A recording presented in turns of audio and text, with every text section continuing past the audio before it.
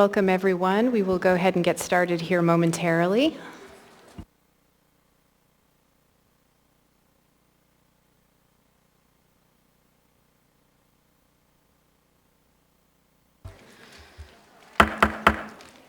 I now call to order this regular meeting of the Anchorage Assembly. It is June 7, 2022. Madam Clerk, would you call the roll, please? Yes, Madam Chair. Allard. Here. Mr. Solt. Here. I understand Mr. Rivera is excused tonight. That is correct. Mr. Rivera is excused. Thank you. Mr. Cross. Here. Ms. LaFrance. Here. Mr. Constant. Here. Ms. Zolotel. Here. Mr. Dunbar. Here. I understand Ms. Quinn Davidson is also excused. Yes, that is correct. Ms. Quinn Davidson is excused. Mr. Presverdia.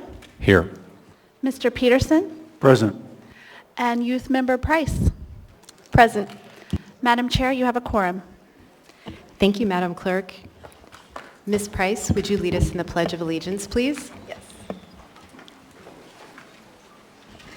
I pledge allegiance to the flag of the United States of America and to the republic for which it stands, one nation, under God, indivisible, with liberty and justice for all.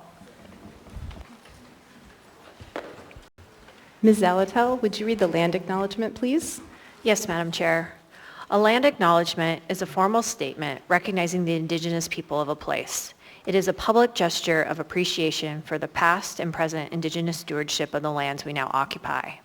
It is an actionable statement that marks our collective movement towards decolonization and equity. The Anchorage Assembly would like to acknowledge that we gather today on the traditional lands of the Dena'ina Athabascans. For thousands of years, the Dena'ina have been and continue to be the stewards of this land. It is with gratefulness and respect that we recognize the contributions, innovations, and contemporary perspectives of the Upper Cook Inlet Dena'ina. Thank you. There are minutes from previous meetings. Mr. Vice Chair, could I get a motion to approve the minutes from the regular meeting of December 21, 2021, from the special meeting of December 28, 2021, and the regular meeting of January 11, 2022? So moved. Second. Moved by Mr. Constant, seconded by Ms. Zolotel, seeking unanimous consent on the approval of the minutes. Seeing and hearing no opposition, the minutes from the regular meeting of December 21, 2021, the special meeting of December 28, 2021, and the regular meeting of January 11, 2022 are approved. Next is the Mayor's report. Mr. Mayor? Thank you, Madam Chair. Thank you, everyone, for being here tonight.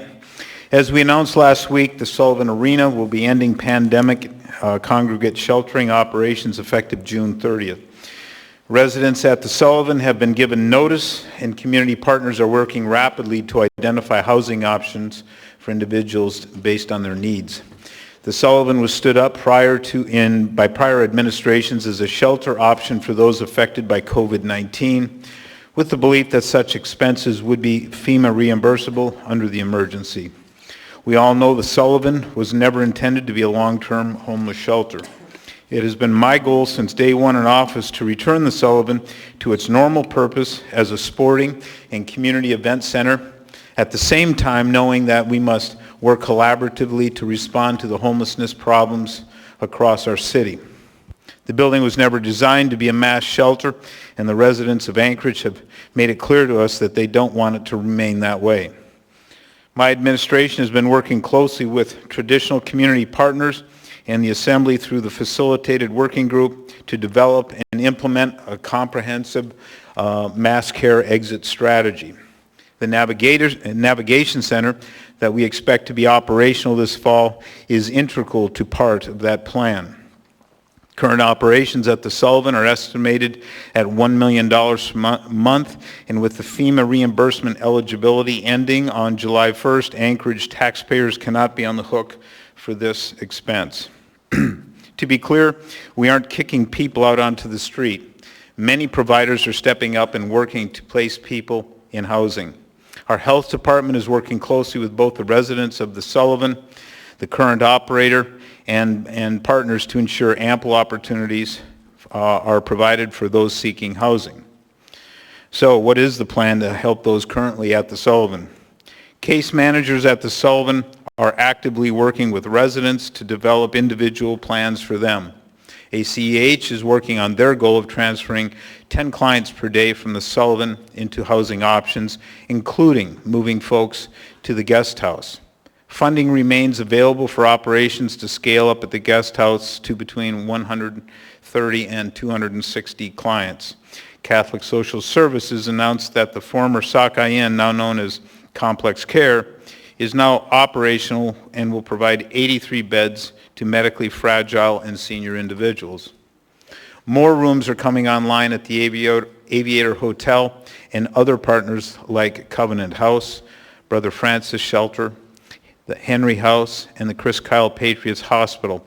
They've all stepped up and are offering housing. 99+1 is hosting a community engagement event at the Sullivan on June 8th and 9th to connect service providers with clients.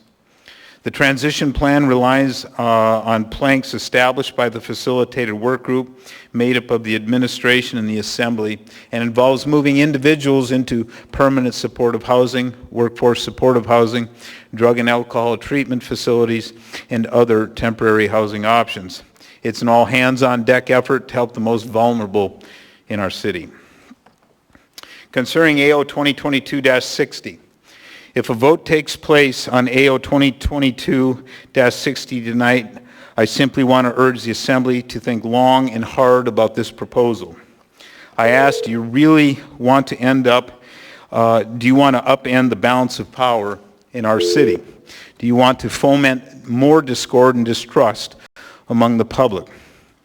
As evidenced by the outcry of opposition to this ordinance, I firmly believe that Mr. Constant has gone too far with his proposal. I ask, what if the majority of the Assembly was conservative and the mayor was someone else? I'm certain that even the idea of an ordinance like this would be frowned upon in that circumstance. No mayor, to include me or future mayors, should be subject to a coup by an assembly that doesn't agree with him politically. I urge you to vote no on this politically motivated and partisan ordinance. Thank you, Madam Chair. Thank you, Mr. Mayor. Ms. Zalatel is in the queue. Ms. Zalatel? Thank you, Madam Chair. Mr. Mayor, recently in the ADN, it was raised by the editorial board as to what the city's doing around body-worn cameras. I was wondering if we could get a quick status update on where we're at with implementing body-worn cameras. Thank you. Thank you, Ms. Zalatel. Through the chair, I'd like to call on Municipal Manager Amy Domboski to answer that question. Thank you. Thank you, Mr. Mayor, and through the chair, Ms. Zalatel. Right now, it's my understanding that APDEA and the municipality are starting to have discussions. I'm not abreast exactly on what the status of them are, but I can certainly, I think Chief Curl will be here tonight, and I'll check with him and I'll get you a definitive answer. But it's my understanding that the next step in the process is to engage the union. The union will have to agree on the policy. There may be some negotiation on what that policy is, but my understanding is the next phase is that negotiation and discussion with the union. Thank you for that, and that update I think would be great to get via email to all members, as I think it's going to continue to be a question as we move through. Happy to. Thank you. Thank you, Ms. Zalatel. Thank you, Ms. Domboski. Next is the chair's report. Welcome, and thank you all for being here tonight, whether in person or online. I want to thank the mayor and the municipal manager for all of their hard work to prevent wildfires, as well as commend the fire department for their vigilance in keeping brush fires and other fires from getting out of hand. I also want to thank everyone in the municipality for doing your part to prevent wildfires. We've gotten through a dangerous stretch with no major fires, and I'm hopeful that everyone will keep up the hard work throughout the summer to keep our community safe. A reminder that there is a special municipal election coming up for the new 12th member seat, now known as Seat L. This election will only apply to the voters in District 1, the new North Anchorage district, which encompasses Downtown, South Addition, Government Hill, Mountain View, Fairview, North Star, and the northern parts of Spenard, Airport Heights, Russian Jack Park, East and Midtown Anchorage. Ballots have been mailed out and are due on June 21. The vote center opens on June 13 and will be open daily through Election Day. There are also 5 secure ballot drop box locations. You can visit muni.org/elections for more information. Next Tuesday, June 14, is National Flag Day, where we honor the flag of the United States. This date has sometimes been referred to as the Flag Birthday, as it commemorates the date in 1777 when the United States approved the design of its first flag. The week of June 14 is typically proclaimed to be National Flag Week, where Americans are encouraged to fly U.S. flags. If you haven't already done so, I encourage everyone to consider displaying the flag during Flag Week, and there are also some community events that are being scheduled to commemorate Flag Day. A quick note to the members, we held a special Rules Committee meeting last week, and my intent was to schedule a regular Rules Committee meeting this month. However, schedules don't permit that, and we will have a regular Rules Committee meeting in July. There will be some procedural items on the agenda for discussion. For example, we had a brief discussion at last week's special meeting about using a motion to postpone indefinitely as a main motion. While such a motion is considered by Robert's rules to be a subsidiary motion, it has been a historical practice of this body to use it also as a main motion.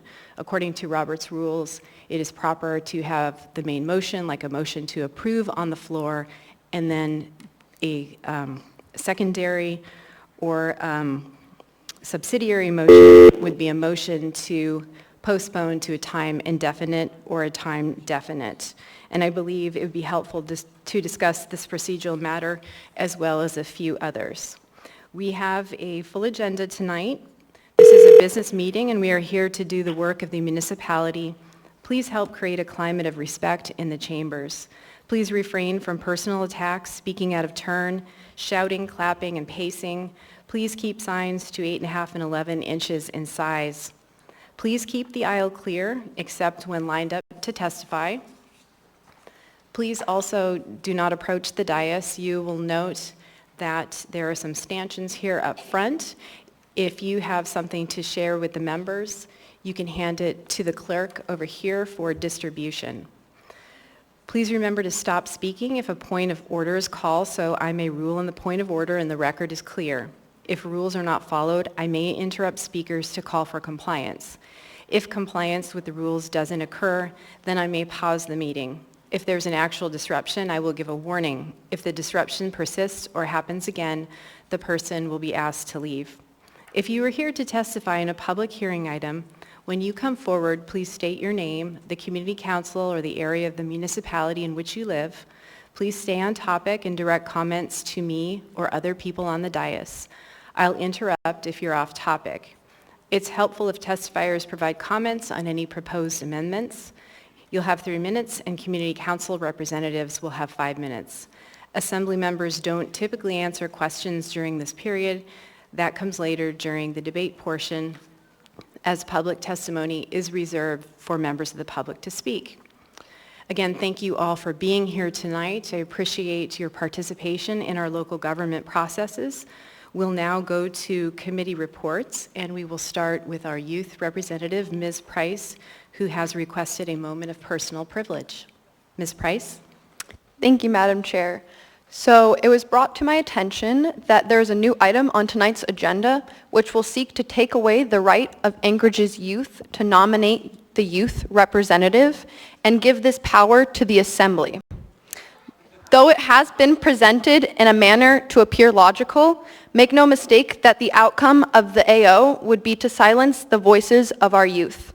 For the last 2 years, the youth representative seat has gone unfilled, as the voices of Anchorage's youth were not seen as important despite the actions of this body derailing many of our lives. For this reason, the Youth Advisory Commission sought to swiftly gain a youth voice for all the youth of Anchorage, and therefore nominated me for the seat on January 6th of 2022. And the Assembly did not consider my appointment until May 12th. 5 months later. I need not explicitly state why that was. So this new AO does not shock me, but I do find that the timing of its introduction quite devious, which only falls in line with how the Youth Advisory Commission has been treated over the last few months. Without consultation of the commission or myself, or even giving a notice, this new AO that would completely change whether the youth of Anchorage have proper representation was added to the addendum for tonight's agenda. And it was done so with the knowledge that this is my last meeting I can attend as I'm leaving for basic training, leaving the youth representative seat vacant for the time period which this AO would be taken up and considered. Very convenient. More so than just the nature of its introductions, the logic for the change it proposed is flawed. It is flawed because under the current code, anyone in Anchorage, any youth may apply, and anyone in Anchorage may send their potential youth to the Youth Advisory Commission to be considered for the youth representative seat. Anyone. And the Anchorage Assembly has already the right to send any potential youth to the commission. And in fact, right now, the Youth Advisory Commission has open seats for youth ages 14 to 21, yet Assembly members have yet to send us any recommendation if they have someone in mind from their district. Additionally, the changes to this code would make the Assembly the body which would both nominate and appoint the youth representative. But how can adult Assembly members know what it is to be a youth in Anchorage in 2022?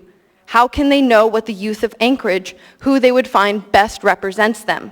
They cannot. How does this AO even benefit the youth of Anchorage? It does not. So why has this AO been introduced? Well, it says it right in the AO's introduction, quote, to conform to the Assembly's process, end quote. But I ask, why should the voices of Anchorage's youth be confined to the authority of the Assembly? Whether it is the youth representative, the municipal fiscal officer, or even the mayor, if it does not conform to the Assembly, it must go. The power is just never enough, it seems. It would be presumptuous of the Assembly to believe that they could add a youth representative to be able to claim they care about the youth of Anchorage.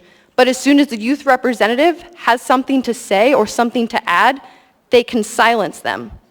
The youth representative is not a seat filler. You cannot use the voices of Anchorage's youth as a token in a political game.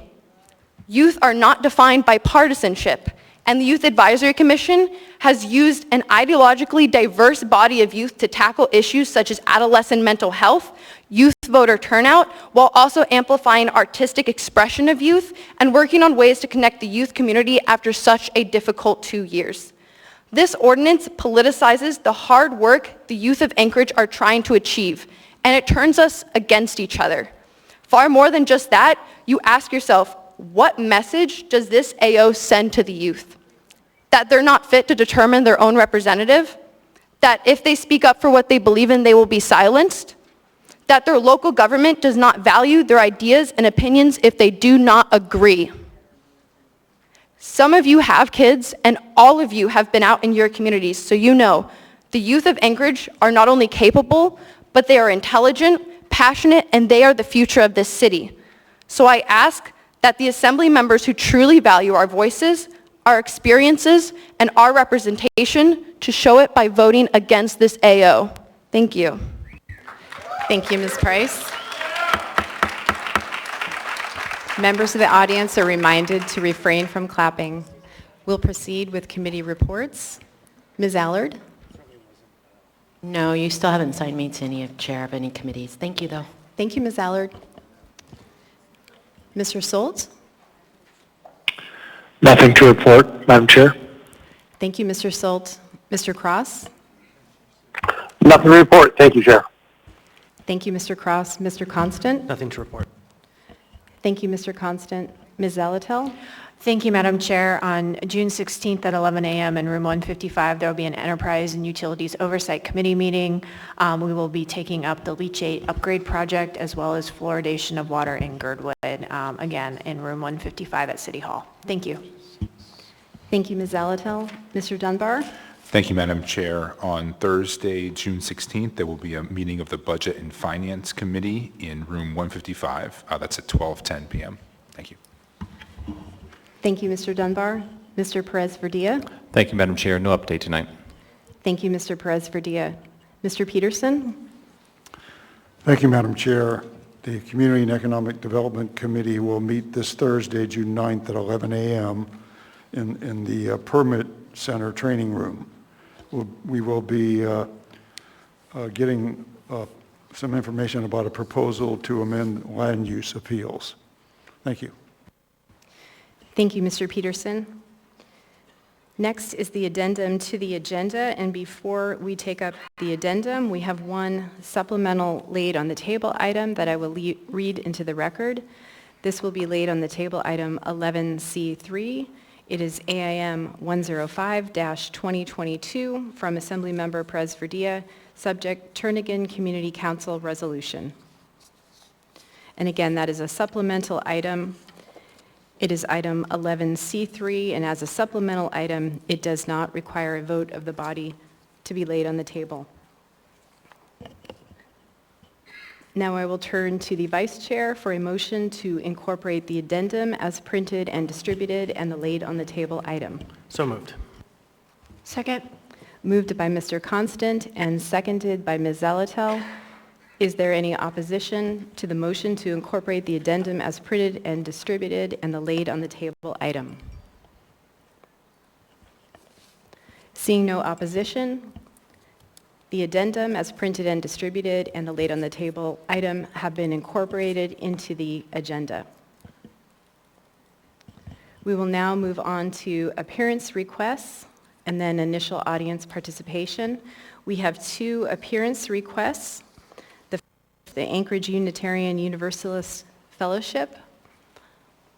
If those folks would please come forward. Welcome. You will have 3 minutes. And if you could state your name for the record.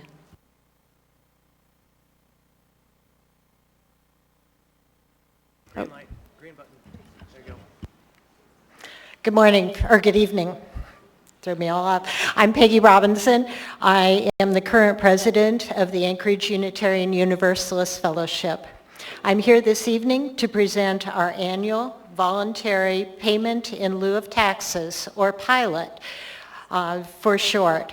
AUUF believes that religious organizations should pay for at least some of the services that they receive from the municipality. AUF has done so every year for the past 56 years.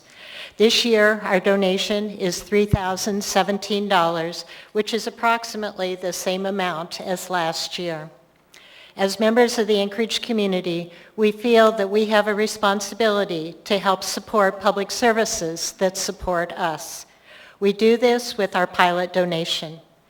We are grateful for Anchorage's emergency services, road maintenance, public schools, libraries, and our municipal parks and extensive trail system. We are grateful for city government that works to improve the quality of life for all residents. AUUF, like other churches and nonprofits, is tax exempt, a status granted to us because we give back to the community.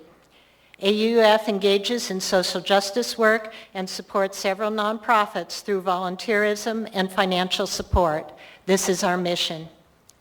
Unitarian Universalism is founded on 7 principles, and our 5th principle is the right of conscience and the use of the democratic process within our congregations and in society at large. In support of this principle, in affirmation of the separation of church and state, which protects religious freedom in the United States of America, and in gratitude for our city, we are pleased to present our voluntary pilot donation. AUUF believes we all need to contribute. Thank you.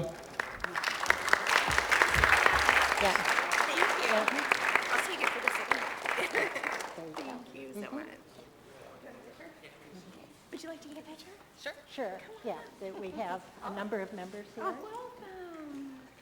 And Andrew. Front line, thank you so much. Double duty. Okay, thank you so much. Thank you. Thank you so much. And would the rest of you introduce yourselves or state your name for the record, please? Sure, sorry. I am Reverend Lisa Adams Sherry, and it's my honor to serve this congregation that has been doing this work for so many years. Thank you. And the other two individuals? We also had Carol Harris and Joanne Anderson.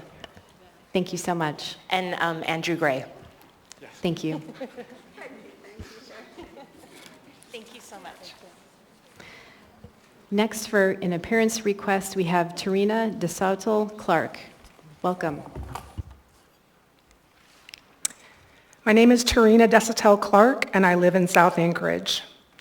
Every time we turn our heads the other way when we see the law flouted, when we tolerate what we know to be wrong, when we close our eyes and ears to the corrupt because we are too busy or too frightened, when we fail to speak up and speak out, we strike a blow against freedom and decency and justice.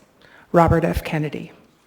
At Assembly Meeting 23 March, Ms. Quinn Davidson lists Assembly members' addresses she is aware of. She provided an example of how sitting Assembly candidates and their colleagues could have ensured they remained in and moved opponents out of their district with the reapportionment map that night. Mr. Weddleton stated he felt funny voting for the reapportionment map under consideration because his opponent was being moved out of his district during the election. He lost his seat on the Assembly. Mr. Dunbar's primary opponent was moved out of her district, and he made no statement on the displacement of his opponent. He retained his seat on the Assembly. Precisely 30 days after Mr. Dunbar retained his current Assembly seat, he announced he is running for another political office. Might we wonder how he and Mr. Constant can give the necessary time, energy, and attention to their current positions' responsibilities while running multiple campaigns and vying for new political offices? Wouldn't their resignation be more appropriate? In 2012, 2,000 constituents were moved to new districts, while in 2022, approximately 51,000 constituents were moved. Approximately 22,000 of the 51,000 constituents voted both in their old district in April and are voting a second time in their new district this month. Approximately 29 of the 51,000 were denied the right to vote for their own representative, and the other 22,000 made that choice for them.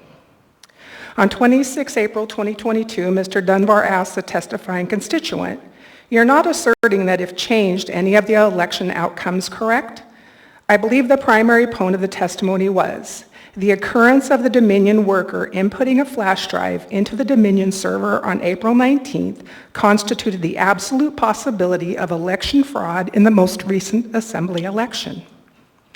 In order to increase voter turnout and to minimize voter fraud, the Anchorage Assembly should combine mailed voting with an in-person election week, culminating in a final election day count.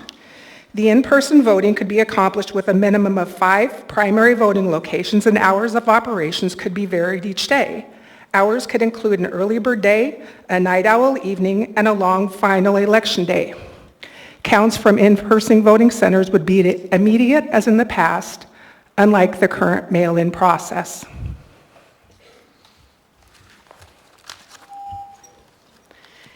Thank you. Mr. Dunbar is in the queue. Ma'am, if you would stick around, please. I have a statement and a question. The statement is the elections this year were free and fair and certified correctly.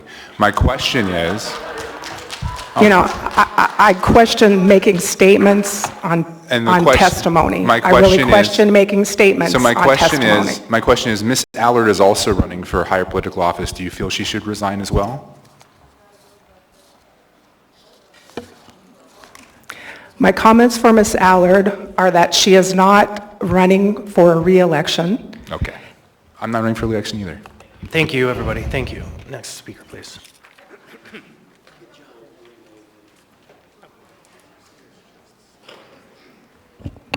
Welcome. You have 3 minutes. Thank you. My name is Andrew Gray, and I live in Campbell Park. A little over a month ago, I stood here and presented a petition signed by over 1,200 library patrons asking for the removal of the Deputy Library Director. That petition has gained hundreds more signers, and the allegations on which the petition was based have since been substantiated by the Anchorage Daily News and Alaska Public Media.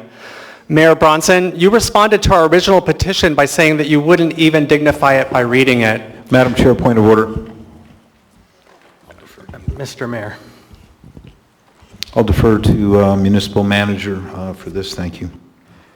Mr. Chair, just for a point of fact, the ADN doesn't justify nor do they validate potential claims relating to personnel. Those type matters are clearly articulated in code. If that's where we're going to go, we need to go into executive session. Thank you. It's the ruling of the chair that that is not an accurate read of the code. You may proceed. It's unfortunate that the mayor won't take the concerns of his constituents seriously. It seems that you are not interested in talking to people who disagree with you, yet some of your allies are willing to do just that. When Jamie Allard texts me, I text her back.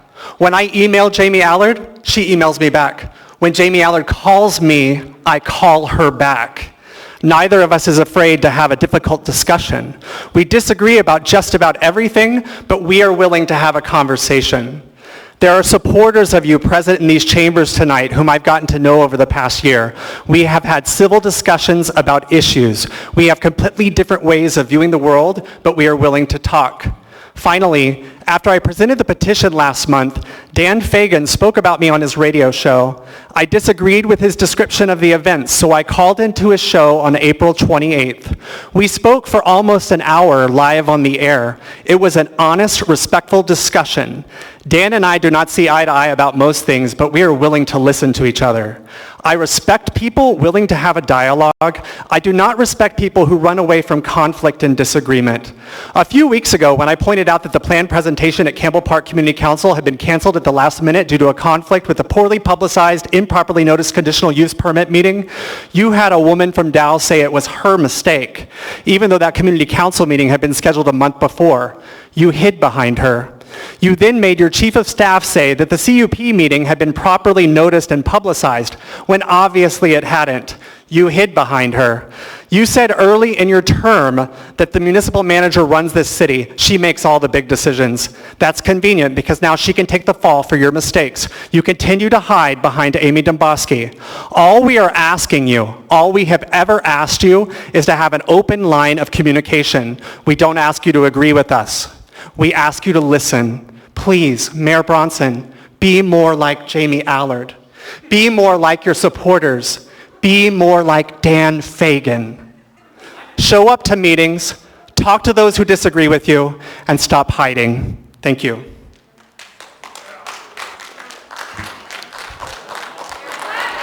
Stop. You're right. Thank you. Please, everybody, refrain from clapping and shouting. This is not my usual chair. The members of the public are correct. So thank you for Mr. Thank Chair, you for the correction. I'm in queue. I don't know if you see it. Actually, you popped out. You popped in and then you popped out. You're not there, but go ahead. You have the floor. Thank you. Do you feel that using me as a prop, that Mr. Mayor and I aren't alike or something, and that you always single me out over the progressives on the assembly? No, I feel like that you and I have a relationship. We text, we talk, we've had conversations about difficult issues. I've asked multiple times to meet with the mayor. It never happens. I've invited him on my podcast. I've sent those invitations. I'm asking, Andrew, I'm over here. I'm sorry. So the answer is, I'm thankful that you and I have an open line of communication. And I'm grateful for that, and I appreciate that you always answer me.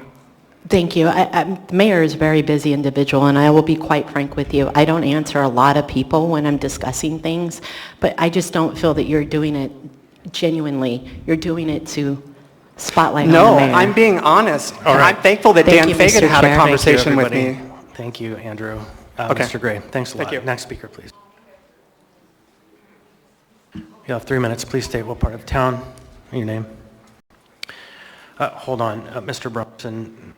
Mayor Bronson has put himself in the queue. Mayor Bronson recognized. Yeah, question for Mr. Gray, or actually just a statement, clarification. I did not order anyone to make a statement at that time. They made them on their own volition completely.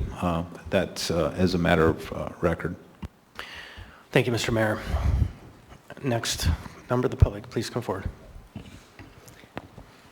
Thank you. My name is Jackie Goforth. I come from Matsu, and I stand here, although I've been shamed and ridiculed and doxxed online, because I have found out that the government lies to us. And I didn't do this by looking at internet nonsense. I did it by hard work.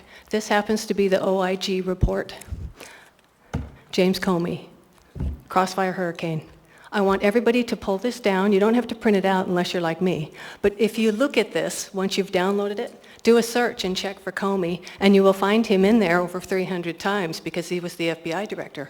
But if you also do a search for James Corney, C-O-R-N-E-Y, you will also find him in there 48 times on the places they don't want us reading. Now, I've got over 1 million words in print easily, and I can tell you right now, you cannot type RN instead of M inadvertently. That was done on purpose. Now, I want to get to the, that's a 478-page report. The reason I bring that up is FDA approved of the Pfizer shot in 109 days. But when they got a FOIA request, they said they needed 55 years. But then it was decided by a judge, Ken Phillips out of Fort Worth, that they had to do it in 8 months. Do you know why they couldn't do it? 421,000 pages. To put that in perspective, 421,000 pages is the height of a 16-story building. How on earth did the FDA, in less than 4 months, go through the amount of paperwork to make a 16-story building? So, I just gave you paperwork. The same government that decided in the 40s that it was okay to spray your kids with DDT is the same government that decided it was okay to put your babies in an asbestos suit in the 70s. I know, I was around. So maybe the government is lying to us about this vaccine that they say is so safe and effective. In fact, the newest thing coming down right now is the monkeypox. And you know what they say about the monkeypox, which is passed by fluids? To wear a mask. The CDC just came out with wear a mask. Do you think they want us in a mask? But I want you to know that if you do get monkeypox, please don't worry about your significant other, because an autoimmune blistering disease happens to be on page 2 of all of the adverse events that could happen with your vaccine. So the reason I'm speaking now to you, it's obvious you don't care, and I know you're being paid. The reason why is Palmer got $30,000 to push the vaccine, but they sent it back. And if I extrapolate that out for population, you got over $1 million. So the vaccine has adverse effects of special interest. There are 9 pages, and I just sent you page 2. So, we are being lied to. Maybe the vaccine is another lie. Thank you. Please. Clapping is not allowed in the chambers, except for recognition resolutions. Next speaker.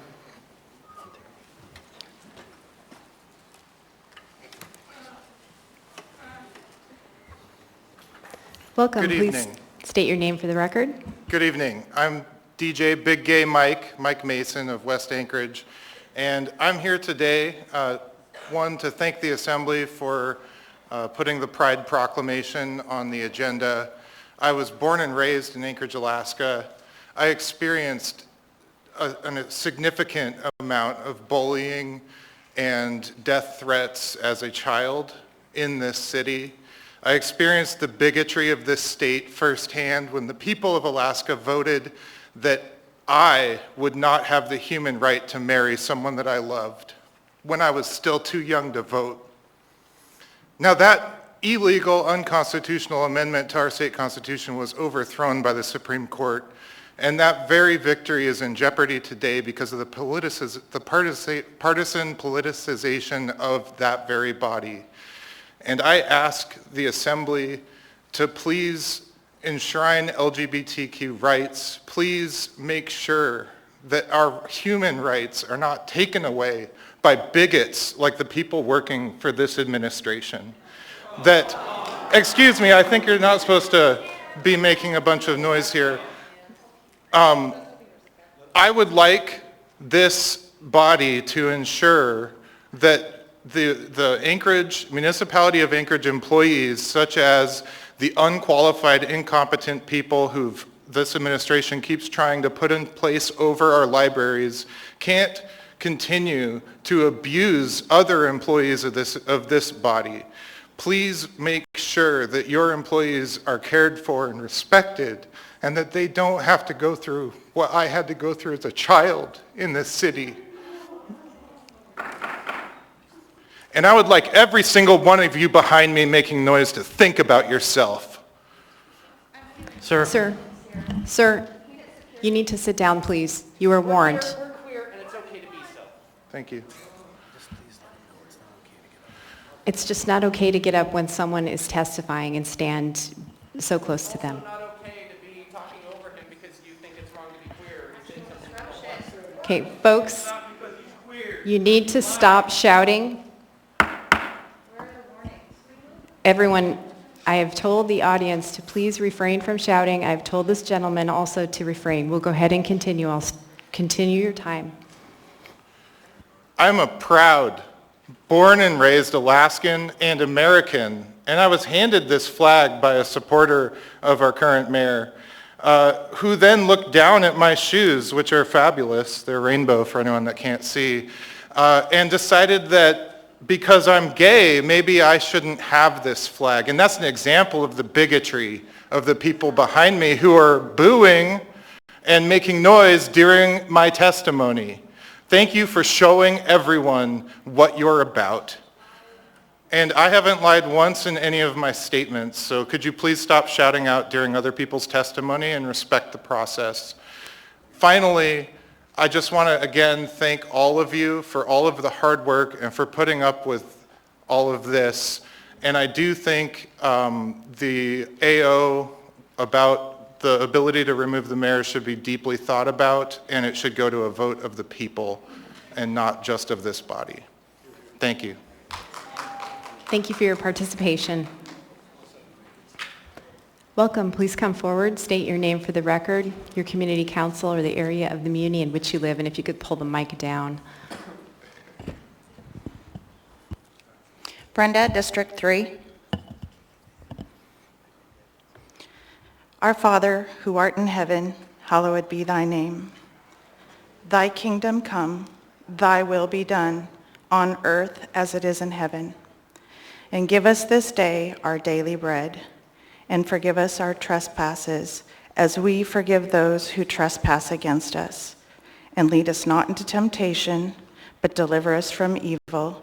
For thine is the kingdom, and the power, and the glory forever. Thank you for this opportunity to be gathered here tonight, Father. We invite you to be here with us. Guide hearts, minds, and tongues with your Spirit. Thank you, Jesus, for sacrificing your life to save us from darkness. Thank you for our leaders that stand strong for you. Thank you for faith leaders that teach your word and encourage your children to be bold and strong. Forgive us for not holding the line and upholding your law.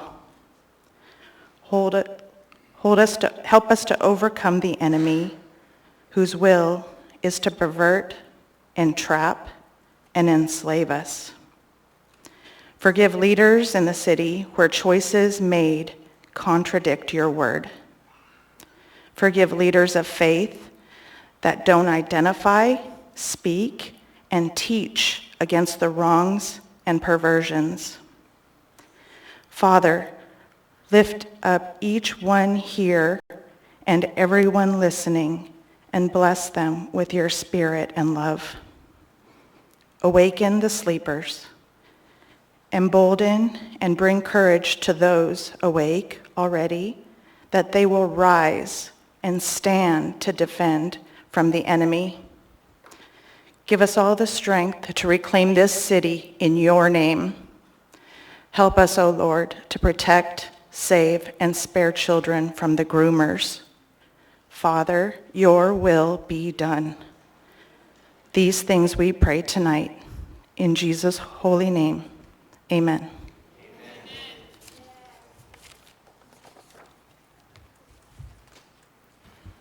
Thank you for your participation. Welcome. Please state your name for the record, your community council, or the area of the muni in which you live. Liz Vasquez. I'm speaking on behalf of the Sand Lake Community Council. I'm Vice President. Yesterday we had a special meeting. We usually do not meet during the summer month, June, July, and August. So this resolution was sent via email to all of you and a copy to the mayor's office, and I'll read it into the record.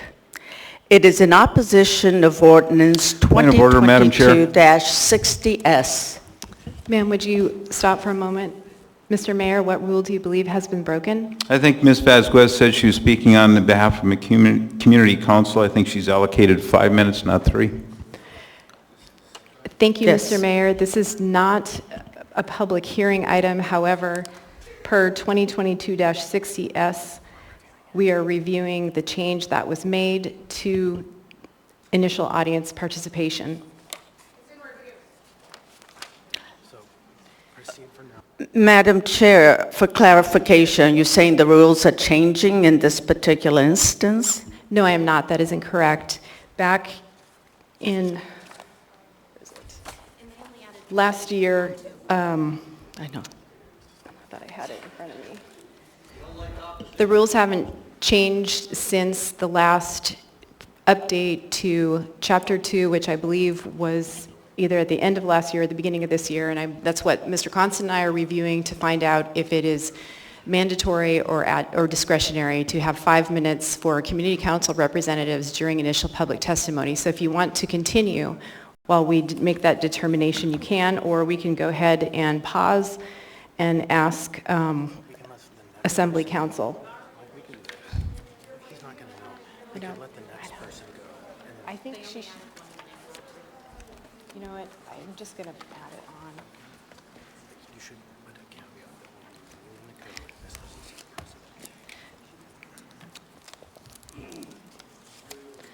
So in the interest of time, I'm just going to add 2 minutes. However, we need to review the code. That's a caveat and not an expectation because it needs to be verified that that is the case. Madam Chair, if there's going to be a change, can that change be distributed to the Federation of Community Councils, so it be distributed to all the community councils? So we are aware that there's a change of So for rule. clarification, there is not a change that was coming, but there was a change that was made. And so I can follow up to make sure that folks at the FCC understand that. So go ahead, please continue. Thank you, Madam Chair. So the Sand Lake Community Council met last night and passed this resolution in opposition of ordinance 2022-60S. It was passed by 34 votes yes, 1 no, no abstentions. Whereas the Sand Lake Community Council is an all-volunteer, self-governing neighborhood organization as stated in Article 3 of the Anchorage Municipal Charter, and whereas it exists to afford citizens an opportunity for maximum community involvement and self-determination, and Article 4 to provide a direct and continuing means of citizen participation in local affairs and to perform those functions and exercise those powers granted or permitted by the provisions of Anchorage Municipal Code 2.40.050 and 2.40.060, and whereas the Sand Lake Community Council considers the proposed ordinance AO 2022-60S as a move by the Assembly to provide them with more power over the executive branch and views this as a threat to the separations of powers between the executive and the legislative branch by making it possible to remove the duly elected mayor. And whereas the municipal charter and Title 29 of the Alaska State Statutes already provides ways for voters to remove the mayor through a referendum or recall, and whereas the Sand Lake Community Council considers the vote for AO 2022-60 2022-60S as a breach of public trust by any assembly person who votes in favor of AO 2022-60. And whereas the citizens of Anchorage expect both the executive and legislative branches of government to approach disagreements and conflict in a respectful and productive manner without threat of removal to be in the best interest of the citizens of Anchorage. And whereas AO 2022-60S will further unbalance the powers between the executive branch and the legislative branch, which in turn will create even more instability, division, and tension between the branches of government, but also among the citizens of Anchorage. Now therefore be it resolved that the Sand Lake Community Council opposes AO 2022-60S and requests that the Assembly not move forward with AO 2022-60S. Resolved the 6th day of June 2022, 34 yes votes, 1 no vote, 0 abstentions. The ordinance, in essence, will amend the charter. All amendments to the charter, or at least it attempts to amend the charter, inappropriately, by the way, all amendments to the charter must be put to the vote of the people. That's not being done. This is, to the contrary, this is being rushed without sufficient input and participation by the community. It was first introduced May 10th, then it was considered again May 24th. June 1st, our public testimony was provided because basically on May 24th, public testimony was shut down by this body. And now June 7th, within 30 days. If you pass this, you have in really fast motion have attempted to modify the charter. The charter only speaks with regard to the unseating of assembly members for Thank other you. assembly members. Your time is up. Yes. Thank you. Thank you. Welcome. Please state your name for the record, your community council, or the area of the muni in which you live. Hello, my name is Francesca Elagrezza. Interrupting testifiers while they are talking on an ordinance is a gross abuse of power, intimidation, and official oppression. Let the people speak for their 3 minutes. Maybe at 40 seconds you can't understand where their testifier is going with how it connects to the ordinance. Maybe a certain member was triggered because of their guilt of breach of trust, or they didn't want the public to remember their acts of breach of trust by not following the public process and finishing the public hearing for all the people wanting to testify. You violated the First Amendment. You have broken your oath over and over and over again. Shame on you, Constance, LaFrance, Peterson, Zelatel, Perez-Verdilla, Austin Quinn Davis, Dunbar, and Riviere. You are all guilty of breach of trust. As elected representatives of the people, you should be courteous, respectful, and demonstrate patience for those that are courageous enough to speak their voice, their opinions, and belief. Do not harass, mock, or bully residents that have taken the time to be present and participate in local government business. Encourage versus discourage is the key to promoting healthy relationships with those who you are elected to represent and have taken a binding oath to protect their rights. I would also like to address the Assembly calendar. Posted a notice on 2022-60, 2022-60S was scheduled from 5 to 11 p.m. But during the meeting, it was said that it was till 10 and automatically closed out the meeting at that time when it was posted to end at 11 p.m. There was a long line of testifiers to speak at final audience participation, and you silenced them. After the meeting was adjourned, the chair was made aware of the Assembly calendar posting by a member of the audience. When will the Assembly chair address this failure and breach of trust when the meeting was noticed to be until 11 p.m.? Thank you. Thank you for your participation. And I want to note we have 5 minutes left The last speaker can start at 6 p.m., so we may have time for 2 more. Welcome. Madam Chair.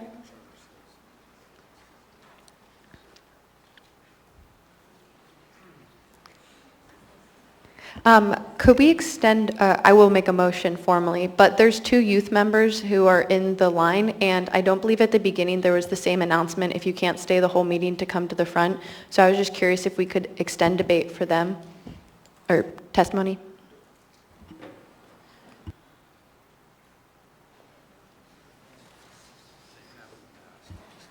Is there a motion?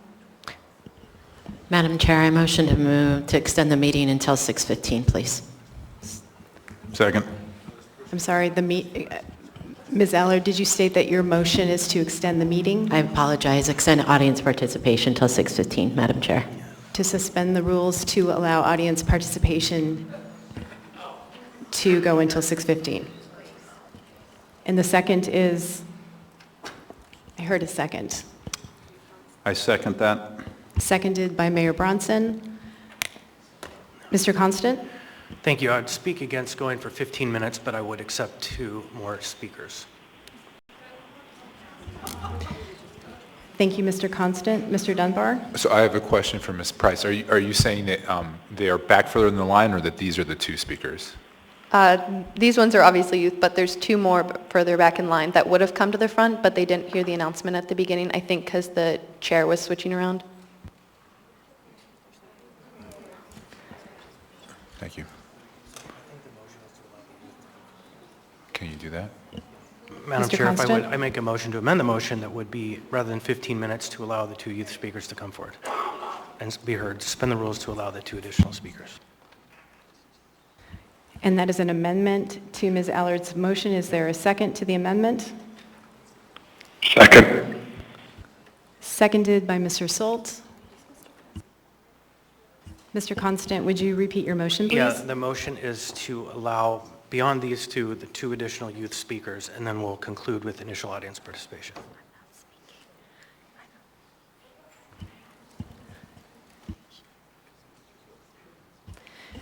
Seeing no members in the queue, members may proceed to vote on the motion to amend the motion to extend initial audience participation to 6:15, to amend it to allow 4 youth speakers. Mr. Salt? I vote yes. Mr. Cross? I vote yes. The amendment passes 9-0. We now have the main motion as amended before us. Seeing no other members in the queue, members may proceed to vote on the motion to extend initial audience participation to allow 4 youth members, or to participate in initial audience participation. Mr. Salt? I vote yes. Mr. Cross? Yes.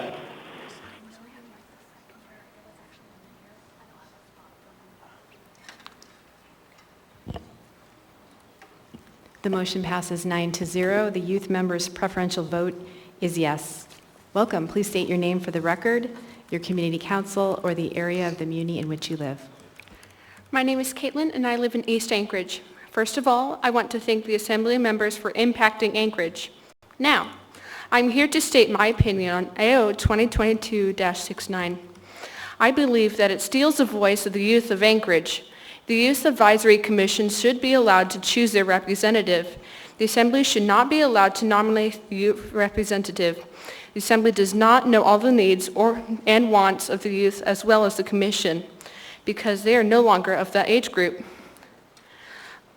The Assembly says they value everyone's voices, but if they're silencing ours, does that look like the Assembly values all of the youth voices? I read the proposed ordinance. It also violates the separation of power between the legislative and the executive branch.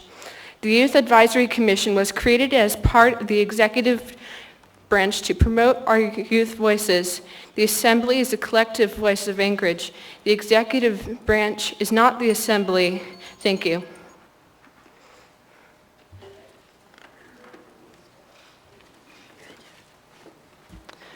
Actually, if you would stay up here, please. There are two members with clarifying questions for you, if the two of you would come back.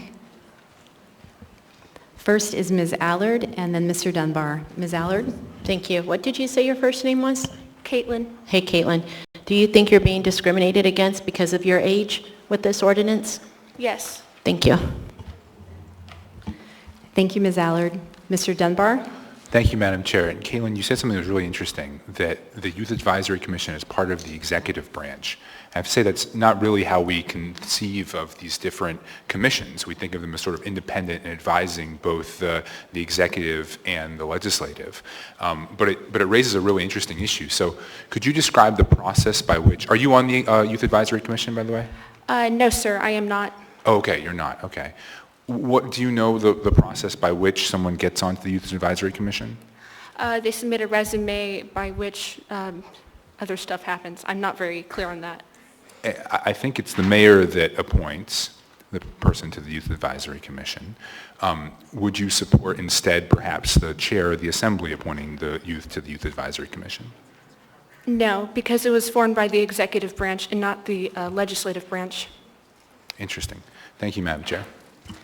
Thank you, Mr. Dunbar. Oh, and let me say, Caitlin, great job with your testimony. I mean, honestly, it's really, really tough. I've seen adults who had far less poise than you did, and you did a great job.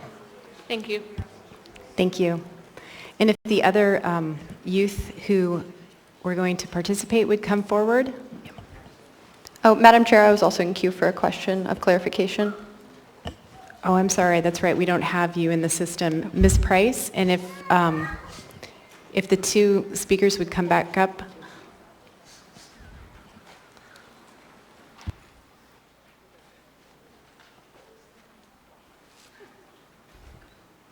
Go ahead, Ms. Price.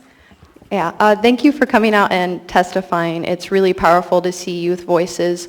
So I wanted to ask you, with this proposed AO, do you think that because the Assembly is putting this out, do you think that it's harmful to youth to see that their opinions might be silenced? Or how do you feel that this affects your comfort, like how comfortable you are with interacting with your local government? Well, since I was little, I have always wanted to do something that impacted the world around me. And with this kind of discrimination against youth voices, I feel that it makes it harder for me to feel comfortable entering into politics or anything like that. Thank you. Thank you. Thank you, Ms. Price. Any other questions while we're up here? Thank you. I don't see anyone else in the queue. Thank you. And I understand there are two other youth, and if you all would come forward. If you'd state your name for the record, your community council, or the area of the community in which you live. My name is Andrew Durier, and I'm part of the new District 1, North Anchorage. Honorable Chair and fellow members of the Assembly, I am a member of the Youth Advisory Commission, as well as Ms. Price. And if you could speak into the mic. Okay, is this close enough? You can pick it up. Okay. The Youth Advisory Commission is a diverse commission filled with many different opinions and values. The Youth Advisory Commission serves and represents the youth of Anchorage, which is roughly 25% of Anchorage's population. Today, I am testifying in regards to AO 2022-69, which would allow the Assembly to nominate and confirm individuals to the youth representative seat. Members of the Assembly, currently, the Youth Advisory Commission has the privilege and responsibility to nominate the youth representative, which can currently be any individual which the Youth Advisory Commission chooses to nominate. If AO 2022-69 was enacted, it would limit youth's involvement in municipal government. The youth representative is nominated by youth to serve youth, and if that were to change, our voices would not be heard. Under the current municipal charter, The Assembly has the power to deny the Youth Advisory Commission's nomination for the youth representative seat, which seems like a good amount of oversight that the Assembly possesses currently. If AO 2022-69 was enacted, the Assembly, which is composed of adults, will get to nominate and confirm the youth representative, bypassing the youth's voice and opinion. I would also like to recognize that the Youth Advisory Commission was not consulted or contacted by the Assembly. The Youth Advisory Commission has a fundamental right to appoint a member to represent the youth of Anchorage to this body. To undermine that right sends a clear and divisive message to our youth on how politics overcomes fundamental rights. The fundamental right established in a check and balance system. Thank you for your participation. I have two members in the queue for you. First is Mr. Solt, and then Ms. Price. Mr. Solt? Yes, thank you for your testimony. I really appreciate it. I have two questions for you. So first is, how does the Youth Advisory Commission address or ensure that you have diversity of the youth within Anchorage? And then second, briefly describe the process of how you select the member which you want to put forth to the Assembly. Yes, so thank you for those questions. On the first note about diversity within the Youth Advisory Commission, is that correct, Mr. Solt, your question? Yes, that's correct, within the Youth Advisory Commission. Yeah, so right now the Youth Advisory Commission is composed of a lot of different backgrounds, a lot of different diversity, and we appreciate all the different opinions and perspectives that our current commissioners and members have to offer. We really take everyone's opinion into consideration when we consider issues to address for youth. And on your second question, which, can you repeat that again, please? I was wondering what's the process you use to select the member you put forth for the Assembly? Yes, so the Youth Advisory Commission is able to select any youth from Anchorage who wishes to apply. The Youth Advisory Commission reserves the right to choose who they see fit for youth, as our members are 14 to 22, so that would follow in with the youth perspective. And our members are able to appoint, or I guess a better word of it would be nominate the youth member who would like to be on the youth representative seat. And from there, the Assembly has the option of whether or not to confirm them. Thank you. Thank you, Mr. Solt. Next is Ms. Price. And I'll try to keep it brief. Andy, in your time on the Youth Advisory Commission, have you ever felt like the opinions or the ideas of yourself or anyone that has ever been before the Youth Advisory Commission has been discriminated against or silenced? No. And then my second question is, there's been a lot of talk about separation of powers, and I think people are worried that the mayor's office is somehow affecting the views of the members on the Youth Advisory Commission. So have you ever in any of your time felt that there was pressure from the mayor's office or anyone in the executive branch to pressure us to feel one way or even propose ideas? Not at all. Thank you. Thank you, Ms. Price. Thank you for your participation. Thank you. Welcome. Please state your name for the record, your community council, or the area of the community in which you live. Sorry. My name is Rebecca Dunphy, and I live in District 5. Good evening. I'd like to start off by thanking both the Anchorage Assembly and the Bronson administration for allowing youth to become so involved in municipal government. It is truly amazing to have the freedom to choose our own youth representatives who understands the daily challenges that we face. I, for one, simply cannot understand why anyone would introduce this unnecessary legislation. It would keep us from choosing our own representative. How does that promote our voices? Most of us are too young to vote. By allowing us to choose our own youth representative, we can overcome this obstacle and ensure that our thoughts and ideas are heard. I am against this legislation because it is both unnecessary and repressive. How could an assembly who prides themselves on their diversity be so oppressive to those with other ideas? Those who truly value our voices, our stories, and our insight, regardless of where we stand in the political spectrum, will show us by voting against this legislation. Thank you all for your time. May each of you use your votes wisely. Thank you for your participation. Ms. Price has a question for you. Ms. Price? Yes, Rebecca, as you are the chair of YAC, I was wondering, could you explain what the current status is of the youth representative seat? No one's been selected. What's our process for reaching out? Can't any youth between the ages of 16 and 19 apply currently? That is absolutely correct. If there are any youth in Anchorage between the ages of 16 and 19, I believe, who would like to be the youth representative, please reach out to me. We are looking for applicants.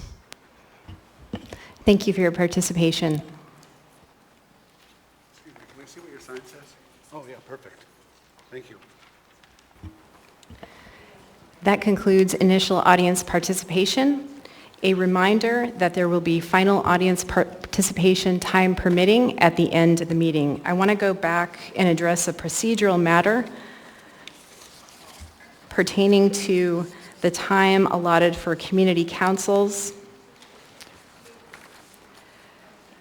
Per AO 2021-117 as amended, which was passed and approved November 23, 2021, some procedural changes were made. However, when it comes to audience participation, whether that's initial or final, each speaker is limited to 3 minutes of testimony, whether during initial or final scheduled audience participation. The change that was referred to pertained to appearance requests and the chair's discretion to extend the time for remarks beyond 3 minutes when the speaker is representing a group. Again, that is for appearance requests and not initial or final audience participation. I have asked the clerk to share the amended and approved ordinance with the members so you can review it, as it has not been uploaded yet to Muni Code. With that, we will move on to the consent agenda.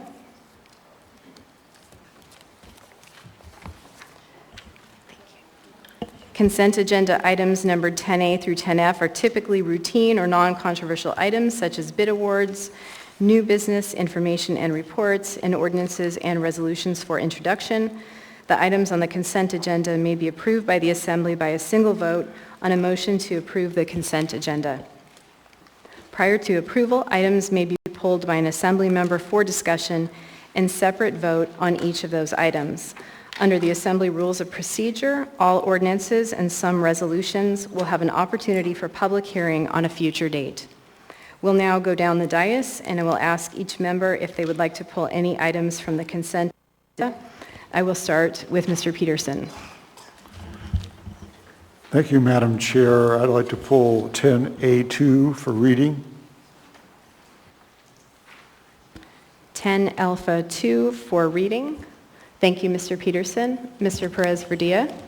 Thank you, Madam Chair. Item 10A1 and 10D6.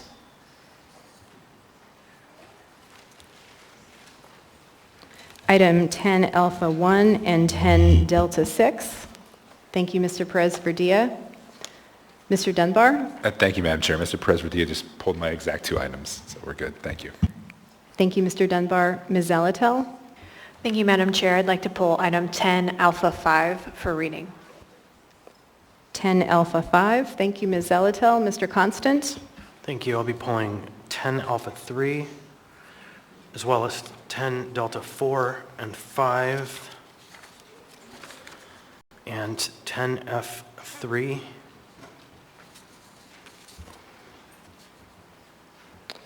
10 Alpha 3, 10 Delta 4 and 5, and 10 Foxtrot 3.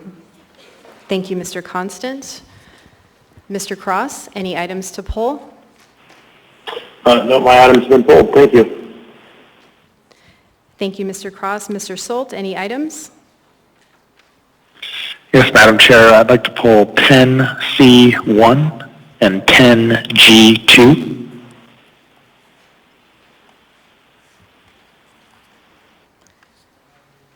10 Charlie 1 and 10 Golf 2. Thank you, Mr. Solt. Ms. Allard? Thank you, Madam Chair. I'd like to pull 10G6, please. 10G6, 10 Golf 6. And thank you. I'll pull 10 Delta 2 on behalf of the municipal attorney. Thank you, Mr. Constant. 10 Delta 2. Okay, I will go through the list, and if there are other items, we can add them to it. So under 10A Alpha 1, Mr. Perez-Verdia, 10 Alpha 2, Mr. Peterson, 10 Alpha 3, Mr. Constant, 10 Alpha 5, Ms. Zelatel, 10 Charlie 1, Mr. Solt, 10 Delta 2, Mr. Constant, 10 Delta 4, Mr. Constant, 10 Delta 5, Mr. Constant, 10 Delta 6, Mr. Perez-Verdia, 10 Foxtrot 3, Mr. Constant, 10 Golf 2, Mr. Solt, 10 Golf 6, Ms. Allard. Are there any other items to be pulled from the consent agenda?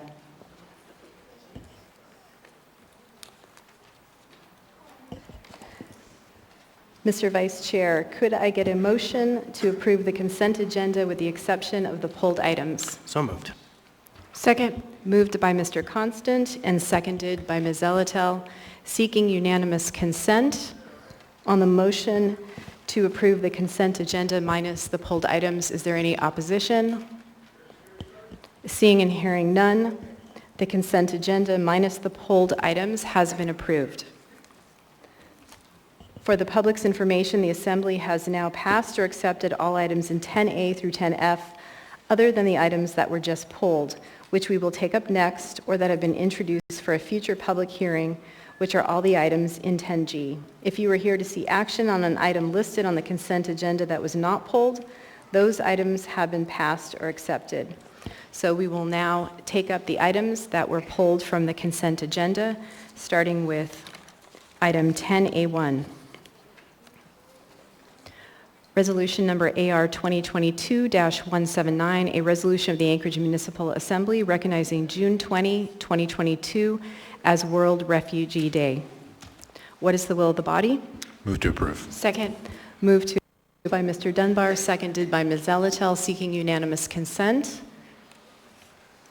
Seeing and hearing no opposition, this item is approved. And I understand we have someone here to accept, and if you would please come forward. And Mr. Dunbar, you are reading, and Mr. Perez-Verdia, you are presenting. That's right. A resolution of the Anchorage Municipal Assembly recognizing June 20th, 2022 as World Refugee Day. Whereas in 2000, the United Nations General Assembly adopted a resolution designated June 20th as World Refugee Day, and whereas currently there are 26 million refugees across the globe who have been forcibly displaced as a result of persecution, violence, or human rights violations, and whereas we recognize the horror of the ongoing refugee crisis occurring in Ukraine and the plight of individuals from Afghanistan, both of whom have found a home in Anchorage. And whereas World Refugee Day is an appropriate time to honor refugees for their social, cultural, and economic contributions to our community.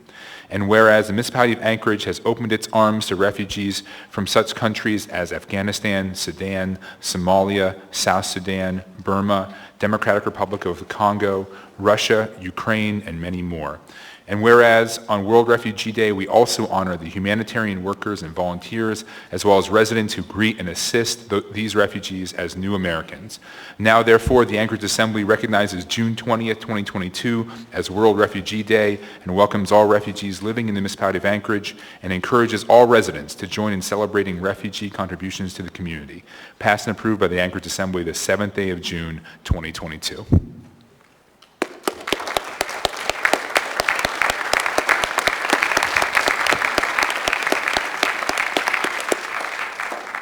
Good evening. My name is Issa Spatrasano. I'm the State Refugee Coordinator here in Alaska, and I want to thank the Anchorage Assembly for passing this resolution once again, and the administration for being supportive of refugees here in Alaska. And I just want to welcome everybody to our celebration. It will be taking place next Friday, June 17th at Grow North Farm from 4:30 to 7:30. We welcome the community to come out and enjoy music and dancing, and as we present awards to members of our community that have done so much to welcome the newcomers. By and large, this will be the largest year of arrivals in the history of the state of Alaska, and we anticipate that that will be an increase in 2023 as we see global conflict continue in Ukraine. There are deep roots to the Ukrainian population here in Alaska, and we are happy to be able to serve their family members that are now joining them here in the city. Thank you.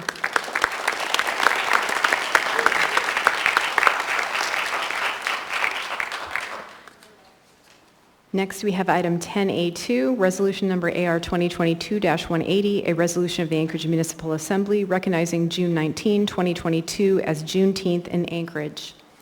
What is the will of the body? Move to approve. Second. Move to approve by Ms. Zalatel, seconded by Mr. Dunbar. Seeking unanimous consent. Seeing and hearing no opposition, this item is approved. And I understand, oh, you're already here. Welcome. Mr. Peterson, you're reading, and Mr. Perez-Verdia is presenting. Thank you, Madam Chair. A resolution of the Anchorage Municipal Assembly recognizing June 19th, 2022 as Juneteenth in Anchorage. Whereas Juneteenth is the oldest nationally celebrated commemoration of the end of slavery in the United States, recognizing June 19th, 1865, when Union soldiers arrived in Galveston, Texas, to announce the Civil War had ended and that all slaves were free in accordance with the executive order of Abraham Lincoln. And whereas it took nearly 2.5 years after the President Abraham Lincoln signed the Emancipation Proclamation for word to reach the group of slaves in Texas, and they were free men and women. And whereas for many African Americans, Juneteenth is our nation's second Independence Day, and throughout history, Juneteenth has been known by many names, including Jubilee Day, Freedom Day, Liberation Day, and Emancipation Day. And whereas the red, white, and blue Juneteenth flag is a symbol that gives all Americans the opportunity to acknowledge African American history, the flag represents the Star of Texas, bursting with the promise of freedom over a new horizon, a promise that recent events have demonstrated our nation has not yet fully achieved. Whereas on June 19, 2021, President Joe Biden signed legislation establishing Juneteenth as a national federal holiday that recognizes and honors the historic, unique journey of African Americans. And whereas Anchorage Juneteenth 2022 month-long celebration features numerous community events and learning opportunities, including the Juneteenth citywide celebration at Delaney Park Strip on Saturday and Sunday, June 18th and 19th from 1 to 6 p.m. Now, therefore, the Anchorage Assembly recognizes June 19th, 2022 as Juneteenth in Anchorage and encourages the Anchorage community to participate in local events to celebrate African American freedom, heritage, and contributions to our community, state, and nation. Passed and approved by the Anchorage Assembly this 7th day of June, 2022.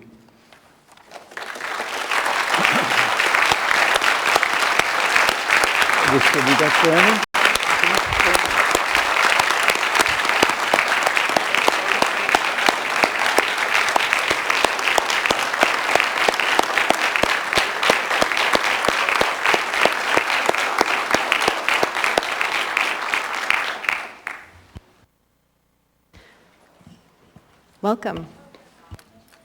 Thank you. Actually, could you turn on the microphone? Sorry to interrupt you. There you go. You got it. That's right. Perfect. Thank you. On behalf of the Juneteenth and Anchorage 2022 Planning Committee, we want to thank you for this resolution.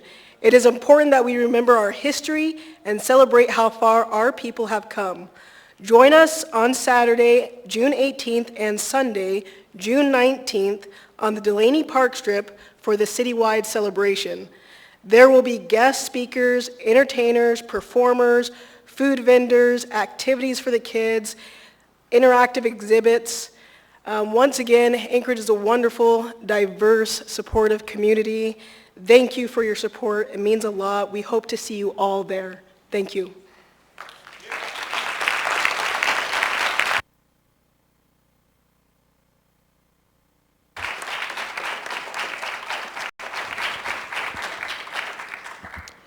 Next, we have item 10A3, resolution number AR 2022-181, a resolution of the Anchorage Municipal Assembly recognizing and celebrating June 2022 as Pride Month in Anchorage.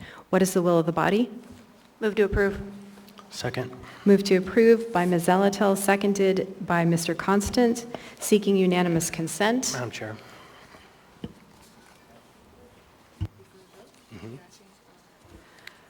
Go ahead, Mr. Constant, on the motion to approve. Yes, I'm going to speak to this item before we read.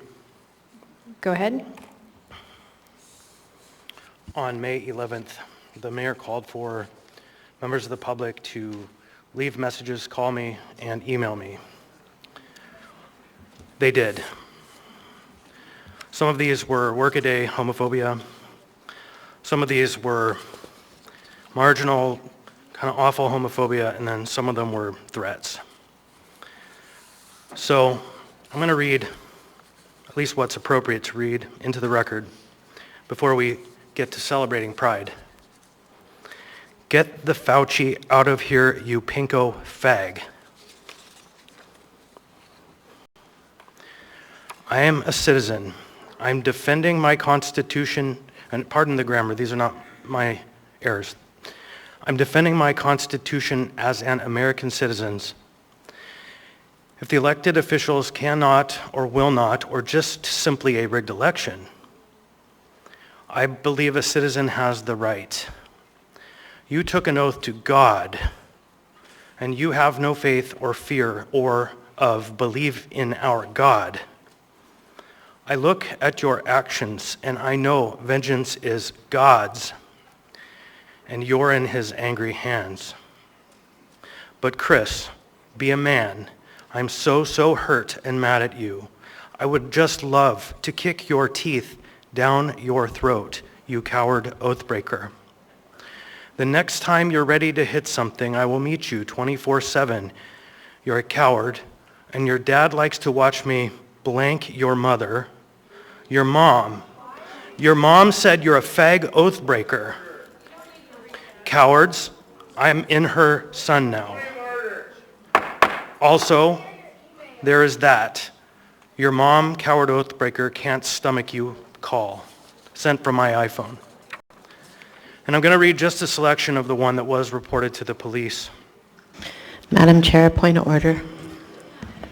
Ms. Allard, what rule do you believe has been broken? I just wanted to make clarification that in no way has the mayor Ms. Allard, that's not a point of encouraged. order. What rule do you believe has been broken? I believe that there is a speaking to motive of what the mayor did or did not do. Did not. Thank you, Ms. Allard. It is the ruling of the chair that Mr. Constant may proceed, that it is permissible for a member to speak to experience, and especially when it is relevant to the motion to approve the item before the body. I just wanted to comment that the mayor No never comments, incited Ms. Allard. any This violence. is not a time to comment. A point of order is when a member raises... I know what a point of order Thank is, you. but it's really You nice need that to you want stop- to defame the mayor. You need to stop speaking now. Go ahead, Mr. Yes, Constant. Madam Chair. Better wake up, boy, because I've got news for you, Junior. We don't have to accuse you. We can already nail you, and you'll be gone too. And about you running for office for Don Young's seat, good luck, Nobody's going to vote for you. We've had enough of your BS there, boy, or is it wannabe little girl? Yeah, you could say that's homophobic, but the thing of it is, I'm not afraid of homosexuals. I'm not afraid of any people. You just disgust me, pervert. And I say that with good authority. I want to see you get smoked so bad, you're going to, too. That's just what's going to happen to you, Chrissy baby. So, I read these into the record to share with my friends who are listening and everybody who is civil and decent in our community that we've come a long ways and we have a long way to go, what people are comfortable to say in public. Thank you, Madam Chair. Thank you, Mr. Constant. Seeking unanimous consent on the motion to approve the resolution. No, I actually don't have my name on this resolution. Are you calling for a vote? Yes. Ms. Allard. Madam Clerk, we will proceed with a vote. This is not a public testimony item. Members may proceed to vote on the motion to approve AR 2022-181. Mr. Salt? Approved. I'll vote yes. Mr. Cross? I vote yes. Thank you.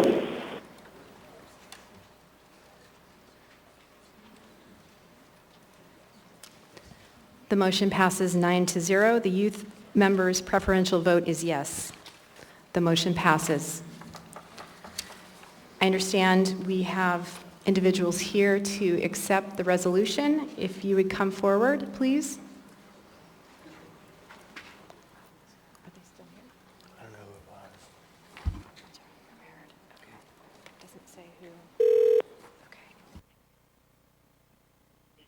I know there's a lot of members of the LGBT community here. Please come forward. Mr. Constant, you are reading and Ms. Zelatel is presenting.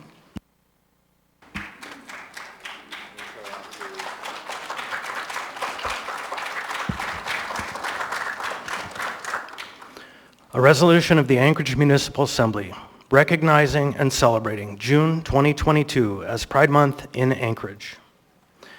Whereas in June 1969, patrons of the Stonewall Inn in New York City, fed up with police harassment of lesbian, gay, bisexual, and transgender persons, resisted police harassment, igniting what has become known as the Stonewall Riots. And whereas the first LGBT plus Pride celebrations and parades took place nationally in June 1970 to mark the one-year anniversary of the Stonewall Riots, an Anchorage Solidarity March on City Hall with a handful of brave pioneers took place in 1973. 46 years later, more than 10,000 people participated in Anchorage's 2019 Pride events. And whereas the story of Anchorage's LGBTQ plus communities is America's story, an integral part of our long, ongoing struggle to realize the American promise of equality under law and equality of opportunity in our society while protecting and guaranteeing privacy rights. And whereas the 40-plus year struggle for LGBTQ plus equality under municipal code was finally realized on September 29, 2015, with the Anchorage Assembly's passage of AO 2015-9S1 that added sexual orientation and gender identity as protected classes under Title V, Equal Rights. And whereas Anchorage's month-long 2022 Pride celebrations will include a Pride artist and maker pop-up market on June 9th from 4 to 7 p.m. at the Grow North Farm, and the Rainbow Run on June 14th with 2022 Pride events listed at identityalaska.org. Now, therefore, the Anchorage Assembly recognizes June 2022 as Pride Month and encourages the Anchorage community to participate in local events celebrating our LGBTQ plus family members, friends, and neighbors in the rich diversity of this municipality of Anchorage. Passed and approved by the Anchorage Assembly the 7th day of June, 2022.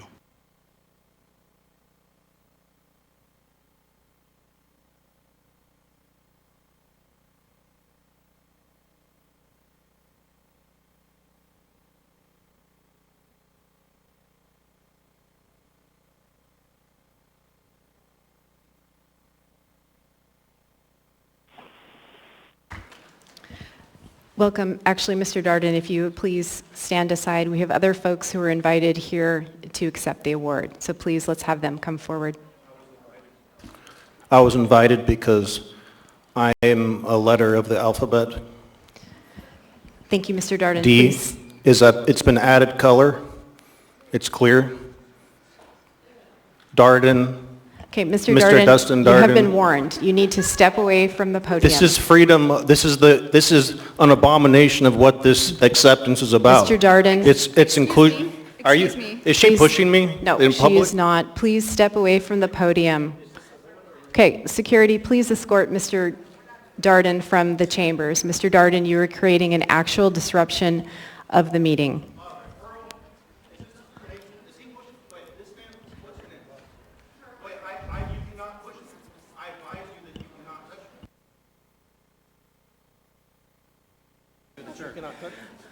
Hi. I would like to thank the Assembly on the behalf of all the LGBTQ plus community of Anchorage. We really appreciate this, and we appreciate the time, and we appreciate the effort. So thank you very much. And my name is Heather Doncaster. I live in Nunaka Valley, and I'm a proud LGBTQ plus member of this community. So thank you. Thank you for being here.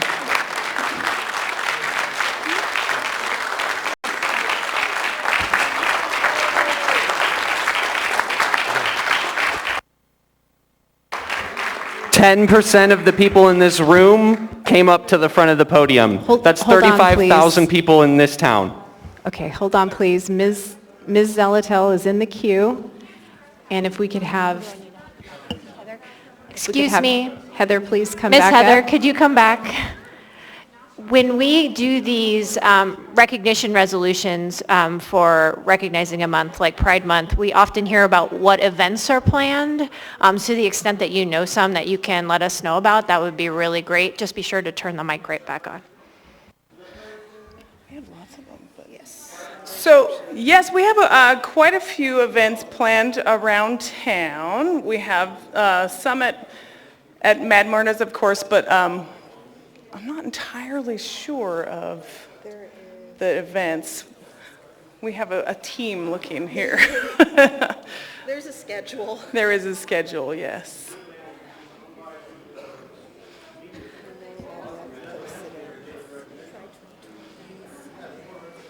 Okay. Oh, thank you. All right. So, Pride 2022 events, actually if you go to identityalaska.org, there is a list of events. There's Diversity in the Outdoors on June 6th, it's virtual. There's Indigiqueer, a workshop on June 18th and 19th. There's Drag Story Hour on Thursday, June 30th. And there's more on, there's a Rainbow Run on Tuesday, June 14th, the 6 p.m. race start. That's always fun. So we have the fourth annual Pride Block Party. That's on Saturday, June 25th from 12 to 6. That's a Writer's Block bookstore and cafe. Go ahead and say that. Yeah. There is also a drag loteria event held at Cafecito Bonito on the 24th of June and the 26th of June. Tickets are available on Eventbrite.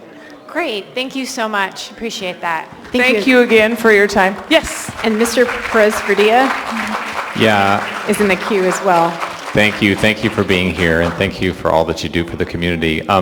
Could you just remind us of the website where we can get a schedule of all of that? Because I think we want to make sure that we attend as many as we can. Yes, just go to identityalaska, all one word, .org. Thank you. Thank you for being here. Thank you. Thanks, guys. Thank you.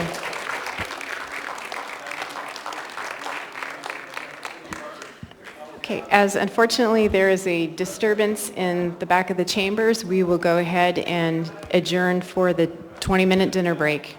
Or not adjourn, take a pause, sorry.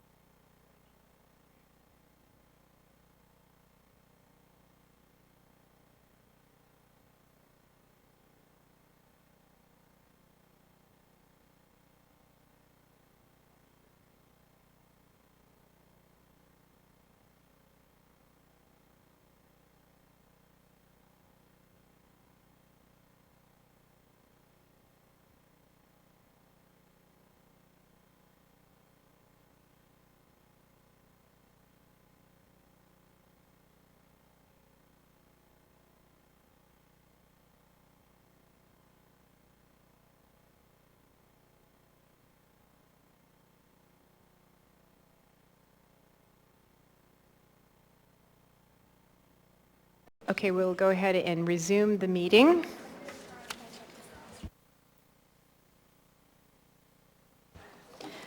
We now have before us item 10A5, resolution number AR 2022-191, a resolution of the Anchorage Municipal Assembly designating June 27th as Anchorage HIV Testing Day. What is the will of the body? Move to approve. Second. Second.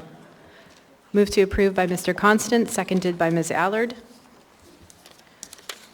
Seeking unanimous consent, is there any opposition to the motion to approve? Seeing none, this item is approved, and I understand we have someone here from the Health Department to accept. If you please come forward, and Ms. Allard reading, and Ms. Allard, you are presenting. Thank you, Madam Chair. A resolution of the Anchorage Municipal Assembly designating June 27 as Anchorage HIV Testing Day. Whereas National HIV Testing Day was first observed on June 27, 1995 as a day to encourage people to get tested for HIV, know their status, and get linked to care and treatment, and National HIV Testing Day has been observed every subsequent June 27. And whereas HIV, the human immunodeficiency virus, attacks the body's immune system and if not treated can lead to AIDS, acquired immunodeficiency syndrome. And whereas a person who knows she or he is infected with HIV can receive and comply with medical treatment, reduce the HIV viral load in their own body, reduce his ability to infect sexual partners, and live a long and healthy life. And whereas even a person who has unknowingly progressed through the acute HIV infection into chronic or asymptomatic HIV infection can get tested and use HIV medication to slow or prevent the progression of the disease to AIDS. And whereas the only way to know for sure if a person has HIV is to get tested, and free, quick, and confidential HIV testing is available in Anchorage almost every day of the year. And whereas symptoms of AIDS can take years to develop, it's essential to get tested for HIV even when feeling fine, because knowing one's HIV status helps a person make healthy decisions to prevent getting or transmitting HIV. And whereas before the COVID-19 pandemic, there were at least 724 known people living with HIV in Alaska. And whereas in outpatient settings, there was a 68 to 97% reduction in the number of HIV tests performed each week during the state's stay-at-home order period compared to the rate of HIV testing before the stay-at-home order period in early 2020. And whereas HIV testing remained reduced 11 to 54% after states transitioned out of stay-at-home for the remainder of the COVID-19 pandemic. And whereas new HIV infections within the United States may be undiagnosed and not yet linked to clinical care and services as a consequence of the COVID-19 pandemic. And whereas Alaska has some of the nation's highest rates of sexually transmitted diseases, and a person who contracts an STD is also at greater risk for contracting HIV. And whereas the Alaskan AIDS Assistance Association, 4As, is Alaska's leading HIV/AIDS-focused agency, providing HIV prevention and education and annually providing supportive services to more than 250 individuals living with HIV/AIDS and their families. And whereas the 4As agency tagline is "It's all about life," encompassing its being all about improving the quality of life, protecting life, and continuing to live life to the fullest for both those living with HIV/AIDS and those affected by it. And whereas the Anchorage Health Center offers confidential private HIV testing, HIV education, HIV referrals, HIV prevention with PrEP, HIV counseling and/or treatment referral services Monday through Friday by trained staff who are sensitive to patients' needs and concerns. And whereas the messaging of the Anchorage Health Department and the 4As emphasizes that HIV testing is free, easy, fast, and confidential. And whereas the theme for the 2022 National HIV Testing Day is HIV testing is self-care, because self-care is the ability of individuals, families, and communities to promote health, prevent disease, maintain health, and to cope with illness and disability with or without support of a healthcare provider, which is the mission of the Anchorage Health Department. And whereas both the Anchorage Health Department and the 4As support the observance, theme, and purpose of National HIV Testing Day. Now therefore, the Anchorage Assembly resolves that June 27, 2022 shall be designated as Anchorage HIV Testing Day, passed and approved by the Anchorage Assembly the 7th day of June, 2022.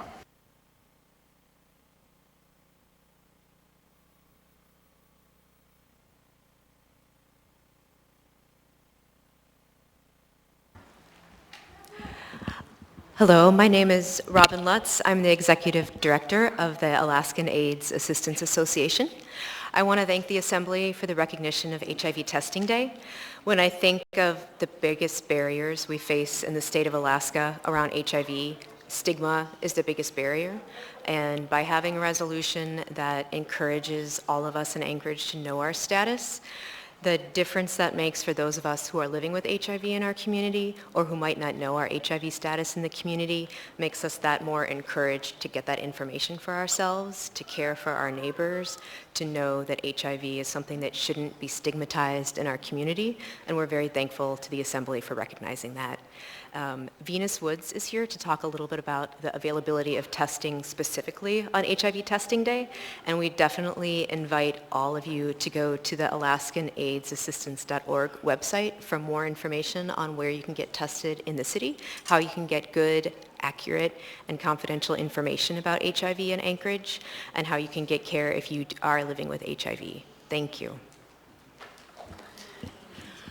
I'm Reva Katz. I'm the epidemiologist for the Anchorage Health Department, Municipality of Anchorage. And I just wanted to thank you all. I don't know if you realize it or not, I'm old enough to remember I was there that day. HIV and I started our public health careers at the same time. And this past Sunday was exactly 41 years ago that the notice first came out from the CDC that a few young men in San Francisco had developed pneumocystis pneumonia, and that was the beginning. And if you had told me then that 41 years later we'd be begging people to be tested, as opposed for people begging us for a test, I would not have believed you. But the positivity rate for HIV in the West Coast states is up dramatically. That means the percentage of people who go for testing, who end up testing positive, is much higher than other areas of the country. The problem is no one's coming to be tested. So we have this large population of people who probably aren't even aware they should be tested. And this publicity that you've given us for this is just, we can't thank you enough. So thank you. Hi, my name is Venus Woods. I'm the Director of HIV Prevention and Education at the 4As. I just wanted to let you know about a couple events we have this month. We're going to be offering free testing on June 11th at the BIPOC Health Fair. It's at the Delaney Park Strip. We'll be there from 11 to 4. Testing is confidential, it's free, it's safe, and it's in a non-judgmental space. We're also offering testing in partnership with Walgreens and AIDS United and the 4As at the Walgreens store off of Minnesota and the New Seward Highway. Is that right? Minnesota and Benson. We'll be there on Monday, June 27th, National HIV Testing Day. We'll be there from 11 to 7. And testing is free, safe, and all that. Thank you. Thank you. And if you all would just stay, I've got two members in the queue. First is Mr. Constance and then Mr. Dunbar. Thank you. Earlier tonight, somebody mentioned monkeypox. And we're here to talk about HIV, but I would love, if we're going to talk about prevention and making sure people stay healthy, somebody can share a little bit of information what the public should be thinking about in the context of this. To be honest, in the context of monkeypox, I doubt that anybody in this room is at risk unless they travel internationally. It's a very easy disease to contract if you're in close, very close skin-to-skin contact with someone who has lesions or with an animal who is sick with monkeypox. Other than that, you're not going to be at risk. I can't imagine anybody worrying about monkeypox unless they're working here in a zoo, entrapping wild animals, or in a profession such as that. And I can assure you that every day I do get the updates, and we do notify if there's any cause for alarm, but there's no need to rush out to ask to be vaccinated. There's no need to take additional precautions. When they talk about the CDC having gone to level 2 alert, that's for international travel only. It doesn't address any domestic cases. The cases are going up. I won't deny that. We have over 1,000 cases worldwide. They're all still of the easy strain, I'll put it that way, where people are known to recover even without treatment. Fatality is very low. Places like Montreal, yes, they're suffering. They have over 50 cases in one city. But again, they're based on a train of contact. So if you're not traveling internationally and you're not in close skin-to-skin or other close intimate contact with somebody with an active case of monkeypox, unless you're working with sick animals, you're not going to run any risk. Thank you. Thank you all for being here and for the work you're doing.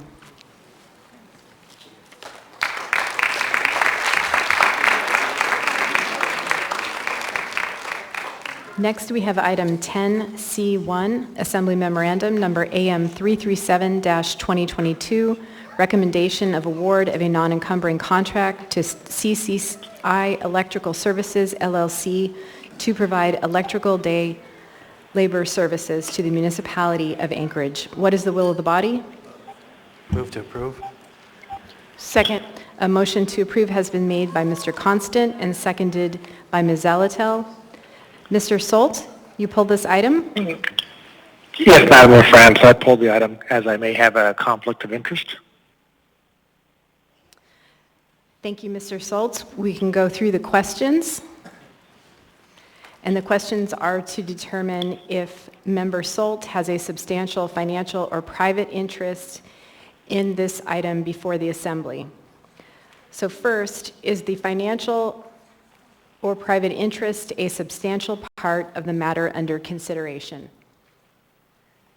So I would say it's not a substantial part. I am COO of CCI Industrial, which owns CCI Electrical. Okay, does the financial or private interest vary directly and substantially with the outcome of the official action? Varies directly, yes, but substantially, I would say no. Is the financial or private interest immediate and known, or conjectural and dependent on factors beyond the official action? Conjecture and beyond the official action. Is the financial or private interest significant monetarily? I would say it's not significant monetarily. Is the financial or private interest a type which is generally possessed by the public or a large class of persons to which you as the elected official or household member belongs? I would say no, it is not. And are there any other factors that could be deemed appropriate under the specifics of the disclosure and the nature of this action? No, I've already stated that I'm COO of CCI Industrial, which is the owner of CCI Electrical.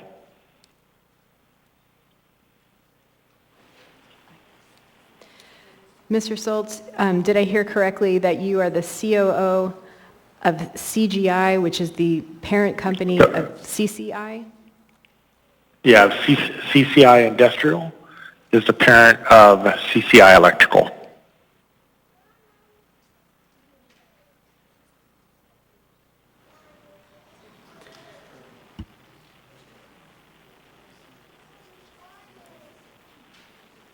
Yeah, okay. Mr. Solt, it is the ruling of the chair that you do have a conflict of interest in this matter and that you will be recused from voting on this item. Thank you, and I would agree. Thank you, Mr. Solt. There is a motion to approve on the floor. Is there any further discussion? Seeing no other members in the queue, members may proceed to vote on the motion to approve AM 337-2022. Mr. Cross? Move to approve. I'm sorry, Mr. Cross, could you restate? Yes, I move to approve. Mr. Cross, the question is, How do you vote on the motion to approve item 10C1? Yes, affirmative. I move to approve. Thank you, Mr. Cross.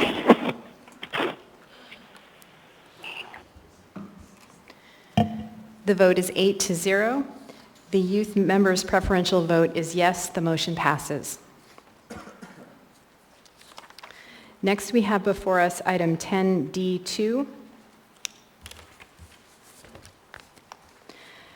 Assembly Memorandum Number AM 318-2022, Amendment Number 1 to the Utility Relocation Agreement, Purchase Order Number 2021-003676 with Alaska Communications Systems Holdings, Inc. for the Image Drive, Reflection Drive Area Road Reconstruction Phase 2. Thank you. What is the will of the body? Move to approve. Second. Madam Chair.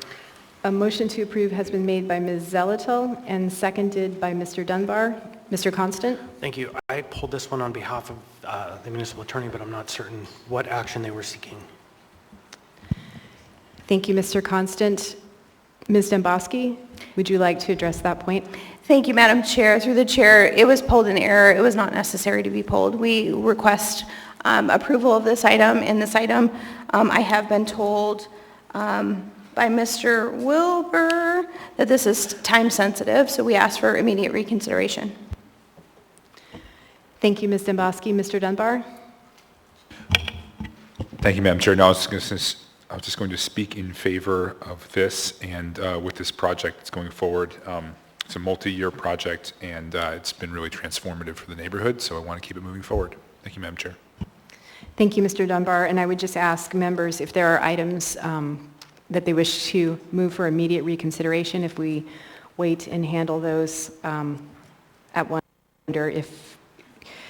if we do not adjourn the meeting, items get suspended, and I know that has become an issue in the past.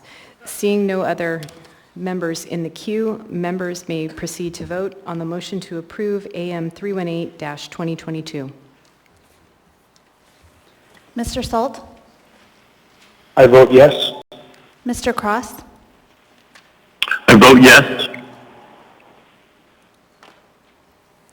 The vote is 9-0. The youth member's preferential vote is yes. The motion passes. We now have before us item 10D4.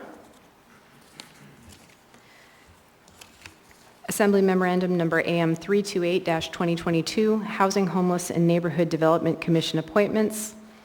What is the will of the body? Move to approve. A motion to approve has been made by Ms. Allard. Is there a second?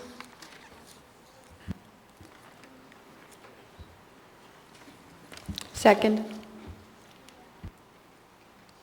You can't do that.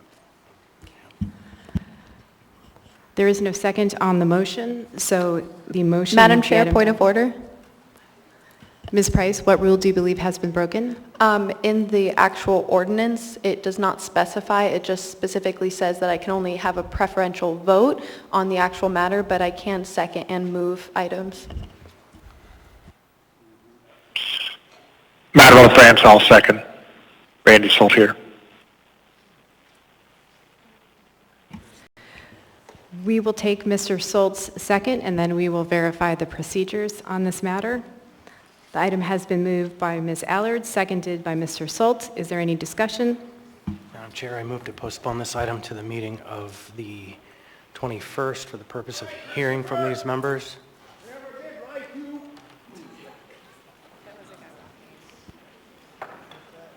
Madam Chair, notify that he... Sir, you are warned for shouting and disrupting the meeting. A motion has been made by Mr. Constant to postpone this item to the meeting of... Did you say June 21st? Yeah. June 21st. Second. It has been seconded by Ms. Zelatil. Thank you. Mr. Constant? Yeah, I understand that these are time sensitive and that the hand commission cannot meet at this time, but these items were handed to us late on a Friday, and there hasn't been time to consider the qualifications. Thank you, Mr. Constant. Ms. Allard? Thank you, Madam Chair. Is it possible we can ask the administration, I'd like to ask Ms. Demboski if she could speak on this, please. On the motion to postpone to the meeting of June 21st, is that correct, Ms. Allard? Yes, Madam Chair. Go ahead, Ms. Demboski. Thank you, Madam Chair. I'm going to defer to Bryce Whalebanks, Deputy Chief of Staff to the Mayor, as he's handling boards and commissions. Yeah, so this board and commission is actually experiencing a quorum issue. We currently only have, I believe, 3 members on it and 6 vacant seats, so we're trying to get this filled so it can become a contributing part to our board and commission portfolio. Thank you, Mr. Wilbanks. Thank you, Ms. Allard.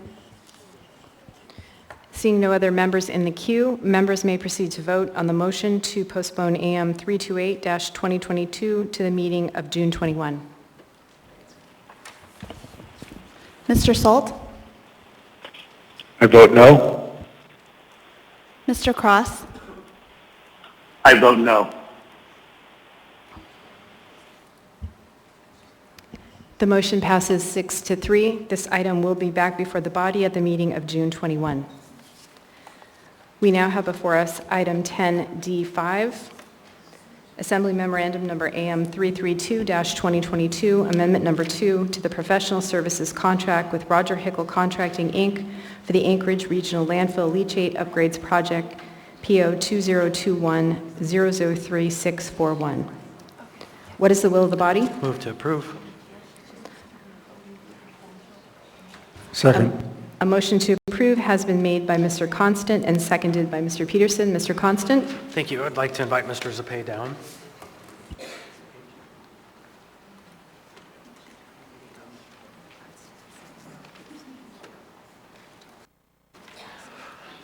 Thank you, Mr. Zapay. The purpose of pulling this item to get just a brief update is so that members of the public can understand why we went from a $30,000 initial contract to several $1 million in a quick amendment to the contract, and also to help folks understand just a little bit about where the project's at. Thank you. Okay, Chris, let's see, this project was a RFP. It was a bid project, and Roger Hickle was low, and the RFP was, it's up to $17 million project. We're doing it in phases. This is going to be the second phase of our leachate program at the landfill. The first phase, I think that we got questioned on was our original contract was for $30,000. But we're doing this in phases. It was approved up to $17 million, and as our work phases come up, the CMAR projects will be looked at, and they're bid on each individual item, and then we have a third party that actually comes in and makes sure that the price is what they should be for the city. So you used an acronym, CMAR. Construction management, at risk. At risk. So that's a process by which? It's a process that we use on these big projects like this so we can keep control of each phase of the project. Mm-hmm. And then there's a third party that oversees also when the project, when these phases are the total of the phases, they go over it and make sure that it's in accordance with the rules of the contract. So it kind of gets us a better deal. And this next phase is for a stratigraphic well that we're going to try to use to put the leachate down below instead of hauling it and taking it to AWW. A stratigraphic well is deep, 3,000 to 5,000 feet. Yes, this will be the test well, and then if all the data comes back and get all the information and data on that, if it's the deep well is going to work, then we'll drill another well that will be the primary well. Thank you very much. Thanks. Thank you. Mr. Dunbar? Thank you, Madam Chair. Thank you, Mr. Zapay. So at present, SWS puts, I don't know if it's all of the leachate, but a lot of the leachate into the AWW pipe at an access point in East Anchorage. And so there are these large trucks carrying these very toxic chemicals through East Anchorage constantly. And one of the hopes of this project is we could eventually close that access point. Is that right? And that's how far do you think we are from that actually happening? This well will take 2 to 3 years to permit. And if all the data comes back right, then we'll permit for the original well. It'll be 3 to 5 years before we get there. Okay, but you think maybe 3 to 5 years we might be able to close down that access point? We won't close down the Turpin site, but we'll close down from us trucking to there. Okay. Yeah. It'll get the trucks off the road. It's going to be a lot less expensive to disperse of our leachate. Thank you. Thank you, Mr. Zapay. Thank you, Madam Chair. Thank you, Mr. Dunbar. Thank you, Mr. Zabay. Thank you. Seeing no other members in the queue, members may proceed to vote on the motion to approve AM 332-2022. Mr. Salt? I vote yes. Mr. Cross? I vote yes. The vote is 9-0. The youth member's preferential vote is yes. The motion passes. Next, we have before us item 10D6. Assembly Memorandum Number AM 333-2022, sole source purchase for 7 emergency shelter systems from Air Shelters USA LLC, Air Shelters, for the Municipality of Anchorage. What is the will of the body? Move to postpone to the meeting of June 21st. Second. A motion to postpone to the meeting of June 21st has been made by Mr. Perez-Verdia and seconded by Mr. Constant. First, I will go to Ms. Zelatel. Thank you, Madam Chair. From the item information provided, I want to ask a few questions to see if I have a potential conflict of interest. The air shelter system, I did a little bit of research and I read the AM, but I cannot tell of whether or not these would be used in the transition from mass care or for any homelessness services, and I need clarification on that point. Good evening. Through the chair, these are not related to anything to do with homelessness. This is a spend down of an emergency preparedness grant that will expire on 30 June. These are because we've depleted all of our emergency response supplies at the health department. We normally have trailers preloaded with equipment around the city, all the way from the Chugiak Senior Center to Girdwood. We've exhausted all those supplies over 2 years of running the Sullivan Arena, and so this is to backfill us. And if we don't get this ordered, this is I would ask for not only a must pass, but a reconsideration. So these are mini field hospitals. The health department is charged with having a 125-bed alternate care site capacity, and we have none of that right now. So this is about first responder action, nothing to do with homelessness at all, ma'am. May I ask a quick follow-up, Madam Chair? Thank Go you. ahead. You mentioned the Sullivan Arena, so that I just want to get clarification on how this item would relate or not relate at all to the Sullivan Arena. Can you just expound on that a little bit more? Sure. Current response supplies have been consumed during the ongoing FEMA response, and we have no cots. So if we had a monkeypox outbreak or an Ebola outbreak, we have zero capacity to respond right now. This puts us back into a response-ready condition. So it could be a wildfire we need to set up a unit for. These are not tents. These are air inflatable structures like you see the military use for field hospitals. They're small if you look at the provided graphic, but they have heat and air conditioning, and it would allow us to take care of people in a response state, not in a homeless response state. This is for emergency response. So I want to ask a really direct question just so I'm super clear. In no way, shape, or form will these be used to shelter the homeless if this item is if this item is approved? That is correct, and these will not even be in, these won't come in until way after we would even need them. So these are not a quick response item. They're not in stock. This is 7 truckloads of stuff to get us back in stock, and it's months out. Thank you, Director Gerace. Thank you, Madam Chair. I don't believe I need to declare a conflict. Thank you, Ms. Zalatel. It is the ruling of the chair that that is the case. And I will go back to the mover of the motion, Mr. Perez-Verdia. I think I'll defer to Mr. Constant to see if you have any questions, and then I can decide whether to change my motion. Thank you. Thank you, Mr. Perez-Verdia. Next is Mr. Constant. Thank you, Mr. Drace.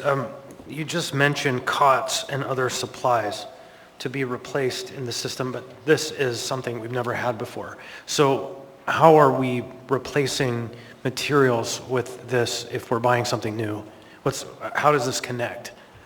So this is an emergency preparedness grant. So we went back to the state and said we'd like to do the following things because we've realized over the last 2 years that the face of the health department's response has changed. So the cots have already been replaced that we consumed. That was a small enough item that we could replace cots through normal channels. But what we realized from a response standpoint, that if we had an event, particularly during summer and the hotels are tied up, we don't have any bed space to put somebody. We've talked about this, I think, many times, but if we had a large apartment fire, we could deploy this. They're going to sit in trailers that were donated to the health department from OEM. So we've also reduced that expense, and this is just the actual items we need to be functional at the health department in a response kind of state. So I see the purchase of tents here, but not the purchase of the supplies and materials that work towards setting up housing or bedding or hospitals or other elements. Is that secured already, or some alternative methodology for how they would actually be used? Affirmative, sir. So those items, hospital beds, we didn't consume those. We consumed basic cots, but we have actual field deployable hospital beds with IV poles. All of those items are currently in stock and ready to go. What we lack is a facility to set them up inside of. So currently we use stuff like the rec center. This would negate the need for us to take that rec center over if we had, I mean, as everyone knows, the first response we had in COVID in Alaska was 3 planes of diplomats returning from China that we went out to the airport. If they had to quarantine here, we had no resource for that because hotels were closed. This gives us that additional response state capability in Anchorage, which is something we lack. Just the ability, we've asked for things like this and they tell us no, for instance, from the state EOC. So this is us taking a better position for the city to be in a response mode. Last question from me. I've heard some folks say that these really aren't going to function in high wind or very cold environments. What's the plan? Are these really just, as you mentioned, for the summer or kind of shoulder seasons? For season, it is designed, if you look at that purchase order, there's 3 pages. There's actually ballast. It's a 50 mile an hour sustained wind capable unit. There is no better option, and that's why we went with this versus a GP medium, GP large tent that we could get surplus from J-Bear. This unit, you set it up, it's 4 people, it's about 200 pounds, you set it down, you fire it up, and about 5 minutes later, you're inside this tent. But everything you'll see there's ballast counterweights that help with the wind, 120-pound counterweights. There's a staking kit. This is a self-contained system with heat and air, and it is 100% 4-season rated. The military uses it in northern parts of Korea deployments and stuff, so it's designed for what we're doing. I thought it was my last question, but you said 50-mile-an-hour winds. Sustained. Right. Don't we get pretty substantially higher winds than that in our shoulder seasons? I would say that's possible, but there's no structure, even building, that you're going to set up and take down that can sustain 100-mile-an-hour winds. We would use a hardened structure if that was going to be a factor in the response. But summertime, like right now, we could have a fire, people are cut off. This is a trailer up the mountain, and this thing pops up and pumps up. Unfortunately, it'll be next year for use, but we do need to spend the money before June 30th, or they will sweep it back to the state. Thank you, Mr. Constant. There are 3 other members in the queue. First is Ms. Allard, then Mr. Presverdia, then Mr. Cross. Ms. Allard? Thank you, Joe. Can you express a little bit more on how important it is that we pass this tonight? I don't know that I can. It's if we don't pass this tonight, we don't get the order in, we have to submit the paperwork and be all wrapped up to the state by 30 June. There is no extension. So, I mean, if you delay to the 21st, which is your right, just the way the city moves to get those funds, even with immediate reconsideration, it could be till the 30th till we get permission to spend it, and then we're done. They will sweep the account. It will not be available to us to spend. There is no extension. We've begged and. So Madam Chair, may I? So what you're saying is if we don't do this, we're done. We're out of luck. That's it. Yeah, this is the last chance to spend this batch of money from the COVID response money. Emergency Preparedness Grant. Thank you, Joe. Thank you, ma'am. Thank you, Ms. Allard. Mr. Presverdia? Thank you, Madam Chair. If you could advise me on the procedure do I simply change my motion? Or do I need to withdraw? You can withdraw your motion, and we'll get the concurrence of the second. Yeah, I'd like to withdraw my motion to postpone. And the second is Mr. Constant. Do you withdraw your second? I'm not sure yet. I'd love to get through the last of the testimony. Of the queue? I'm happy to pause and let others speak before I do that. Thank you. Okay, we will come back to you, Mr. Presverdia. Next is Mr. Cross. Yes, thank you. I received a couple emails, just to the chair. I received a couple emails in regards to concern over the price of these tents. Could you just speak as to the process of which you identified that these are the best options and that they are a wise investment. Just for the record, thank you.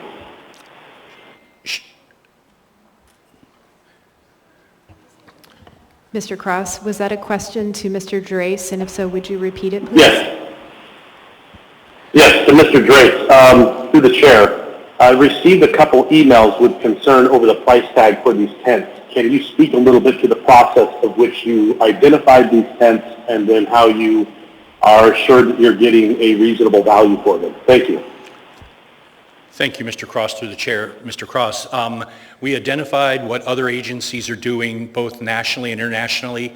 We looked at systems that would be available to meet the needs of Four Seasons in Alaska. We looked at the durability. This is a same structure that the U.S. military uses to set up field hospitals. They're connectable. It has served in every kind of climate with the U.S. military, International Red Cross, parts of the UN peacekeeping missions. So we looked at all that, then we looked at what's available. We looked at, typical full spectrum, what's available, and there's just not many things that are not labor intensive to set up. So you set up a GP medium or GP large that we could get from the military fairly economically. But, it is a 20 or 30 person operation. This just self-inflates. They don't have heat. This has heat, and it has multiple heats so that we can have, if it's really cold, we could hook 2 units to one and make sure it stayed, livable inside while we're taking care of people, particularly in a medical situation where we don't want them cold if we're doing decon or taking clothes off to decontaminate them or something. All right, so these are much more advanced than, say, a yurt or what someone would typically associate with a large commercial tent product. Correct. This structure is fairly large to accommodate. They're about 850 square feet inside. It is insulated because of the air barrier. It actually has a decent R value. And it is the absolute best thing for that mission, which is a quickly deployable. We can have people up and out of the weather in 5 minutes on a true emergency. So we show up, whether this be at a plane crash somewhere remote or right here in town, and it gives us that response and easy setup capability. We don't always have a lot of people during initial response. Usually it's 2-3 people that are turning the key on a structure, not all the rest of the teams out fighting the emergency, and the operational people are trying to set these up by themselves. So this is another consideration, the easy deployment, the easy use, and we factored that in too, sir. Thank you. No further questions. Thank you, Mr. Cross. Next is Ms. Zalatel. Thank you, Madam Chair. So I'm going to speak in favor of the postponement to the 21st. I think it will still give us time to effectuate the item. That will still give time to, get whatever purchase orders are done. We've done it. We've had to move quickly before, because I have a lot of questions about what is allowed under the preparedness grant and if this is the highest and best use based on what is allowed under that grant, how it intersects with the municipality's emergency preparedness plan, the plans for possibly updating that based on COVID-19 lessons learned, because we do have an adopted emergency preparedness plan, and that plan starts with utilizing municipal facilities in the case of something considerable. Maybe this makes great sense in the context of that plan, but I want to know what the overall intersection between this very large purchase, frankly, is with proposed updates to that plan and what's allowed under the grant. So I think I would like the opportunity for a work session to explore those items. Thank you. Thank you, Ms. Zalatel. And I will go back now to Mr. Perez-Verdia. Thank you, Madam Chair, and I appreciate the questions that they've helped me to think more about this. I would like the administration to speak to this in terms of timing, and if it truly is impossible, if this is postponed, to process this in time to secure the funding. Thank you, Mr. Perez-Verdia. Ms. Dombowski. Through the chair, Assemblymember Perez-Verdia, when it comes to some of these appropriation items, when it's a simple appropriation and we can just execute a contract, Sometimes if we do an immediate reconsideration, the reason we do that is so we don't have to wait the requisite 24 hours and then do it, so we can, effectuate. Other times when we're working at processes, especially when they're grants and there's coordination that has to be done with the state, sometimes the process can take longer, and it may seem like, hey, this is just a form you have to fill out and submit, but I can tell you, getting it through purchasing, getting it through the CFO's office, through fund certification, and all these other things they have to do, or OMB, or the Department of Law, sometimes it can be challenging to get done even in 5 or 6 days. So it's a risk, and it's one that you have to decide whether you're willing to take. Thank you, Madam Chair. It looks like there's a couple more people in the queue. I'm going to stay with my motion at this point. I would just say that that it is a significant amount of money, and I do have questions about it. And I did have a question about why. Can you explain to us why we're getting this now with such a short amount of time? Was there a reason that this idea and this purchase didn't come earlier? Well, the answer is we first have to get the grant modified by the state to even allow this activity, and that takes many, many months. As you know, GEMS, which is what we upload into at the state, was offline for the better part of 4 months. And that would be the consideration too, with all due respect to the delay, would be that even if we got it ordered, I need to still then go process that completed invoice in GEMS by 30 June. And I mean, we could roll the dice that they allow us to, enter it come, there's a holiday weekend right there that we could maybe be delayed, but truthfully the requirement is to do the report back by the end of the reporting period. So there was a long delay in getting the state to accept our change to the plan, and that's what we're here executing, what we got the state. So, I mean, obviously you are the appropriators, and I fully understand that, but if we don't go forward on this, there won't be, it's not like we can go back and get another intended use or change to GP mediums or larges. I mean, this is what we got them to agree to and let us spend that money on. So it's fine. I mean, I obviously understand you're fully the deciders of this, but it is a response grant, and that's what we're buying, response equipment. Thank you, Madam Chair. Thank you, sir. Thank you, Mr. Perez-Verdia. I have 3 more members in the queue. Mr. Constant, then Ms. Allard, then Mr. Dunbar. Thank you. I'm struck by that we don't have 2 individuals here, the director of the EOC and the building official. And we're talking about, again, temporary structures, and temporary structures have requirements in the code. Basic wind design requires that they be set up for gust speeds, not for sustained speeds. And it's interesting, I work in GEMS at my day job. I spend a lot of time in GEMS, and in fact, they were offline for 2 full years, and it was awful, but they've been online back for the last 5 months. And so GEMS is operating. And so I think that I would like to hear from the EOC director the place and purpose these fit within the context of our emergency response, and I would like to hear from the building official about the safety of these buildings in the context of our use. I understand the need now from the emergency response, hospitals, healthcare, et cetera, but I still have questions relating to the actual function and how they fit in our code. Thank you, Mr. Constant. And are you wanting to hear from those individuals now? No. At a work session? It'll take time session? to think. I just want to hear from them how these fit within the context, and top of mind is not the time. Yeah. Thank you, Mr. Constant. Mr. Dunbar? Thank you, Madam Chair. So, Joe, you had said that the state agreed to this change in the plan and Yes, sort of sir. amendment of how we were going to spend the money. What was it intended to be spent on before? Or is it simply It is an an emergency addition? preparedness grant, and so that predates my arrival at the health department. It had been written prior to my arrival. They had some other intended purposes, but what happened was because of the COVID, we weren't going to action some of those items as there was changes in the COVID response. So we saw this as a good fit looking down the road, what happened in COVID. We recognized where our struggles were. As you know, we had to move the shelter once within the first 15 days, from Dempsey Anderson. So we were thinking along those lines that instead of displacing people multiple times during an emergency, this would give us city sector response capability instead of having to move people. There's a giant lift to move people to a central location versus if there was a fire in Eagle River, this would give us something at the top of Highland Drive 5 that we could actively deploy to that area, not an option that we have. A lot of people historically on disasters won't go very far out of their community. We see this on the big ones where they want to stay in Dixie. They don't want to go over to, Fresno. They want to stay because as soon as the fire ends, they can get back in. And so thinking about that, as you're well aware, it's really easy for this community to get cut off. During the earthquake, we were one way on the highway, and it took 4 hours to get response equipment out to Eagle River. If we had this out there, we'd be in a much better position. Something up and down the entire MOA was our thinking. That's why we're buying so many. It wasn't that we just thought it was a better fit, that we could have one strategically placed across different parts of the city.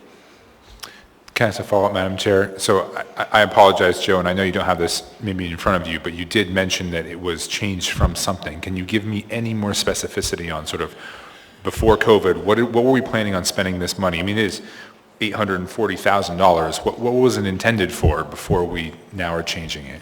We were going to do some trainings.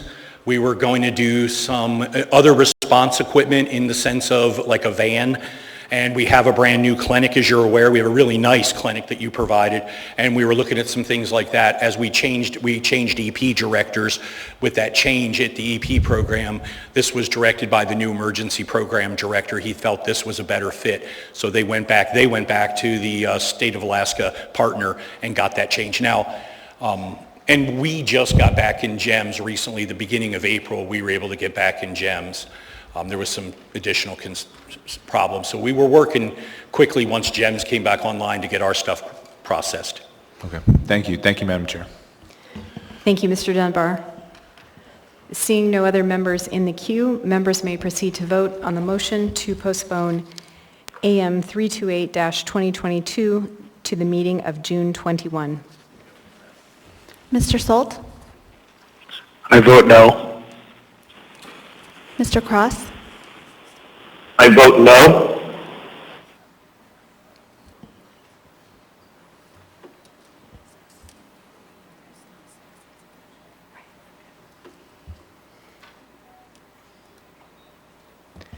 The motion fails 5-4. The youth members' preferential vote is no.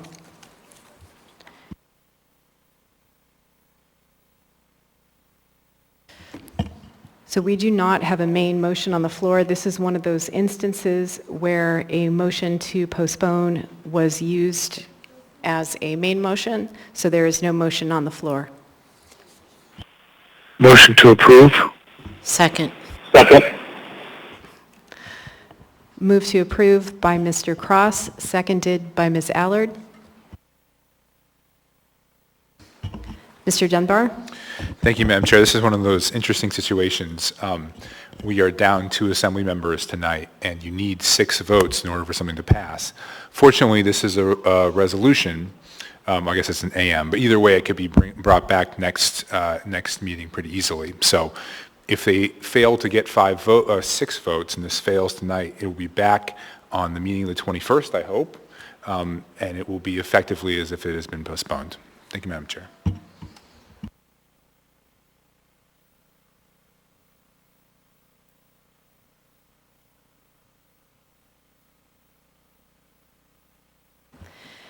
Thank you, Mr. Dunbar, and it would be back before the body if the administration would resubmit it for that meeting. Next is Ms. Allard. Thank you, Madam Chair. We've heard from the Health Department that this is an emergency.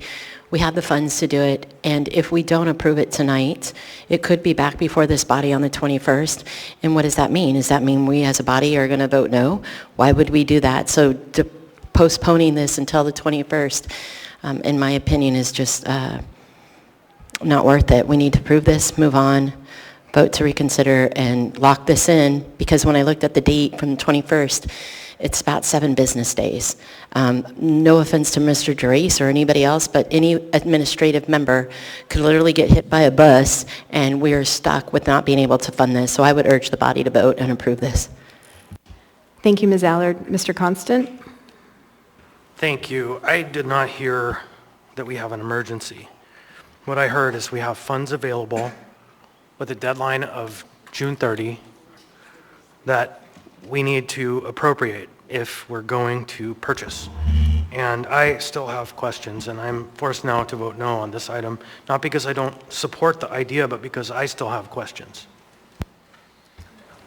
Thank you, Mr. Constant. Mr. Perez-Verdilla. Thank you, Madam Chair. Yeah, I would agree with my colleague that this is a significant amount of money, and we heard from the Director of the Health Department, but we really haven't heard from others that will help to inform this the decision. I find it unlikely that if it's moved to the meeting of June 21st, that's not enough time to be able to get it approved and process it. So I don't honestly feel like that there's a risk of that, and I think it's a greater risk to approve something that we don't understand fully, especially this amount of funds. So in an effort to be thoughtful about how we're spending our money and doing it wisely, as I've heard many say, I think it's important that we do not pass this and allow it to come back at the next meeting. Thank you, Madam Chair. Thank you, Mr. Perez-Verdilla. Next is Mr. Soltz. Just a quick question for Mr. Gerace. If we don't approve this tonight and we don't approve it at the next meeting, what are the odds of finding alternative use for these funds and getting that approved or through in time so it doesn't get swept back to the state? Assemblymember Soltz, through the chair, there'd be zero chance of that. They just don't move that fast. On the 21st, we'd be headed into a holiday weekend. I highly doubt we'd get any response, and then we'd have to bring it back before you. So you're saying if you don't approve it tonight and it goes to the 21st, there's no chance in reappropriating the money, getting them to change it for a third time. I just don't see them moving that fast in 7 days if it's not approved on the 21st, I believe was your question. Yep. Thank you. Appreciate it. Thank you, Mr. Soltz. Thank you, Mr. Gerace. Mr. Dunbar. Thank you, Madam Chair. I have a question for you too, Joe. So obviously you've been in pretty close contact with the state over this funds. Is that fair to say? My team has, sir. My team works directly. We have an emergency program manager. He works directly with the EOC, like during the avalanche, he was over there. So, I mean, I understand what you're asking about Director Loach being here, but my team is in direct contact. As you know, it's a 4-person department. We have 4 people in emergency preparedness just at the health department. So we recognize that while they're an important part of the city's overall response, this is about the health department meeting its obligation for the 125 site alternate care site, which we're charged with having. So if this doesn't pass tonight, can we hear, and we did a work session, could we hear from Director, was it Loach? Amanda Loach.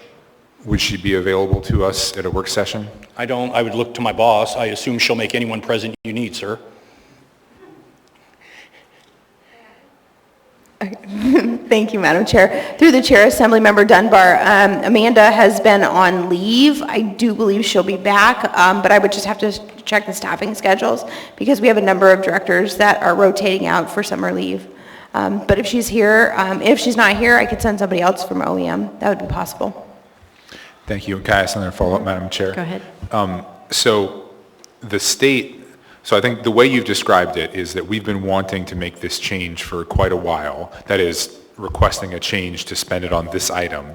And we've been prevented from doing so because the state system has been down.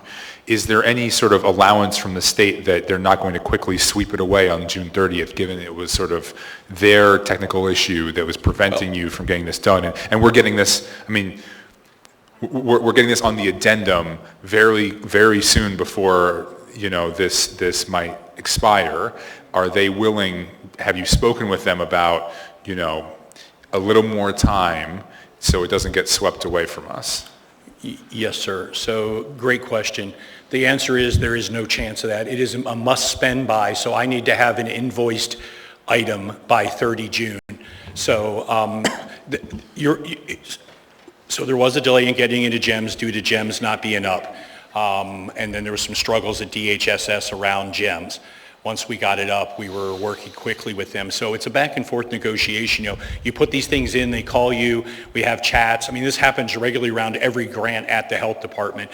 The grantee will ask us a question. We got to go to the master grantor and ask them if can we buy gym bags with it with a logo, back and forth, those kind of things. And then they say yes, and then we queue it up for you folks. So that's why it's on the addendum. We literally got the approval and rushed this through OnBase and got it Amy to approve it instantly, and then we got it here before you. So that is literally the quick timetable. That they said yes to these changes. We queued it up and got this thing on the agenda. But I understand your duty. But these funds are, they will, I'm not going to say they're going to sweep them. What they like to do is they pull them back and then they reappropriate them statewide to agencies that didn't get enough money. And of course, as we're Anchorage, we get a decent share of some of these grants. But there's other departments that want to go buy stuff. They could do that. They're not going to allow us to reopen it. This is a hard no. If we don't get this ordered by 30 June and invoiced, we're not going to be able to spend those funds. Thank you, sir. Thank you, Madam Chair. Thank you, Mr. Dunbar. Ms. Domboski? Thank you, Madam Chair. This is a little different, but through the chair, I'd like to ask Assemblymember Peterson a question because I'm not as familiar and he was in the legislature. But June 30th is the end of the fiscal year for the legislature for the state, right? So typically, there is a sweep that happens at the state unless they have language to do a reverse sweep.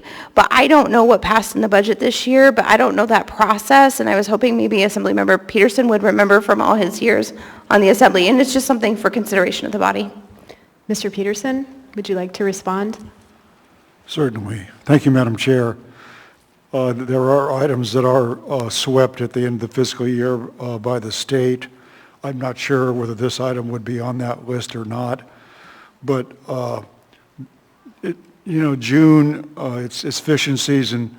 The people that might be in the office in Juneau that would be handling this might be going on vacation. The legislative session has not been adjourned very long, and so people have a tendency to wait and plan their vacations until after they're relatively certain that the legislative session will have already adjourned. So I believe it is important that we pass this. I don't believe we want to miss the opportunity. $800,000 is a lot of money. And the Emergency Operations Center has identified this as a need. And so I'm going to be a yes vote on this. Thank you. Thank you, Mr. Peterson. Thank you, Ms. Domboski. Mr. Constant? Thank you. If this doesn't pass tonight and it comes back before us on the 21st, I would also, on top of the EOC staff, be interested in hearing from the building official or someone in the building safety department who can speak to the issues relating to the wind, the load, and how they'll function and where they can function. Thank you, Mr. Constant. Seeing no other members in the queue, members may proceed to vote on the motion to approve AM 333-2022. Mr. Salt? I vote yes. Mr. Cross? I vote yes.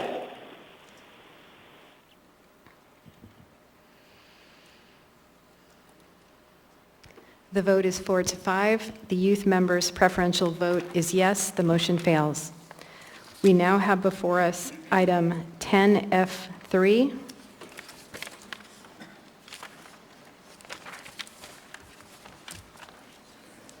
Information Memorandum Number AIM 99-2022, Investment Advisory Commission Annual Report -2021, Year in Review. Mr. Constant? Move to postpone indefinitely. Second. I'm sorry. I guess from a procedural perspective, the clerk is trying, or the chair is trying to force a discipline that we make an actual primary motion first before we move to postpone indefinitely, I think, right? Okay, then I'll rescind my motion. Move to approve. I'll rescind my motion. I understand that the municipal manager prefers this item not to move.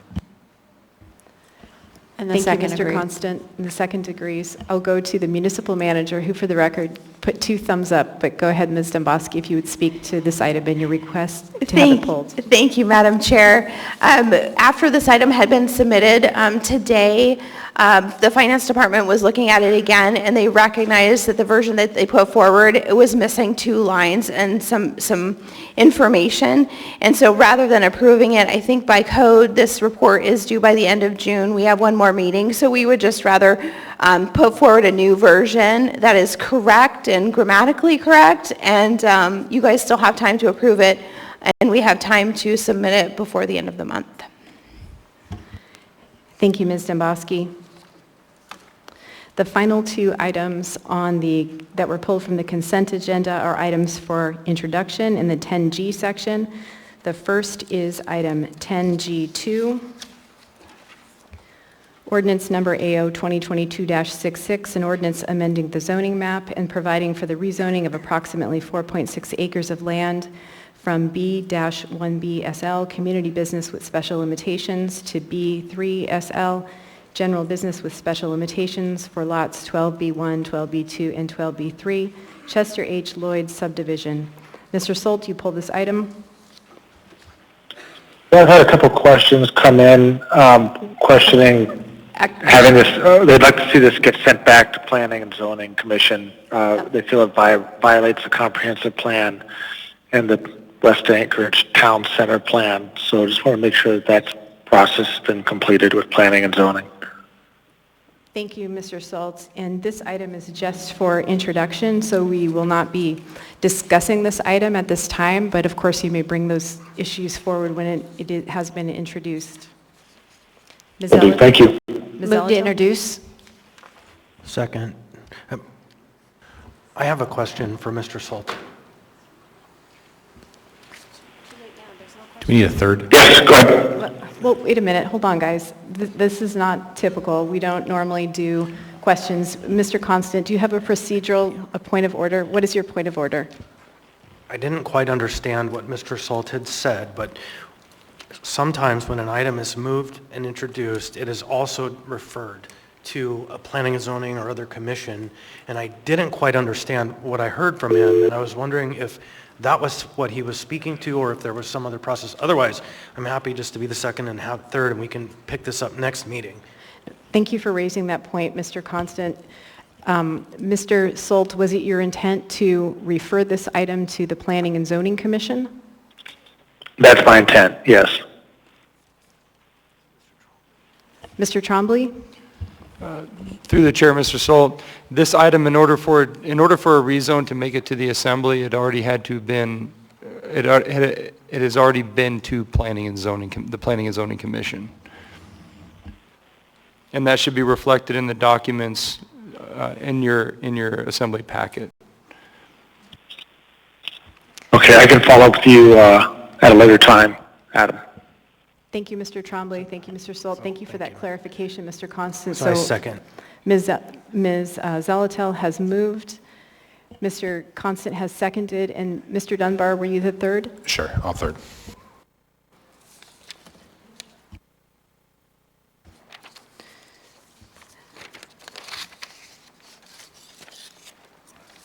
Next is item 10G6, ordinance number AO 2022-69, an ordinance of the Anchorage Assembly amending Anchorage Municipal Code section 2.30.010 to codify the Assembly's process for selection of the youth representative and alternate to the Anchorage Assembly. Ms. Allard, you pull this item? I did, Madam Chair. I'd like to move this item to be postponed until 12th of July, and I could speak on why. But I obviously need a second. I'll second that. Actually, Ms. Allard, that is not a proper motion. This item hasn't been introduced, so it cannot. I move to introduce. It can't, actually, now. Second. Okay, who's? Third. Okay, Yeah, this second, item third. has been moved by Ms. Allard for introduction, seconded by Ms. Zalatel, and third by Mr. Constant. It will be up for public hearing on June 21st. Madam Chair, may I speak? Do you have a point of information, a procedural question? I know that we moved to introduce. Am I not able to move it for postponement? Or not? Yes, move it to postponement for a further date so that we can have a work session and discuss things with Department of Law and the Youth Advisory Commission. You cannot move it to be postponed now because items for introduction have not been set for public hearing. So later you can do a motion. Perfect, thank you. To postpone. You can also request a work session. Yep, I'll do it through the clerk's office. Thank you. Ms. Price, I see you in the queue. Do you have a point of order or a point of information? Madam Chair, request a moment of personal privilege, very brief. Actually, Ms. Price, you had a moment of personal privilege earlier. Do you have a question about procedure? I believe I'm still allowed to request another one. You're allowed, but we are going to move on. So you are denying the youth Yes. of Anchorage a voice right now for this ordinance? I am denying a second moment of personal privilege. It is uncustomary for members to have more than one. We have a time at the end of the meeting for member comments.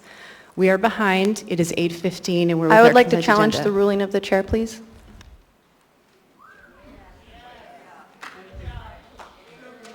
Second that.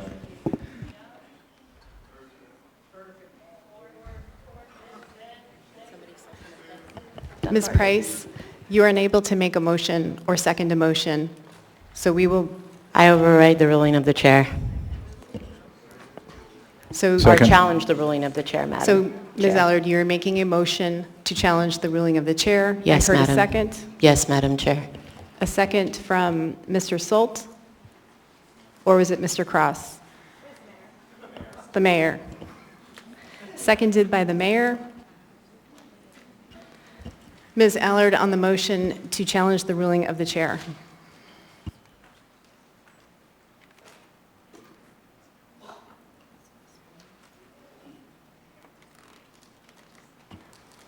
Ms. Allard, do you want to speak to the motion? I do.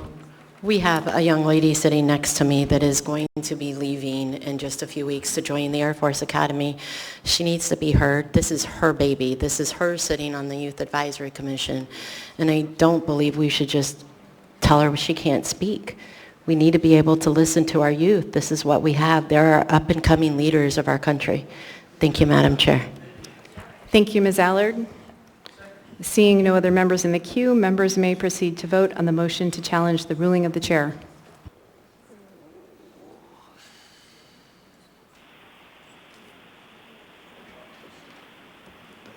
Mr. Salt? I vote yes. Mr. Cross? I vote yes.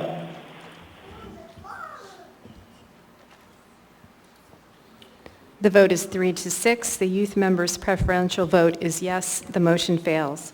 We will now move on to the unfinished business.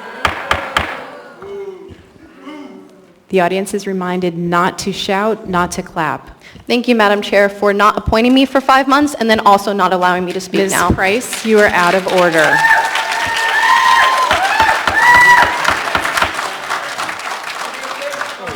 Members of the audience are again reminded to refrain from outbursts and clapping. You are creating a disruption.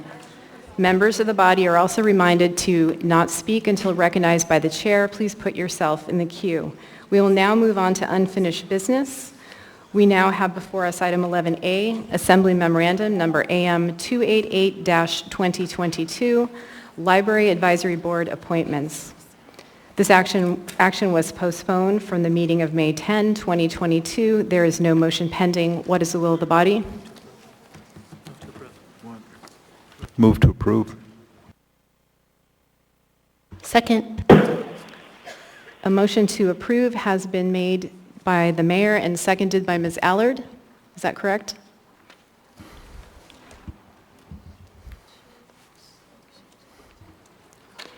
Mr. Constant? I move to postpone this item to August the 23rd. We heard that we'll have a new librarian working in this library, someone who has qualifications, on the month of August. And so it is my intent to postpone this item until such time as we've heard from the new librarian. Second. Seconded by Mr. Perez-Verdia. Again, that is a motion to postpone to the meeting of August 23rd, made by Mr. Constant, seconded by Mr. Perez-Verdia. Seeing no members in the queue, members may proceed to vote on the motion to postpone AM 288-2022 to the meeting of August 23rd. Mr. Salt? Vote no. Mr. Cross? I vote no.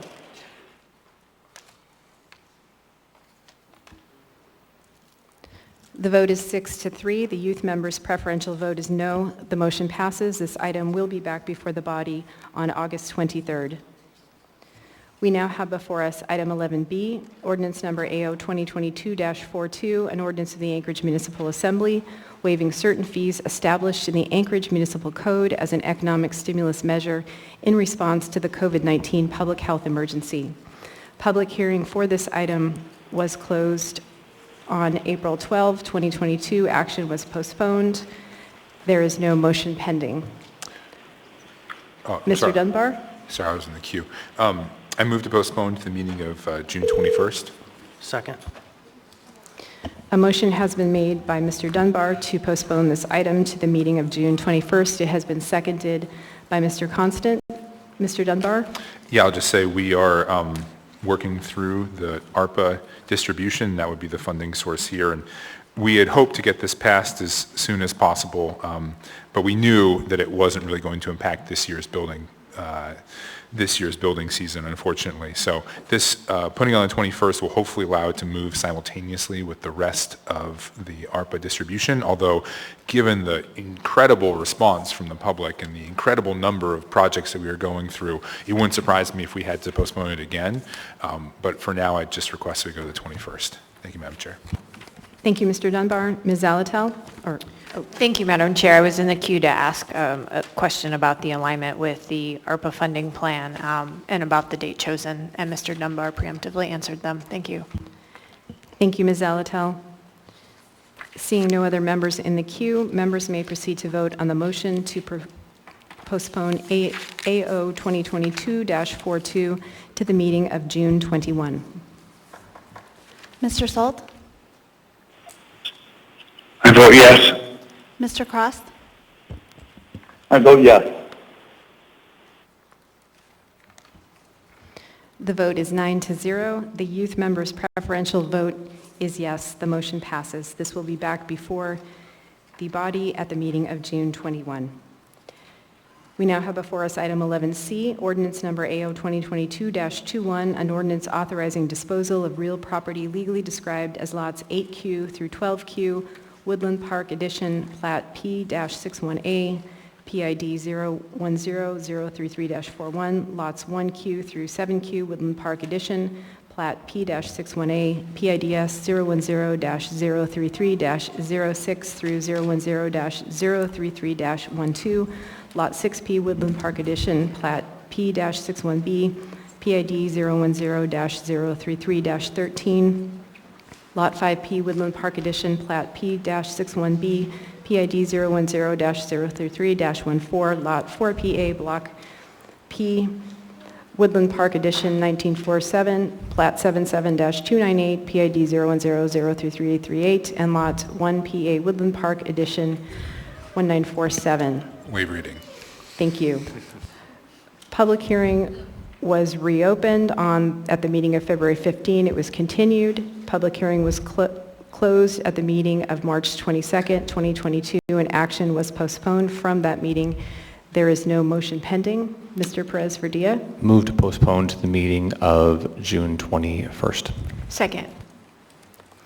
A motion has been made by Mr. Perez-Verdia to postpone this item to the meeting of June 21st, and it has been seconded by Ms. Zalatel. Mr. Perez-Verdia, on your motion? Thank you, Madam Chair. I believe we're close here. A tremendous amount of work has been done since this was originally postponed. The item that was laid on the table provides not only the resolution from the Turnagain Community Council, but a pretty comprehensive report that details the work that has been done by the community, including an in-person community meeting on site, a pretty comprehensive survey that was done where 96 people replied to it, and a great deal of thought and discussion about what the future of this land should be. Also, many discussions with the potential developer. We just need a little more time to, we again just got this information. It was just put on for the Assembly to review, so I'd like to give time to the Assembly to be able to review this information as well as the resolution. Additionally, the developer is out of country and will be back in a few days and will be available for a little bit more discussion and available to speak with at the next meeting. So I would appreciate if my colleagues would allow a couple more weeks for us to finalize our work and then bring forth a proposal for how to move forward. Thank you, Madam Chair. Thank you, Mr. Perez-Vardilla. Mr. Dunbar? Thank you, Madam Chair. And I want to first acknowledge the incredible work that's been done by the Turnagain Community Council. I see the president is here, and other folks in that neighborhood have really been working on this. Of course, it's sort of a challenging issue, right? Because the people that could potentially live at this place are not represented. And that's just how these kind of housing projects work. So I do hope we can get to a place where the community is comfortable, the immediate neighbor is comfortable with at least some housing being built there, because we know that we're in a housing shortage, a housing crisis right now. Affordable housing is one of our real focuses for this body. We've seen other parts of the country where housing production has been shut down and it's led to this incredible spike in prices.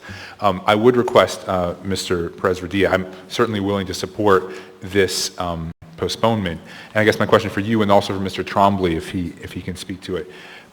Can we do a work session between now and then? We got this very detailed resolution, but I'd love to hear sort of the administration, the potential developer, and the community council all in one place talking at the same time. And we can do that during public testimony, but I think it would be more effective to do it in a work session.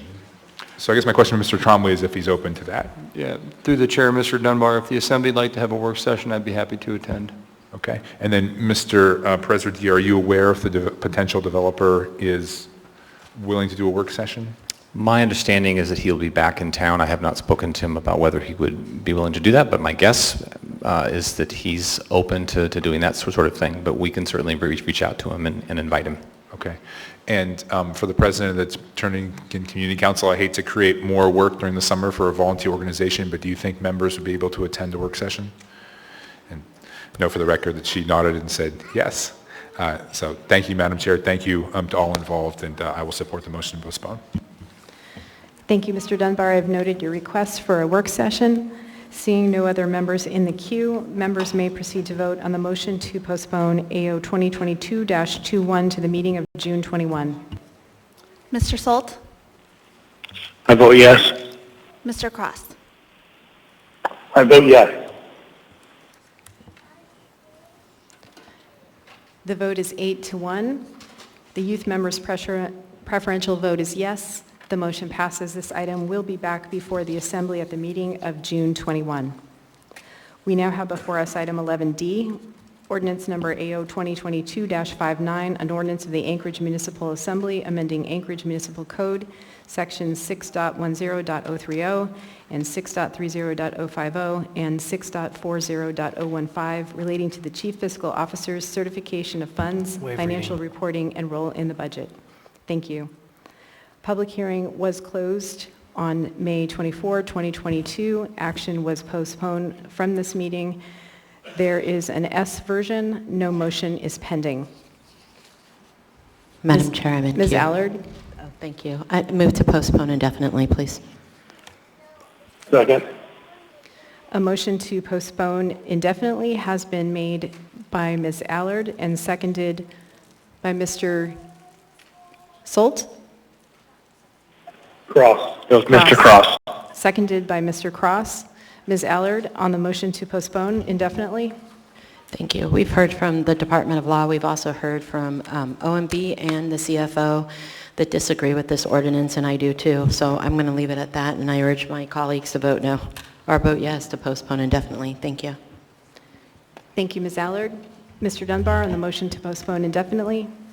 Thank you, Madam Chair. This item is co-sponsored by Ms. Zalatel, Ms. Quinn Davidson, and myself. Of course, Ms. Quinn Davidson is not available today. I urge my colleagues to vote down this motion to postpone indefinitely, and after we've done that, I intend to make a motion to postpone into one of the meetings in July. Thank you, Mr. Dunbar. Seeing no other members in the queue, members may proceed to vote on the motion to postpone AO 2022-59 indefinitely. Mr. Solt? I vote yes. Mr. Cross? I vote yes.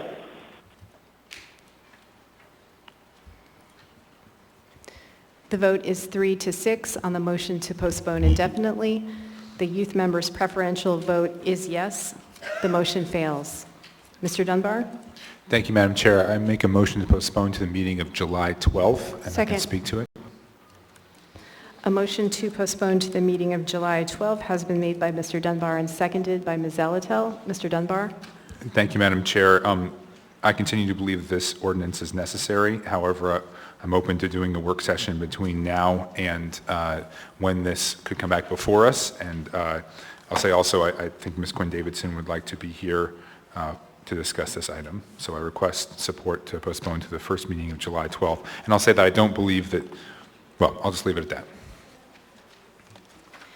Thank you, Mr. Dunbar. Seeing no other members in the queue, members may proceed to vote on the motion to postpone AO 2022-59 to the meeting of July 12. Mr. Sold? I vote no. Mr. Cross? I vote no. The vote is 6-3. The youth member's preferential vote is no. The motion passes. This item will be back before the body at the meeting of July 12. We now have before us item 11E, ordinance number AO 2022-60, an ordinance of the Anchorage Assembly amending Anchorage Municipal Code chapters 3.10 general provisions and 27.20 supervisory boards and sections 2.70.030 and 29.10.060 to fulfill, thank you, the requirement of Anchorage Municipal Charter section 7.01B that the Assembly by ordinance must establish specific procedures for removal of an elected official for breach of the public trust. Public hearing on this item was closed at the meeting of the special meeting of June 1, 2022. There is no motion pending. There is an S version. Postpone Ms. Zalatel, indefinitely. you're in the queue. Thank you, Madam Chair. Actually, could we take like a 3-minute break, please?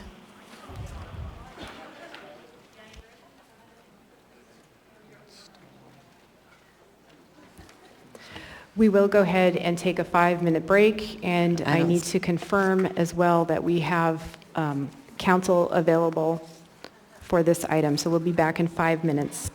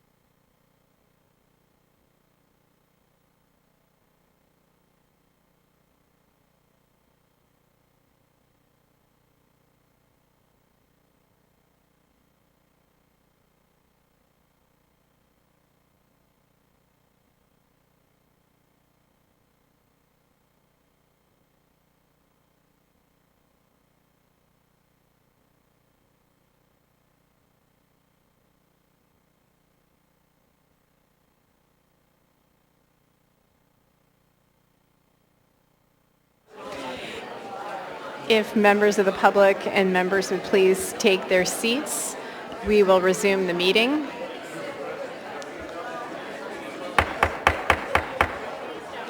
Folks, please be seated. If Assembly members would please take their seats. Ms. Allard, you are in the queue. Ms. Allard, you are in the queue. No. Ms. Allard has indicated she would like to be removed from the queue. Mr. Constant, you are next in the queue. Thank you. Should the motion to postpone indefinitely fail, I intend to make a motion to postpone. There was a motion to postpone.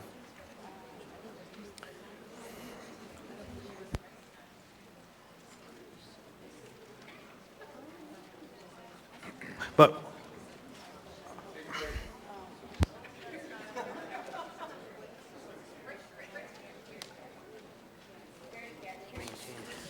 thank you, Mr. Constant. Actually, may I speak? Let me just go ahead and speak to that point. Thank you, Mr. Constant. When we adjourned last week, there was a motion to postpone indefinitely on the floor. I believe several members, Ms. Ellard, you had spoken to it, Mr. Cross had spoken to it, Mr. Solt was next in the queue. So I will go to Mr. Solt, and then we will come back to you, Mr. Constant. Thank you. Mr. Solt, would you like to speak on the motion to postpone this item indefinitely? No, I'm just in support of postponing this item indefinitely. Thank you. Thank you, Mr. Solt. Mr. Constant? thank you. I believe that we should vote down the motion to postpone indefinitely, and then I would like to make a motion to postpone this item to the 12th of July, which will allow people who've said they want more time. There are a number of amendments that have been circulated that might help to make this better, and that's just what I'm going to ask for if this motion fails. Thank you, Mr. Constant. Ms. Price, on the motion to postpone indefinitely. I would like to urge all the Assembly members to vote yes to postpone indefinitely because this AO is going to harm the future of Anchorage. But given the rest of your actions during this meeting, I don't believe you necessarily care about that. But I will tell you that the youth from ages 8 all the way to 22 are watching, and they have observed that this Assembly does not care about them. You don't care how much damage you do to the youth of Anchorage. And so to this ordinance, I now personally know what it's like to have you try to remove someone that's in power, and I do not believe that our mayor, no matter who the mayor is, the youth of Anchorage want to have a voice, whether they can vote or not. And to the ones that can vote, which is myself, that was the first election I got to vote in, doesn't matter who I voted for, but you nullify the results. And also, based on this new ordinance that you just made, according to a Ninth Circuit case precedent, you cannot remove people from this assembly without having, you are not immune, legally immune, from doing so illegally. So if you were to pass this new ordinance, the chair would actually have already violated it.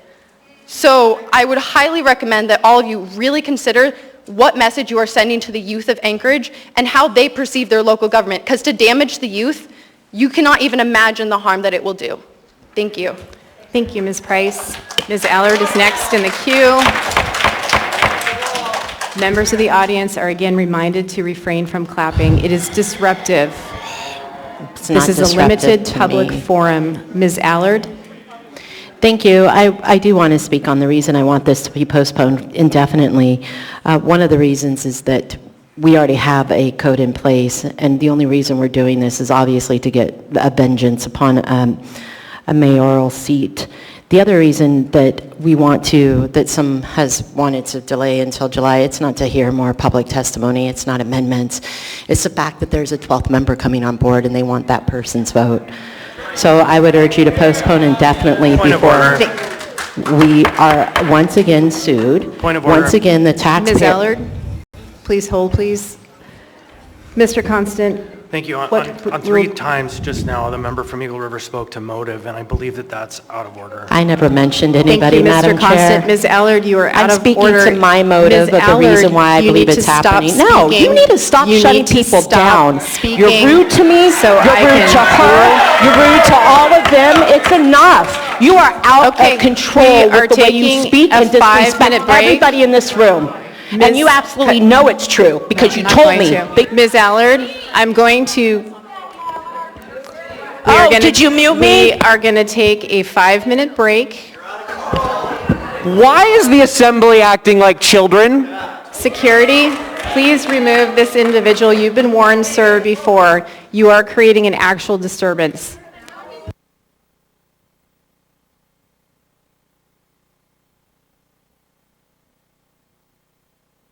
Thanks.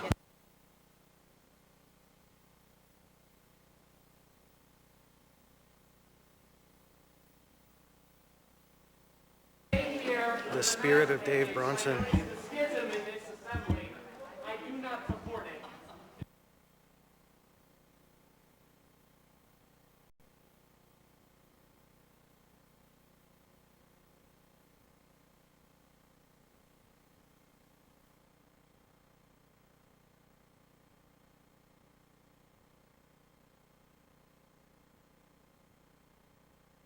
And resume the meeting. If members would take their seats, members of the public, please. To the point of order, members are reminded to refrain from speaking to motive. Speaking to motive means speculating as to why someone is bringing an item forward versus speaking to the merits of a particular item. Except I have it in writing from Mr. Constant. Ms. Allard, you are out of order. You have not been recognized. Madam Clerk, would please let the minutes reflect that Ms. Allard is persistently out of order for this meeting. I will move through the queue. Mr. Perez-Verdia. Thank you, Madam Chair. I will, because we need to speak to the motion, I will refrain from speaking regarding the comments by our youth representative. I'll hold those for the end of the meeting, but I think it's important that someone responds to those. Speaking to this item, I'm not going to support the motion to postpone indefinitely. I think that this deserves robust debate. It deserves the opportunity for us to be able to talk about it and get information and determine whether this is something that should move forward or not. So I will not be supporting the motion to postpone indefinitely. I would support a motion to postpone. I am prepared to have that debate tonight, if so be it, but I'm also willing to wait. Thank you, Madam Chair. Thank you, Mr. Perez-Verdia. Ms. Zalatel? Thank you, Madam Chair. I don't support the motion to postpone indefinitely. I would support a motion to postpone to a time certain with the opportunity to have a work session to go over any amendments. And I believe we should give ourselves, if it is to that purpose, some time, so into July, so that we could have hopefully all proposed amendments brought forward. We've done this in the past where we've had instances where there have started to become a series of amendments so that we have the chance to look at those amendments holistically and how they would affect the overall proposed ordinance. And I think that work session with council would be really valuable if we had the time for that. However, my amendments are ready, so if this motion fails and the motion to postpone to a time certain, if made, fails, I'm prepared to go forward tonight. Thank you. Thank you, Ms. Zalatel. I have noted your request for a work session on this item. I will move through the queue in a second round of comments. Ms. Price, on the motion to postpone indefinitely. I would actually agree with Member Zalatel that this does, and also Dunbar, that this does need more debate. It does need more of a conversation. And a work session could be a really good way of doing that. However, at the last work session of this, which I attended, I was muted. I was not allowed to speak. And when I did ask a question, it wasn't answered. So I don't believe that a work session actually would end up being very effective if it's run the same way the last one was. And on top of that, one of the reasons why I'm against this ordinance is because the nature of it. Because when you propose such divisive pieces of legislature to the assembly, it makes a very hostile environment in the assembly chambers. And there's lots of blame to go around, but a lot of the people are very angry, And so youth don't always feel comfortable coming to these assembly chambers anymore. They don't feel comfortable interacting with their local government because it gets very hostile in here. People are thrown out. People are arrested. There's shouting and yelling. And there's a little bit of fault on both sides, but divisive items like this should not be brought forth because they make these assembly chambers unsafe and is not effective or good government. Thank you. Thank you, Ms. Price. And I am warning the woman in the back with hands in the air for clapping a few minutes ago. That is your first warning. If you do it again, you will be removed. Seeing no other members in the queue, members may proceed to vote on the motion to postpone indefinitely AO 2022-60. Mr. Solt, could I confirm that you were the seconder of the motion to postpone indefinitely? Yes. Thank you. Yes and yes. All right, Mr. Solt, I've got you down as a yes vote. Mr. Cross? My vote is yes. Thank you. The vote is 3-6. The youth member's preferential vote is yes. The motion fails.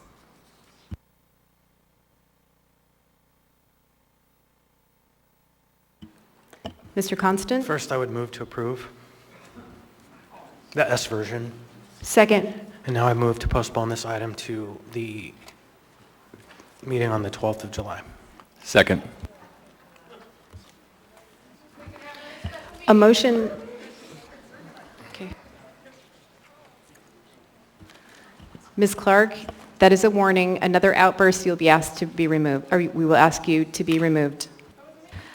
A motion to approve has been made by Mr. Constant, seconded by Ms. Zelatel, and a motion to postpone this item to the meeting of July 12 has been made by Mr. Constant and seconded by Mr. Perez-Verdilla.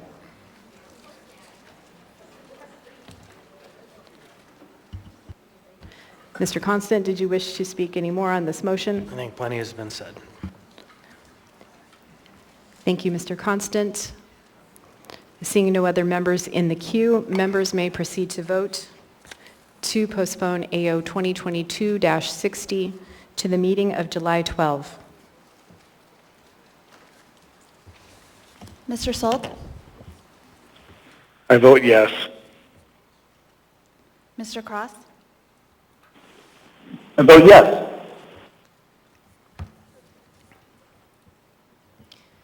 The vote is 9-0. The youth member's preferential vote is no.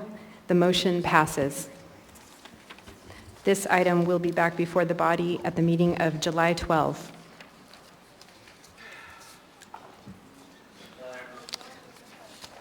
We will now move on to new public hearings. We now have before us item 14A, ordinance number AO 2022-64, an ordinance of the Anchorage Assembly amending Anchorage Municipal Code, Chapter 8.20, offenses against property to include a new offense. Department of Law. Public testimony in this item is now open. Are there any members of the public who wish to speak? If so, please come and state your name for the record. You will have 3 minutes.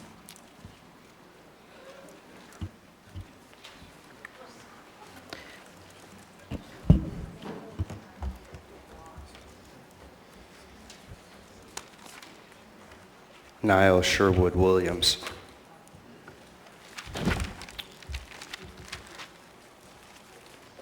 I begin this testimony very disheartened,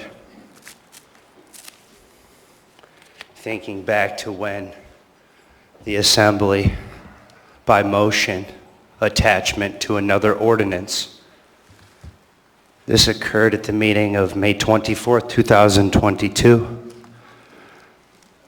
Emergency Ordinance 2022-XXX, XXX rated. And what it is in this case, it is a reinstitution of the civil emergency under Anchorage Municipal Code 3.80.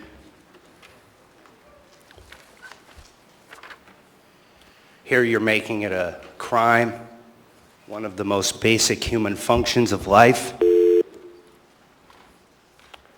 many religions, fire is right at the basis of many rituals. You're making it a crime to be able to make potable water. And you pass this right on the eve of Memorial Day without even a whim, not a word from any of you. I was sickened. Same day, you hung up this here sign. The same day you shut down public testimony, May 24th. Special meeting June 1, shut down public testimony. Today, shut down public testimony. Ejected multiple members of the public. Through the chair to the youth representative, what actually creates the situation of disorder and dilatory comment is the unlawful actions of our elected officials. We ask that you honor your oath, that I have signed copies for 9 members of this body. Mr. Williams, please speak to the item before us. The item before us is unlawful. If you pass this, I promise you litigation.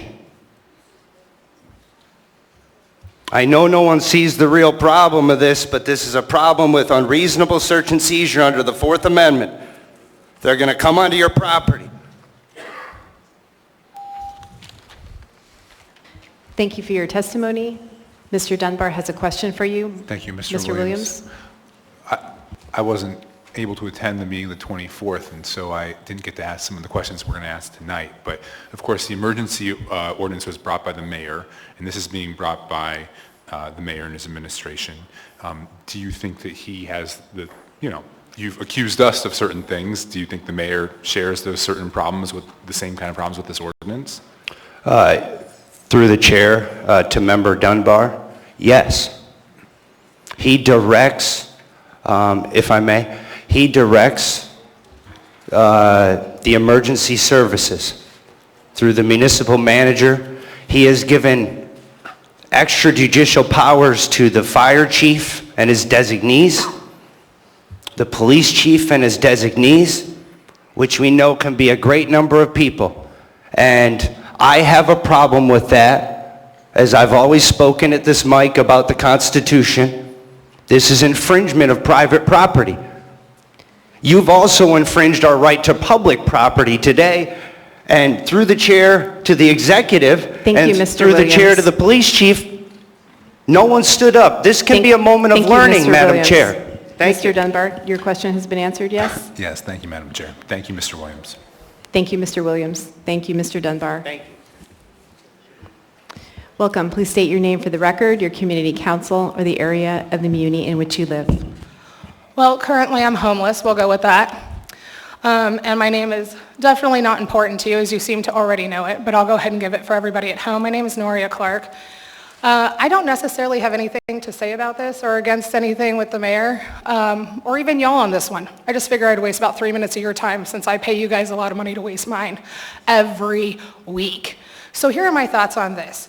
Do I think that there should be a burn ban? To a certain extent, yes. Coming from Arizona, we have a massive amount of wildfires constantly. So do we need to be public in this, like on public lands, we need to be careful? Of course, we definitely do. However, in our own backyards, in private pits that are not next to anything, if you're doing it responsibly, should you be able to have, like, let's just say, does this include a charcoal grill? What does this include? That's okay, you can keep rubbing your head. I know that you're irritated with me, Mr. Dunbar, and I apologize for that. I'm quite irritating. That's probably why I'm homeless now. So anyway, I would just like to let all of you guys know that I still have 2 minutes of time wasting to happen here. So let's talk about burning things. Let's try not to catch things on fire, people. I don't know. Let's just maybe try and do that. Let's just try and be conservative here. I know you guys don't know anything about conservatism because it's quite hard for you to understand things. However, I think that if it were in the backyard that I used to live in, that I should be able to have a small small charcoal grill if I wanted to, or maybe a private area to burn, if it is safely done. Now, maybe the fire department would like to put something up that might be able to help us in that. I'm not sure. But like I said, again, I'm just here to waste your time. People, at the end of the day, don't catch stuff on fire. Be responsible. It's fairly easy. A banned burn isn't going to stop people who want to do things, just like we can never stop any of you guys from taking over this city. Now can we? Because it continuously happens. So, is there anything that you guys would like to say to me besides looking at your phones? Okay, great. So let's talk about threats. I am very sorry that some people have been threatened, and I hope it's not by fire. No, ma'am. I am speaking to the burn ordinance. You need to speak to this. I am about the burn ordinance. I hope that threats never go to anybody burning anybody. How about that? Does that have to do with it? Does that help you? Are we now talking about the ordinance? I would like to talk about some real perceived threats, because fire is a real perceived threat. Other threats may or may not be. The threat right now to our community seems to be those who claim to represent us but keep perpetrating against us. You need to speak to the I am item speaking to before the us. ordinance. You are off topic. I am not. I'm speaking about This is burning one- things. this is a warning. I'm trying really hard to tell people that they shouldn't burn things down. This is really a public service announcement. People don't catch things on fire. Be responsible. How about that? Public service announcement. Don't catch things on fire, people. Simple. How are you going to stop all these homeless people from catching things on fire? All of the mess that you've made. Okay, bye. Your testimony has been recorded. Welcome. Please state your name for the record, your community council, or the area of the muni in which you live. Yeah, Irene Queednow, District 3, represented by members Allard, Cross, and Salt. Two things I wanted to say. We had several fires before Memorial Day already. State resources were called in, and it all cost money, our money, taxpayers' money. The other thing is that there were announcements about the burn ban, and if you read the announcement, it said that charcoal grills and gas grills were allowed. So that's all I have to say. Thank you for your testimony. Welcome. Please state your name for the record, your community council, or the area of the muni in which you live. Dustin Sherman, South Anchorage, represented by Mr. Salt, Ms. LaFrance. So yeah, I think if somebody's intentionally setting something on fire, they should have to pay the price. But with that said, in the area that which I live in, which is basically off of O'Malley and New Seward Highway, there's a section of state land that really needs to be cleaned up. And I brought this in front of my community council last year, and nobody even lifted a finger, said anything about it. There's a church, and the church owns that property, but it's actually state-owned land. I've checked into it. It needs to be cleaned up. If there was ever a fire there, it would wipe out an entire city block in like a matter of hours. It needs to be cleaned up. Please look into that. Thank you for your testimony. Welcome. Please state your name for the record. Hold on one moment. Mr. Constant, were you in the queue for a question? Yeah, thank you. Mr. Sherman, I just suggest you email us with a picture of that site, because we did appropriate funding for tree removal. And so there are some funds available. I don't need to hear it. Just send us an email, because the map will help. Okay. I don't know how you guys can do anything about it because it is state-owned property, but I'll go up the channels with you. Thank you. Welcome. Please state your name for the record, your community council, or the area of the muni in which you live. I'm Jean. I live somewhere in Alaska. I don't believe that a burn ban should include private property. If people are stupid and burn down their own houses, that's their own fault. Judging from some of the comments that I read on Facebook regarding this, most people said that they did not care whether it was a misdemeanor or a felony or whatever. Some of them said, oh, well, we're just going to starve because we can't boil our fish. And then other people said, we don't care, we're going to do it anyway. For people in Alaska, I think sometimes you have to temper some of these things with a little bit of common sense. Putting burn bans on charcoal grills on people's back decks is probably not a real good idea. And I don't think that it should be a misdemeanor. I think that if people are stupid enough to burn things in their own backyard, then they deserve to have their stupid houses burned down.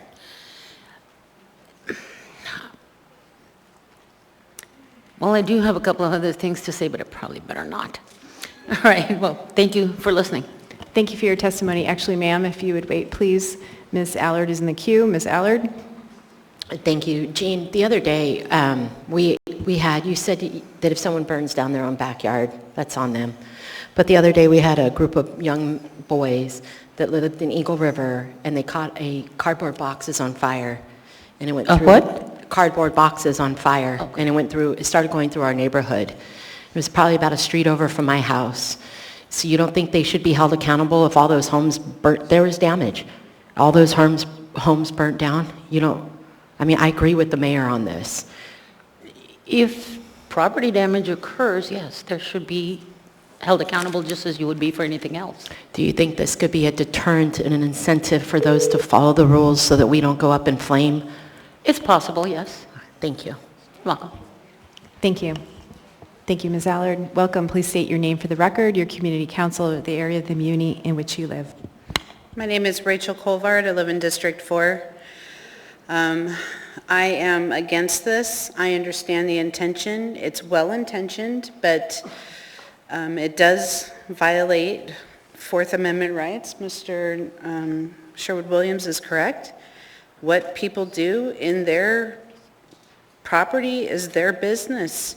And if they are stupid with 2 O's and they burn down not only their property but somebody else's property, they're liable for that. We have rules about that already on the books.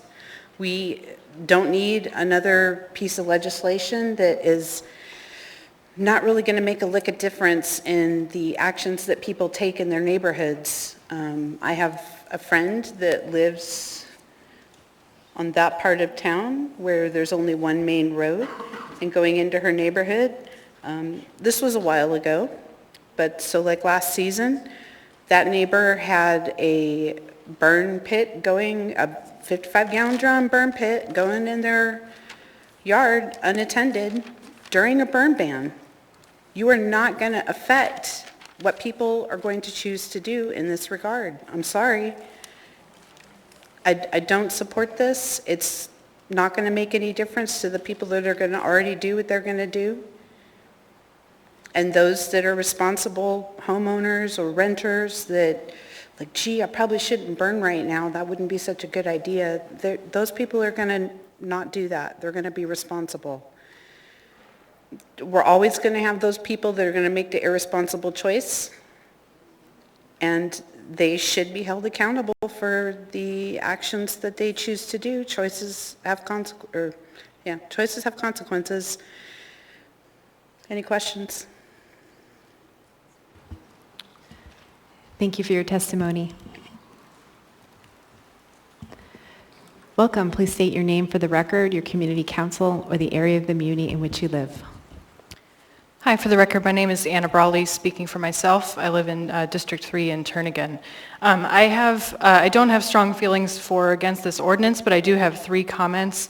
The first one is that not that long ago, north of us in Willow, Alaska, one homeowner's decision displaced dozens of people, killed multiple dogs, folks who do dog sledding up there, and really showed that it is everybody's responsibility in this state, including in Anchorage where almost 300,000 people live, to be responsible and to take responsibility for using fire in dry conditions in the summer. It's just true. We live in an area with a lot of people, and things do not stop at your property lines, and that includes responsibility for your neighbors and the safety of your neighbors. The second thing is I do have serious concerns that this will be used basically to prosecute people experiencing homelessness in order to move them through the criminal justice system when they are not willing to enter shelter. And I believe that there is precedent with this administration talking a lot about law and order, talking about using punishment if people are not willing to comply, and I'm worried that this will be misused in that way. And the third thing is just that I think it's sad that so many people, including those in this room, really just say that people won't follow this ordinance because the threat of punishment apparently doesn't work. The understanding that what you do affects other people around you doesn't seem to work, and that then people just say it doesn't matter because we'll do what we want and screw the consequences. So I think that's really unfortunate. Thank you. Thank you for your testimony. Welcome. Please state your name for the record, your community council, or the area of the muni in which you live. Yarrow Silvers, East Anchorage. I'm against this ordinance for many of the reasons spoken earlier. I think it's poorly written. I think it will be applied unequally. And I think it really, I'm just against the ordinance. Thanks. Thank you for your testimony. Are there any other members of the public who wish to speak? Anyone at all? Seeing and hearing no one, public testimony on this item is now closed. Ms. Zelatel? What is the will of the body? Madam Chair, I move to postpone this item to the meeting of July 12th. Can I get a second? Second. A motion has been made by Ms. Zelatel to postpone this item to the meeting of July 12. It has been seconded by Mr. Perez-Verdia. Ms. Zelatel on the motion to postpone. Thank you, Madam Chair. So I've picked the date of July 12th purposely. One is the current emergency ordinance, I believe, remains in effect until the end of July. I do have some questions, particularly around the definition of open burning. I'd also like to learn a little bit more about what's happened under the emergency ordinance so we can evaluate that as we look at whether or not to codify this permanently. So I don't think it affects putting protections in place in this moment of high burn time. However, there could be an instance where the impetus for the emergency ordinance could go away if we continue to get rain, but then the urgency for this being permanently codified would go away as well for a period of time. So I do think we should seriously take up the issue of fire safety and this matter, holistically and have this conversation. I think this ordinance is an okay vehicle in which to have that conversation. I just don't feel the need to do so really quickly without some time to really learn from what we've already put in place and consider how this could play out. Thank you. Thank you, Ms. Zelatel. Mr. Dunbar? Thank you, Madam Chair. I was going to ask the question of the administration how long their current emergency order lasts, but I think that I saw Ms. Domboski nodding that it's going to last until the end of July. 16th of July? 60 days, which was the 24th. Again, unfortunately, I wasn't in attendance at that time. So that's fine. I will say that I am also concerned with this ordinance for a couple of reasons. First, it's actually pretty rare that we alter the criminal law in this city. We alter the civil law very often, but the criminal law is pretty rare. And if you go back and look at the last 5-6 years when I've been on this body, whenever we alter the criminal law, myself and some other members urged folks to slow down and really think carefully about what we were doing. And so we altered the criminal law around texting in school zones, for example, but it was after quite a lot of debate. And the reason is because a criminal offense is very serious, and a Class A misdemeanor on your criminal record is a serious offense that can lead to jail time. It doesn't lead to jail time too often these days, but it can. And I do think that there might be constitutional issues with the way this is written. I don't think, contrary to Mr. Williams, I don't think it's the Fourth Amendment that's implicated by the way it's written. I think it's the Equal Protection Clause of the 14th Amendment. And the reason is because, and this is just sort of highlight for the legal department for when we do a work session, because we certainly should do one before the 12th of July. There are two parts of this that really concern me. The first is in Section 1, it states to cause open burning as defined here on the property of another. So that implies that unless there's a different part of the criminal law that I'm not aware of, and if so, that I'd love to hear that at the work session, That implies that someone could do the burn on their own property, but if someone else was doing it, then they would be subject to criminal penalties, and the person whose property it is, if they were burning it themselves, might only be subject to civil penalties, and that to me is probably a violation of equal protection.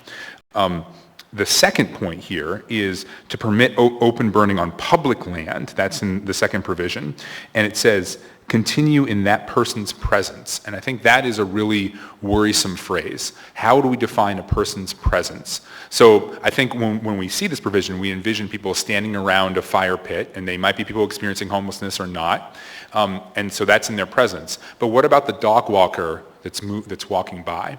It's in their presence as colloquially understood. Is that person now a criminal because they didn't call 911? What if you're riding by on your bicycle?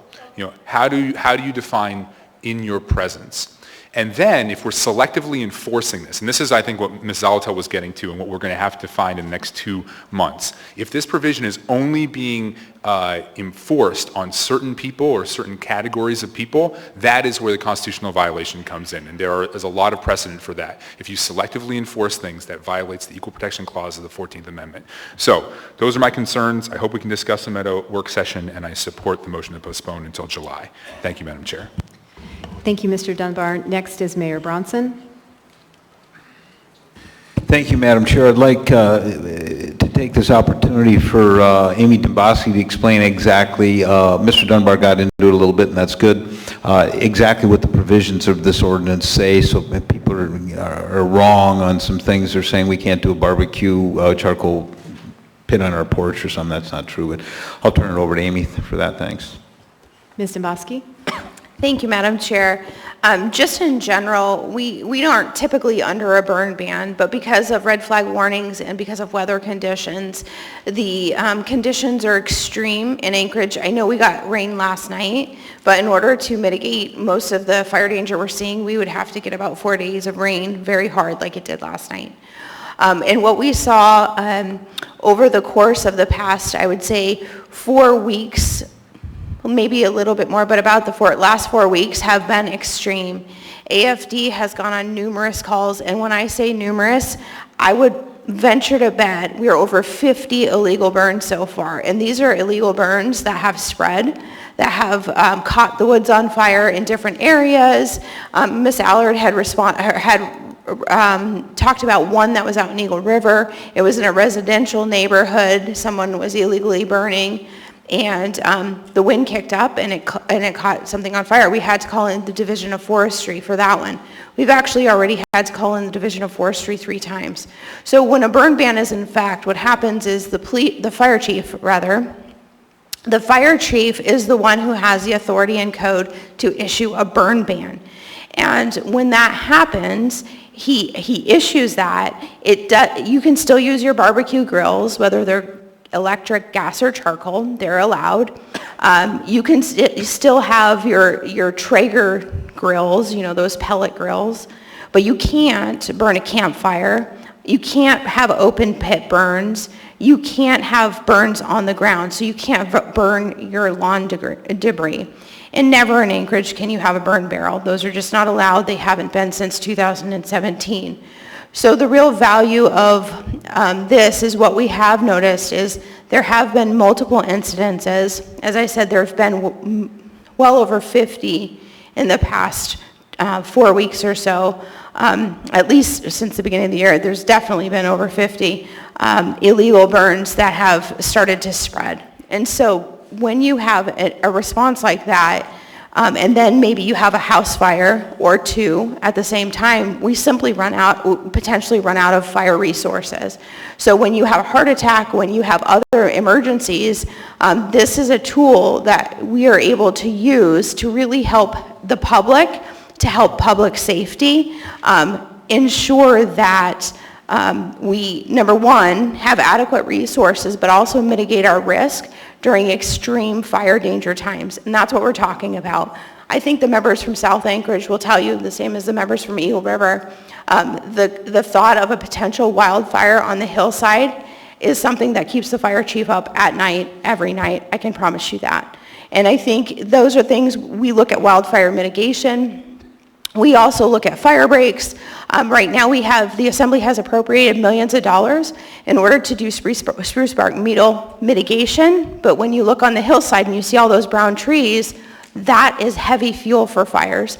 And so Anchorage is just a product of our environment, and we're in an extreme fire danger. So the point of this ordinance is not to say you can't have a barbecue grill in your backyard, but just as Ms. Allard said, we were both on that fire, and I think Ms. LaFrance and Mr. Solt, I was texting them at 11:30 at night when we had a house fire in Hillside, but the conditions were so extreme, we had multiple spot fires up to a quarter mile away.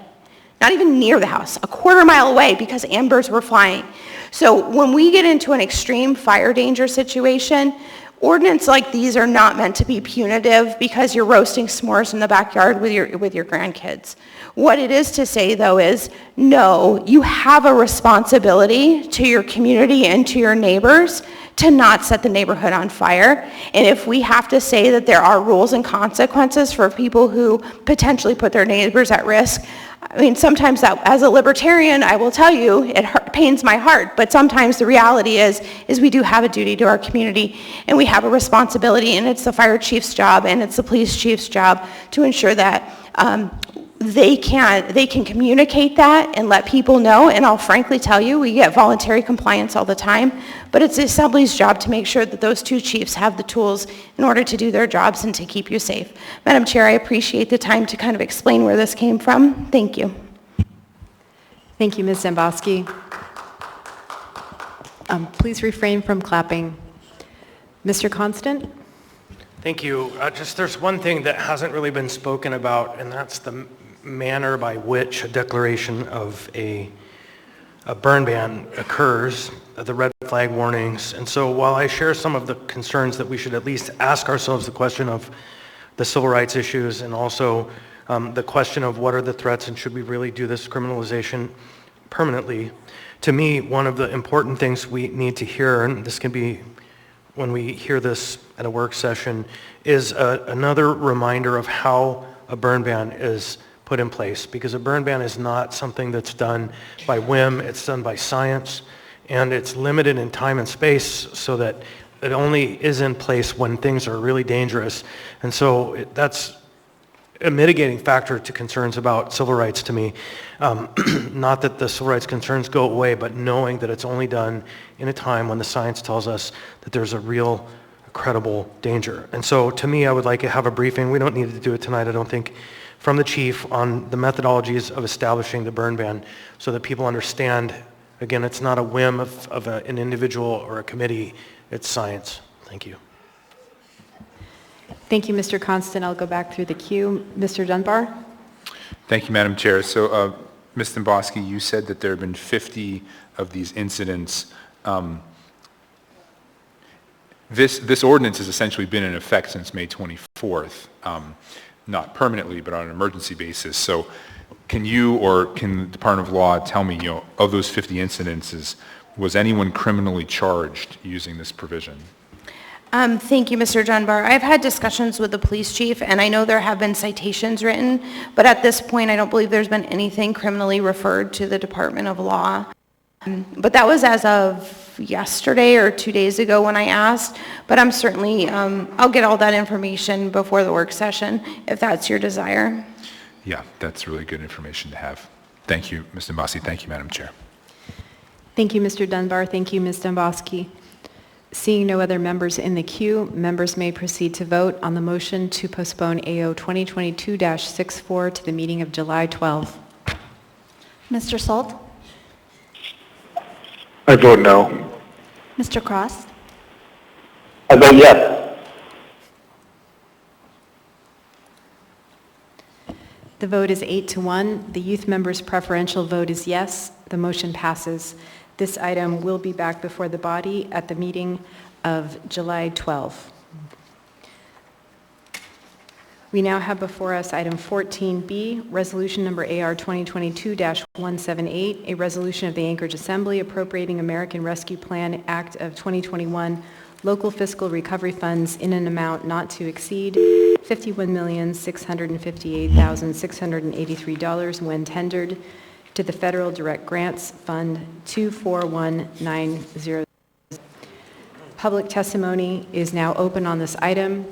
I do want to note that it is the intent of Assembly leadership to ask for a motion to postpone this item to June 21 so that it may accompany the ARPA process. We have one person signed up for phone testimony, so we'll go ahead and get that. We'll start with that person. Ms. Camacho, if you would call Mr. Williams, please. A different Mr. Williams. Oh, I'm sorry. Is it Cowan?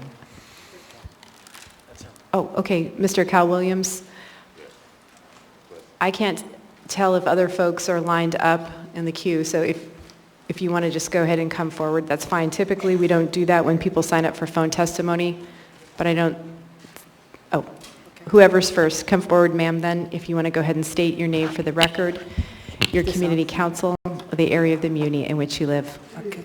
I'm Elizabeth Kane, and I'm with, my residence is in Area 4, but our business is in Area 1. I'm here to ask for your support with the funding for the ARPA, for the Adult Learning Centre, which is also known as the ALC. Our project, Stepping Forward, will directly address family support, community investment, and a healthy workforce. Your support will help adult students open the gate to their future. It will provide aid in getting adults out of homelessness, mental stress, state dependency, and into the workforce or post-secondary training. It will be an all-round win-win for Anchorage. The key is an adult future, maybe learning English, computer programs, and especially their high school diploma. You are probably aware of the recent census, the 2021 quick facts for Anchorage. 6%, that's 17,475 adults over the age of 24 of the Alaskan Anchorage population do not have a high school diploma. According to the same census, 17.6%, that's 51,259, speak a language other than English at home. Having a high school diploma, English, and computer skills are necessary keys to successful future employment. Having a diploma releases an enormous stress off the individual and their family. The ALC offers all of these transitions. Being qualified for better employment helps not just one person, but the whole family. Over the years, the ALC staff has literally seen how it positively changes people's lives. The Adult Learning Centre is the only fully accredited adult high school that's for people over 20 in Alaska. We are also globally accredited. Students who graduate from ALC are qualified to move forward. Having residents financially secure, stress-free, and qualified for their work will provide Anchorage with long-term investments, transparency, and equitability. ALC is a non-profit 501c corporation, and it has been aiding student success since 2004. Thank you for your work and for the city and the opportunity to address you. I hope you will help the many. Okay, thank you. Thank you for your testimony. Welcome. Please state your name for the record, your community council, or the area of the muni in which you live. Hello, I'm Cal Williams, and I'd like to speak in support of the Adult Learning Center. Over the years, I have watched what this Adult Learning Center does. I have spoken at the graduation classes that are held just here in this theater. I have seen fathers standing, holding a diploma in one hand and a child of their own in another. I have seen grandmothers graduate with their daughter and their granddaughter or grandson there, all excited about what has just occurred. We had a story in this town, a friend of mine who I met back in 1960. I know this man, Billy Macon, for years. And all of a sudden I saw an article on the paper that his granddaughter had gone through Facebook and everywhere and gotten with the superintendent of schools. Turns out Billy, this guy that I knew, who was the first black mail carrier that I knew, he had graduated with a certificate that said he had graduated with an attendance rather than the regular diploma. And I watched that story, and again, I knew this man, and I saw this 80-year-old man going through that process and having the emotional upheaval within him. A friend of mine, I had taken high school graduation for granted. I grew up across the street from a Catholic school, had 12 years of Catholic Academy schooling. I just assumed everybody in the world had that sort of access. As I grew older, I knew that they didn't, including my brother, who attended public school. I learned that there was a difference in education. I learned that there were education that some people had and they took for granted, and that there were others who were denied. I know that indeed the education, the high school diploma, is the gateway to lifelong learning. I know that the brain hungers for learning. I know that we never cease our will to learn. The more we learn, the more we wish to learn. I know that these citizens, some of them refugees, you've just awarded a certificate. And as John Parks, who received many certificates here in this chamber, said, certificates and awards are great, but I can't eat that. Economic development and opportunity that comes with education is what people need, and I'm certainly hoping you agree and will award this grant so that Ms. Kane, who has been working diligently in this community for as long as I have known her, and that's a great number of years, tirelessly giving of herself, her time, talent, and money to this program. Please support it. Thank you for your testimony. Welcome. Please come forward, state your name for the record, your community council, or the area of the muni in which you live. My name is Prince Wankudu. I live in South Anchorage. I'm the president of Revive Alaska Community Services. Our nonprofit organization is established to primarily meet the needs of all vulnerable Alaskans. Our programs include low-income housing and homeless services, food pantry, COVID-19 clinic, racial reconciliation, counseling, and emergency disaster response. We have 2 pending projects that we are requesting for funding from the second round of APA. And Madam Chair, if you would mind, or if you wouldn't mind, I have a second person here if we can share our time to be equal to 6 minutes total. And it's actually 3 minutes. We don't typically combine time. Okay. So may I step back and she will use the rest of my minutes, then I come back for my turn. She can have 3 minutes of her own, actually, but I mean, I think we've done that. Have we not?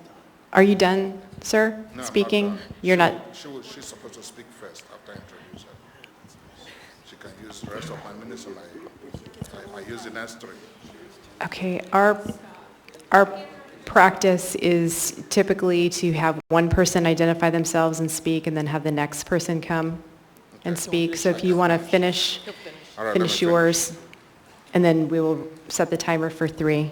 Okay, I can go ahead and finish.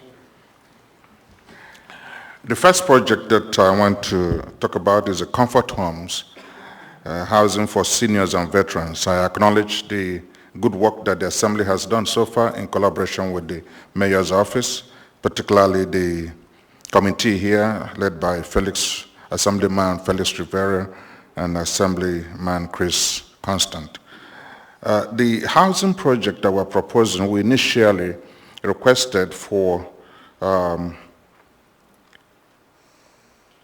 about $4 million, but we've had a lot of funding sources come forward between that time and now, and we have revised our request, and as of today, we are asking for 1.6 million to complete the project. We already bought the land, the lot, 4.3 acres, and we've already bought the buildings. So what we need now is to cover site preparation, foundation laying, landscaping, and utility hookups. The total project cost is about 7.2 million, and the amount we're requesting now is 1.6 million, minimum of about 875,000. I know that this assembly is passionate about solving the homeless problem, but Comfort Homes is a step forward and beyond refurbishing hotels and transitional housing. This is going to be permanent housing for our aging veterans and seniors. We have collaborations so far with the VA, with HUD, with the Anchorage Coalition to End Homelessness, and other agencies. We've also presented at the Anchorage Chamber of Commerce, and we have the support of the Legion Post and AMVES. Thank you for your testimony. And then welcome, if you'll state your name for the record as well. My name is Carmen Juanes. I'm from Midtown, and I'm here to speak on the Life Center project. We originally put in our ask, but we've since scaled it down and replaced it with the RAC's Food Pantry Relocation and Renovation Project. We initially requested $3.5 million for the Anchorage Life Center, but we're now asking for $750,000 from this honorable assembly. Considering the aftermath of the COVID-19 pandemic and the rising inflation and gas prices, the necessity of the only permanent food pantry serving South and soon Midtown Anchorage cannot be overemphasized. Therefore, rather than waiting until we rebuild the Life Center from scratch, we decided to purchase a pre-existing building that is already equipped with a commercial kitchen. We have proceeded to purchase a property for $1.85 million with the help of the $750,000 we got from the ARPA first round and other funding sources. We plan to open the newly relocated and renovated food pantry by the end of July 2022. We currently need $1 million for the cost of change of use, code upgrades, renovation, and furnishing. The Revive Alaska Food Pantry is the only food pantry serving South and soon Midtown Anchorage in collaboration with the Food Bank of Alaska. Also, RAC's Food Pantry is the only major outlet in South Anchorage for the Food Bank of Alaska to distribute the federal TFAP program and CSFP, which is the Commodity Supplemental Food Program for low-income seniors. Currently, RACS and AFB are in negotiations for the expansion of the RACS Food Pantry to a major AFB agency partner this summer to meet the increasing needs of the Anchorage residents in South and Midtown Anchorage.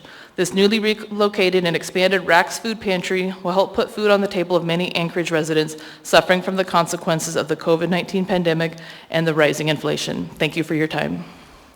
Thank you for your testimony, and ma'am, if you would hold on, please. Mr. Dunbar is in the queue.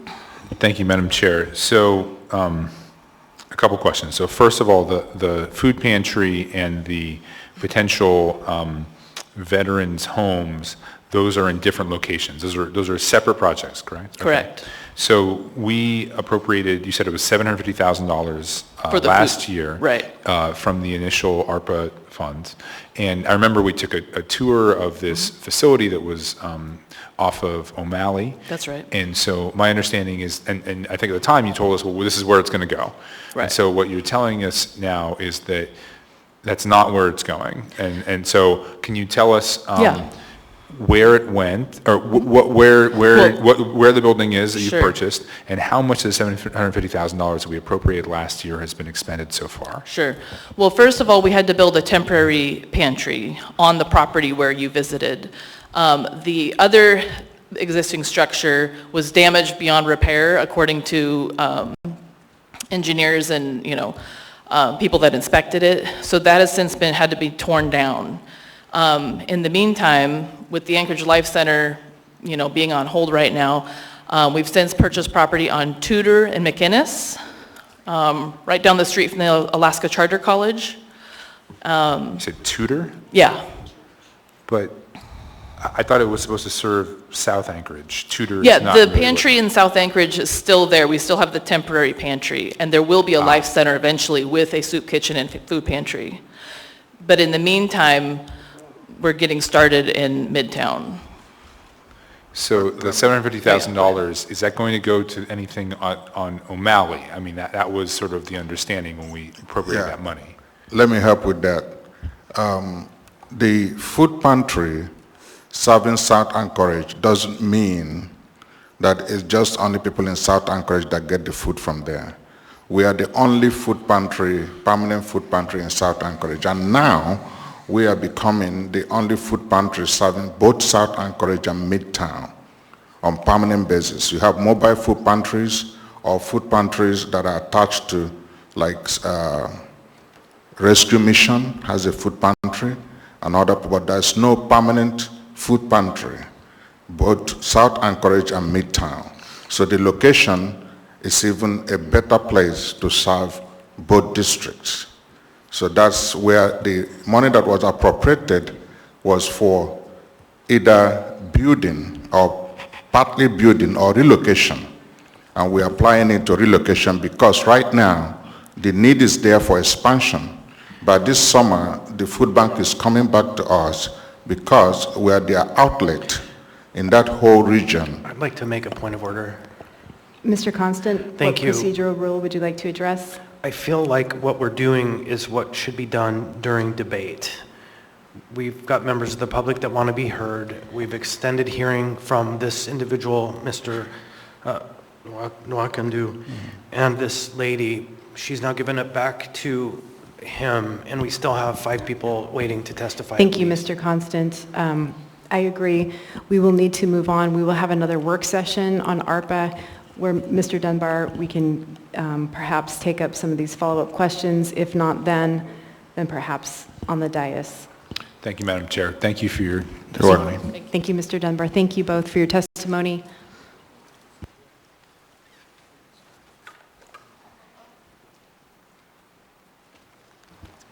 Welcome. Please state your name for the record, your community council, or the area of the muni in which you live. Thank you. My name is Rosalind Casey. I'm with Old Seward Ocean View Community Council area in District 6. Are you speaking on their behalf tonight? I am not at this time. I'm speaking as a board member of the Adult Learning Center and the former director of the Adult Learning Center when it was part of the University of Alaska. I'm here to support funding for this proposal. I'm currently reading about the new Alaska READS Act that recently got passed. I think the governor is going to sign it. And it's got some wonderful things in it for every child learning to read by age of grade 3. But my interest is in those that don't learn to read by age 3 and all of those people in Alaska that learned how to read later in life. And I helped hundreds of people learn to read later in life. The proposal relies heavily on parents, guardians, and others to help the children learn how to read. But what happens if those parents and family members do not read themselves, read poorly, or have such negative feelings from when they were in school that they're not really able to help the children? And that's where the Adult Learning Center comes in. So many people that did not graduate high school do not realize that they still can. And the important part is when they're studying, their children notice, and they study together. And I can't think of anything more encouraging to a child than to see their parents studying with them and graduating from high school at any age. So this funding will help not only the people that earn their diploma, but their families and young people around them. And that's what we want to see now, is positive growth in our community. Thank you. Thank you for your testimony. Welcome. Please come forward, state your name for the record, your community council, or the area of the muni in which you live. My name is Stan Parhola. I live in the Sand Lake Community Council. Here just to voice my displeasure with AR 2022-178. Amount of money of $51,658,683 is a lot of money to be managed. And it says here on the Muni's website, ARPA Investment Review Series, over the past 2 years, the Assembly has distributed $214 million in federal relief funds through the CARES Act and the American Rescue Plan Act, ARPA, to help businesses, organizations, and individuals survive the pandemic. And so my question is, how long is this pandemic going to last? What kind of money is this, and what's the end point? And when does the Assembly see as far as the end of to spend this money to deal with the pandemic outcomes? My youngest 3 children have all been affected by the pandemic pretty seriously, with just the lack of shutdown, just the changes that happened with mask mandates, businesses being shut down, activities, schools being closed. It was definitely impactful, and just curious when this pandemic, the Assembly sees, or the Mayor's office sees, this pandemic funding being finalized. Thank you. Thank you for your testimony. Welcome. Please state your name for the record, your community council, or the area of the muni in which you live.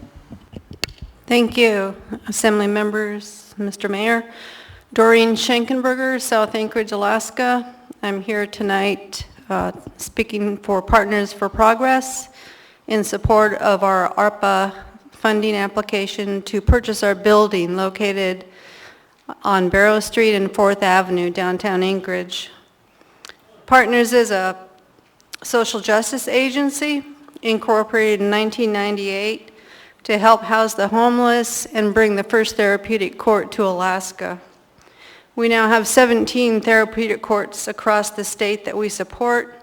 We also have the largest walk-in reentry center in the state in downtown Anchorage. Our center is strategically located near Anchorage Jail, the PO's offices, the public assistance offices, and several transitional housers that we work with to house the population that we serve. There is a chance that the building might be sold out from under us. We implore the Assembly for the ARPA funding to purchase the building ourselves to secure these needed services for our state. We provide same-day walk-in services, cutting through all of the red tape and extensive application processes and time-consuming processes of other larger organizations. An individual is housed the same day they walk into our center. They are enrolled in our employment and training program. We start supportive services immediately to include things such as treatment, cognitive behavioral therapy, group support, a bus pass, a clothing card for work clothing, and a food card. By June 30th of this year, this fiscal year, we will have served over 1,200 people.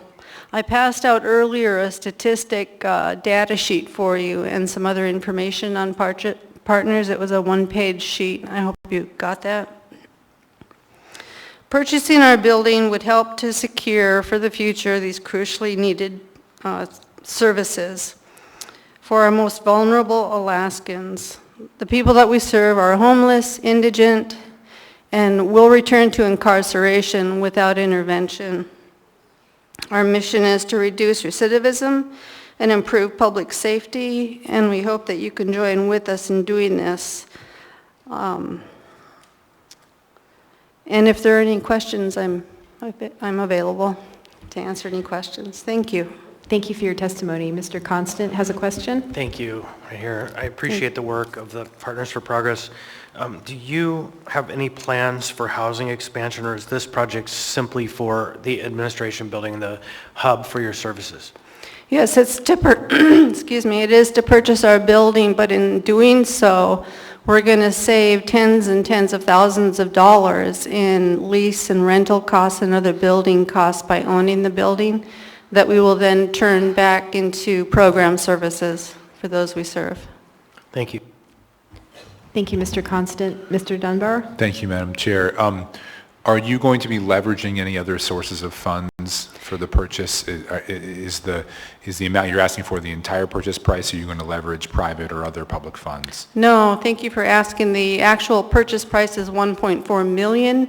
We've asked for less than that through the ARPA funding. We've also been invited and have submitted proposals to the Rasmussen Foundation, the Murdoch Foundation, and Senator Murkowski's congressionally designated fund. Okay. Thank you. Thank you, Madam Chair. Thank you, Mr. Dunbar. Thank you for your testimony. Thanks. Welcome. Please come forward, state your name for the record, your community council, or the area of the muni in which you live. My name is Daisy Walker. I live in South Anchorage. Assemblyman Schultz or Schultz represents us. Madam Chair, members of the Assembly, Mr. Mayor, good evening.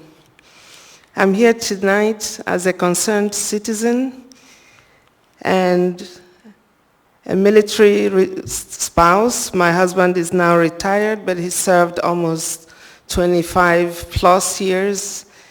And I'm here to talk about comfort homes that Revive Alaska has already spoken about, because the issue of homelessness among veterans in Anchorage is something that is near and dear to my heart. I have volunteered for so many years over at JBER, and I've volunteered sometimes at the Sullivan Arena. And right now, I am a volunteer staff with Revive Alaska Community Services as an operations assistant in charge of homelessness and community outreach. I am urging the Assembly, the entire members of the Assembly, we've already sent emails out, to please act as soon as possible in funding our revised Round 2 APA grant application for Revive Alaska Community Services projects, especially the Comfort Homes project and the Revive Alaska Food Pantry projects.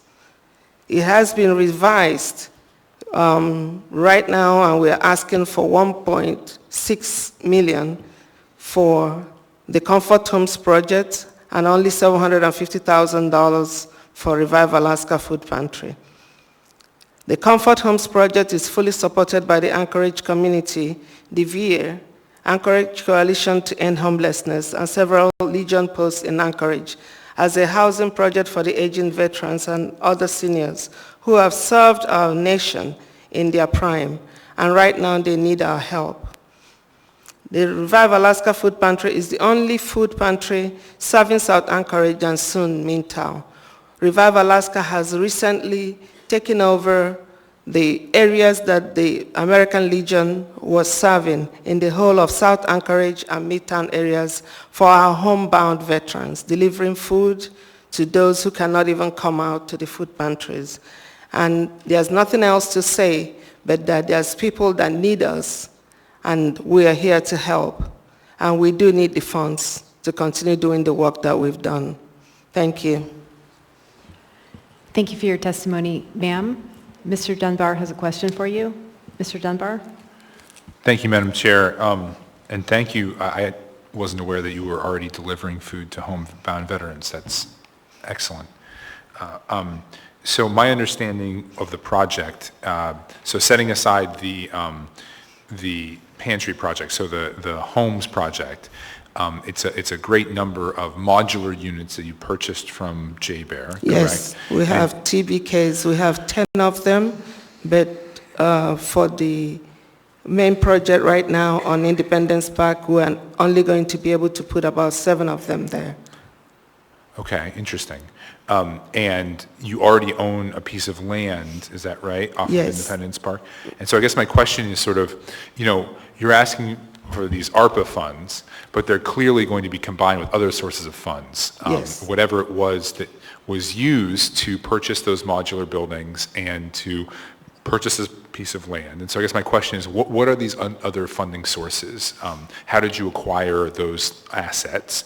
And then what additional sources of funds are you going to use? Because we've heard that it's something like a $7 million project and you're asking for much less than that. So what are your additional sources of funds? Exactly. We've already been fundraising. We've sent out letters, and we've had other commitments for funds from other sources. I can't speak in detail because I'm not the finance person, but whatever is needed, that particular question can be answered by the finance person with Revive Alaska. Okay. Are they here?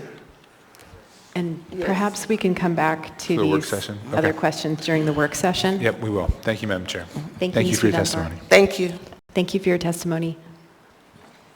Welcome. Please state your name for the record, your community council, or the area of the muni in which you live. Well, my name is Chibuza Nwanju. I live in Midtown. Mr. Rivera is my councilman. I am here because I want to talk about comfort homes again. I'm a volunteer, and I really want to speak about the need of veterans in Anchorage and in Alaska. I want to speak about that because housing for aging veterans and seniors should be a very important issue to this assembly. These people have been wounded warriors. They have served our nation, and to the best in their prime, they have given their lives so that we can enjoy the freedom of being Americans. And it's important that when we talk about the heroes of this country, that we talk about people like Revive Alaska. And we want to be technical, but it is important to understand that 77,000 veterans in Alaska are watching the response. Even when we had the COVID-19, some of those veterans that are not able to make ends meet, they are living, barely making it.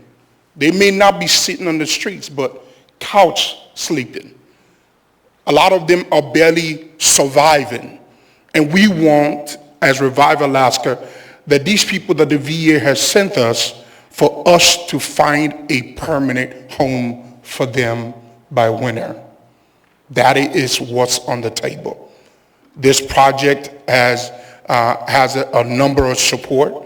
We have received opportunities and commitments from several funding sources. We have paid for the building. We have paid for the land.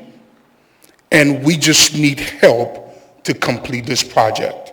When we first submitted for the APA funding, we requested $4 million. But right now, we need to transport these units from where they are into the land. There's some engineering work that needs to be done, landscaping. We have to meet the need of the neighborhood so that the neighborhood itself would not lose value when we put this property in the land. So it's got to be done right so that even those that are coming into the neighborhood will have the satisfaction of knowing that we are not creating a shelter, but a permanent residence for the heroes of this nation. I really want, when you go to your work group and you start doing your exchange of papers, and don't tag this, don't fund it, because it will give a bad impression to the heroes of this country that you will not fund something that gives the ability for them to enjoy the freedom that we have. Thank you so much. Thank you for your testimony. Ms. Allard is in the queue. Ms. Allard? I'm over here. Thank you for your testimony. I appreciate it. Thank you for helping my fellow veterans. I wanted to say that I don't want to call it a speech, but your information that you just put out just re-emphasizes why government should stay out of the business of homeless, exception to helping our veterans, but our federal government has come to you to say, can you help us, because we're not doing a very good job at it, right? And I just want to say thank you, because what you're doing is absolutely, when we help and fund, absolutely. But to get involved and decide and make those decisions, you have proven that you guys are successful at what you do at Revive, and I support you and I support Revive. So thank you very much. Thank you so much. Thank you for your testimony. Thank you. Welcome. Please state your name for the record, your community council, or the area of the muni in which you live. Thank you. My name is Jennifer Schmid, and I live on the east side, and Assemblymember Dunbar is my representative. I also am a volunteer for Revive Alaska Community Services, and I would just like to give testimony to the importance of giving these housing services to our homeless veterans and seniors. Revive Alaska Community Services homeless program is driven by empathy and compassion. We all need help at one point or another in our lives. Those who are homeless are not only found on the streets or in mass shelters, but some of them are living in their cars or in makeshift unhealthy shacks, couch surfing with friends. And homelessness is more often caused by issues relating to losing one's job or business, not having enough sustainable income, or the deterioration of relationships. Our housing program is focused on those struggling neighbors who need a support network that will help them bounce back into participating as active citizens who are able to pay for their food, clothing, and housing on their own. These include seniors, veterans, families with children, single moms with children, and victims of domestic violence with children who are strongly motivated to return to active, independent functionality. In other words, we emphasize on homeless prevention, pre-homelessness, and newly homeless rather than chronic homelessness. And we also have over 200 signed petitions that we have sent to each one of your emails. Thank you so much. Thank you for your testimony. Welcome. Please state your name for the record, your community council, or the area of the muni in which you live. Irene Queed now, District 3. I want to start my testimony with a statement that my comment is in no way, shape, or form directed to the programs that have been represented. This is a challenge I give to the Assembly. Earlier today, you belly ached over appropriating $843,000 from a grant because it was so much money and you need to be fiscally responsible.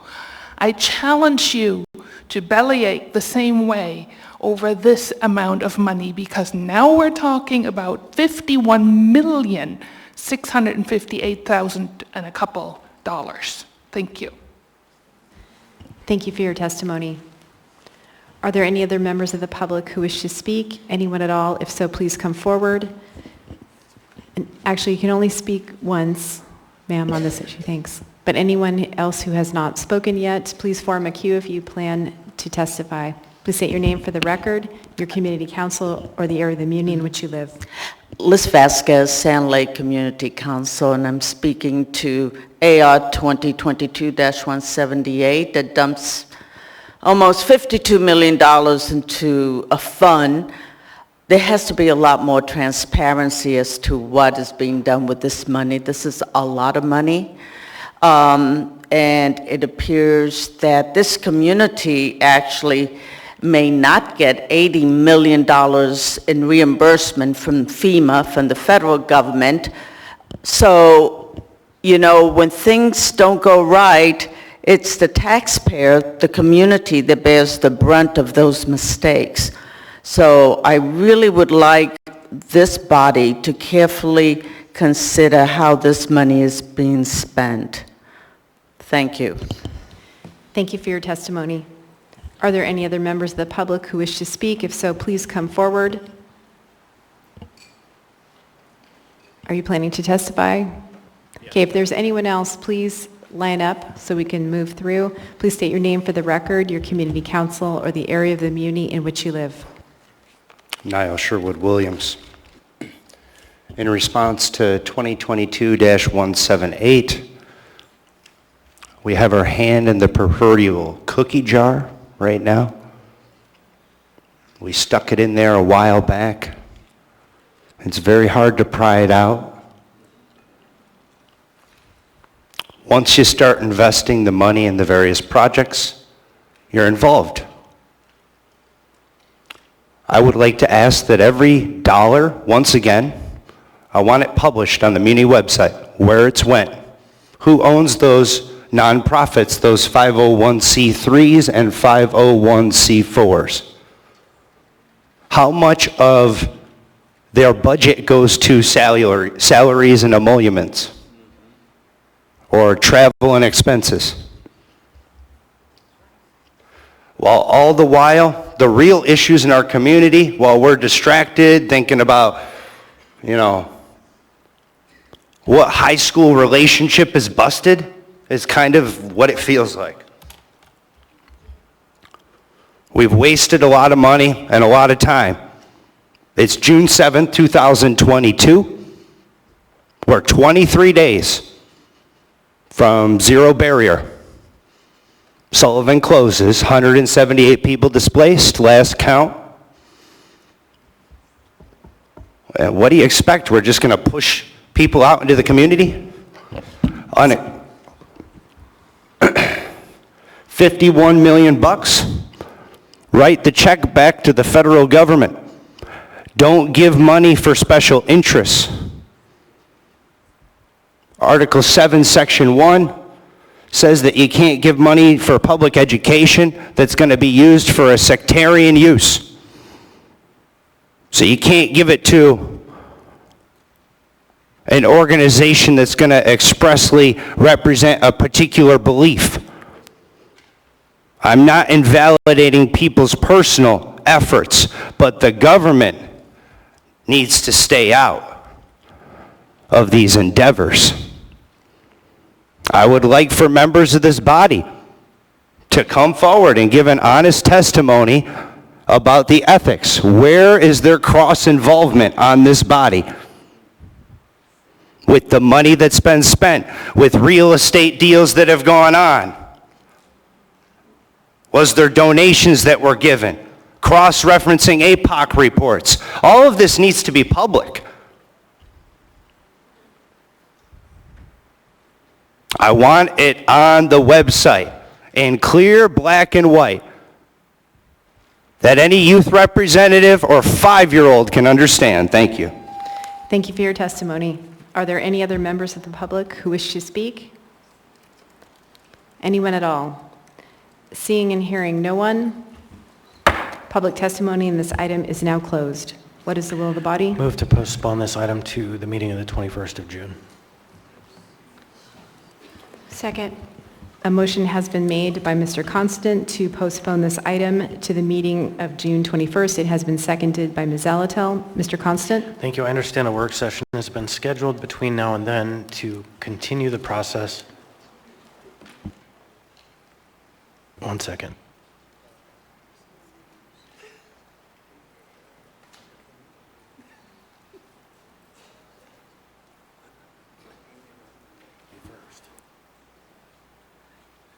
Okay, I'm going to amend my motion, if that's okay, to the first meeting of July, because the work session was intended to be scheduled the week of the 21st, not before the 21st. I'm okay with that.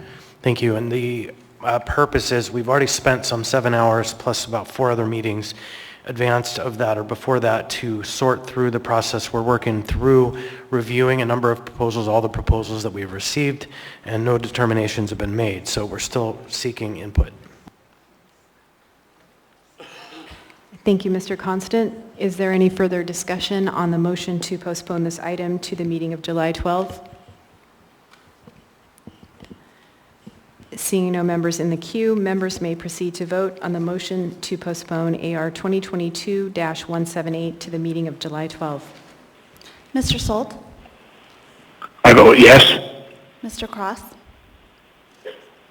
Yes. The vote is 9-0. The youth member's preferential vote is yes. The motion passes. This item will be back before the body at the meeting of July 12th. We now have before us item 14C, ordinance number AO 2022-63, an ordinance amending Anchorage Municipal Code, Chapter 12.50, retail sales tax on marijuana and marijuana products. Public testimony on this item is now open. Are there any members of the public who wish to speak? If so, please come forward and state your name for the record, your community council, or the area of the municipality in which you live. Welcome. It's not on yet. There you go. There we are. Good evening, Madam Chair, Assembly members, Mr. Mayor. My name is John Redden. I'm with Great Northern Cannabis. I otherwise live in Airport Heights. We employ nearly 800 people here in Anchorage. I want to thank the administration for working with the industry and the industry stakeholders in order to find to help us with an amendment to the existing ordinance regarding the financial guarantee that the city requires for our excise taxes. Originally, when the industry legalized, the muni only required a $10,000 finance security or guarantee, and that was amended. The present ordinance now requires a financial guarantee for the amount of the annual sales tax collected by the retailer or a comparable retailer, the industry average, or $10,000, whichever is highest. And this requires that certain retailers, including Great Northern Cannabis, purchase a surety bond for in excess of $100,000 for each store that has that amount of taxes due each year. And that places a huge financial burden on our company and various other cannabis retailers. The ordinance that's been written and which the administration helped us with solves that problem, and I think it's a reasonable solution, and I appreciate your time and hope for your support. Thank you for your testimony, sir. Mr. Dunbar has a question for you. Mr. Dunbar? Thank you, Madam Chair, and this could really have gone to any of the members of the cannabis industry who might be here, but you were first, so I'm going to ask you. And I certainly intend to support this now, but one of the concerns that's been raised to us is that you just indicated you have to have a surety bond for $100,000 per store. That's an indication that your business is going very well. I mean, that's not even your total sales, that's just a portion of the tax, right? And so I guess the concern is some of these cannabis businesses have become very large and have a tremendous amount of income. Do you think $10,000 is sort of still the appropriate number, or will some folks see it as sort of a cost of doing business? I mean, do you see what I'm saying here? Is it such a small sum for them now that it's not really going to have the intended impact? I don't think it's, I think, so the $10,000 surety bond I think covers almost, I would guess that most of the cannabis retailers in the city, $10,000 would be a very large excise tax payment. So assuming that the city is also, the finance office is also following up and making sure the taxes are paid on time and not allowing a retailer to go more than a month delinquent. If that were the case, the $10,000 surety bond would definitely cover any sort of lapse in payment, assuming that it was, their license was revoked if they hadn't paid, or to, if that makes sense. So, yeah. Can I ask a follow-up, Madam Chair? Sure, just go real ahead. quickly, and this will just be for, unfortunately, again, John, you're the unfortunate person here. Everyone else, I won't ask this question to if you answer it satisfactorily. Sure. What you just highlighted, there are other enforcement mechanisms if someone isn't paying their taxes. There are other things we can do besides taking away the surety bond. So that's good. If there is consolidation in the industry in the future, which I think is starting to happen in other parts of the country, sure. And more of the businesses start to look a little bit more like yours in terms of their size, Okay. Can you think of a time when we might have to revisit this and increase this number? No, well, we still have a surety bond, or we still have a guarantee on each of our retail licenses. And so as long as we are treating as long as we're not looking to the company as a whole and requiring a small amount for all of the retail locations that they might have, as long as that requirement is specific to each license, I don't see that being an issue at all. Okay, good. Thank you. Thank you, Madam Chair. Thank you. Thank you, Mr. Dunbar. Thank you for your testimony. Welcome. Please come forward, state your name for the record, your community council, or the area of the muni in which you live. Hi, I'm Pat Greka. I'm an insurance agent at Hagen Insurance, and I live on South Side. One of the ways to meet the current requirement is to secure a bond. There is only one surety company nationally that writes a marijuana retail tax bond. They are reluctant to underwrite without substantial guarantees, making it difficult for cannabis retailers to... Oh. Ma'am, would you pull the microphone closer? Is that better? I have to pull it over a little. I've stopped your time. They are reluctant to underwrite without substantial guarantees, making it difficult for cannabis retailers to meet these requirements. I believe this ordinance is a good common sense solution, and I support the ordinance. Thank you for your testimony. Welcome. Please state your name for the record, your community council, or the area of the community in which you live. Thank you. My name is Aaron Morse. And would you come closer to the microphone, please? Thank you. My name is Aaron Morse. I live in South Anchorage, and like John Redden, I work at Great Northern Cannabis, and I believe that this is a good change for the industry. It's a reasonable compromise over some of the prior policy, and would ask that this be supported. Thank you for your testimony. Are there any other members of the public who wish to speak? Welcome. Please state your name for the record. Niall Sherwood Williams. In response to 2022-63, under section 1, we see in the bracketed section that the CFO is going to be estimating the average amount of annual sales tax collected by the retailer. A comparable retailer's industry average, or of $10,000, whichever is higher. How about we strike the whole thing and say for the next 2 years, there will be a tax holiday in the city of Anchorage. Give the money back to the business owners. The folks said they employ 800 people. What do you think they could do with raises for their people?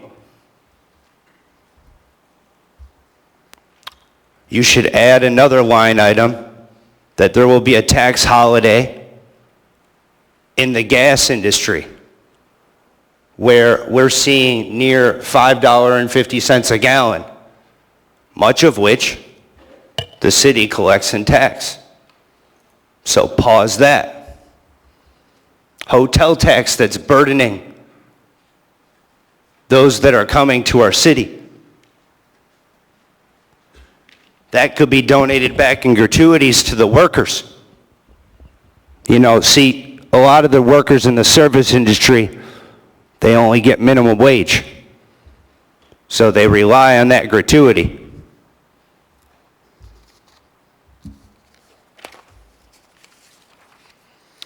Then we see section 2, that the retailer at the end of each 30 days is going to both have to file a return and remit tax.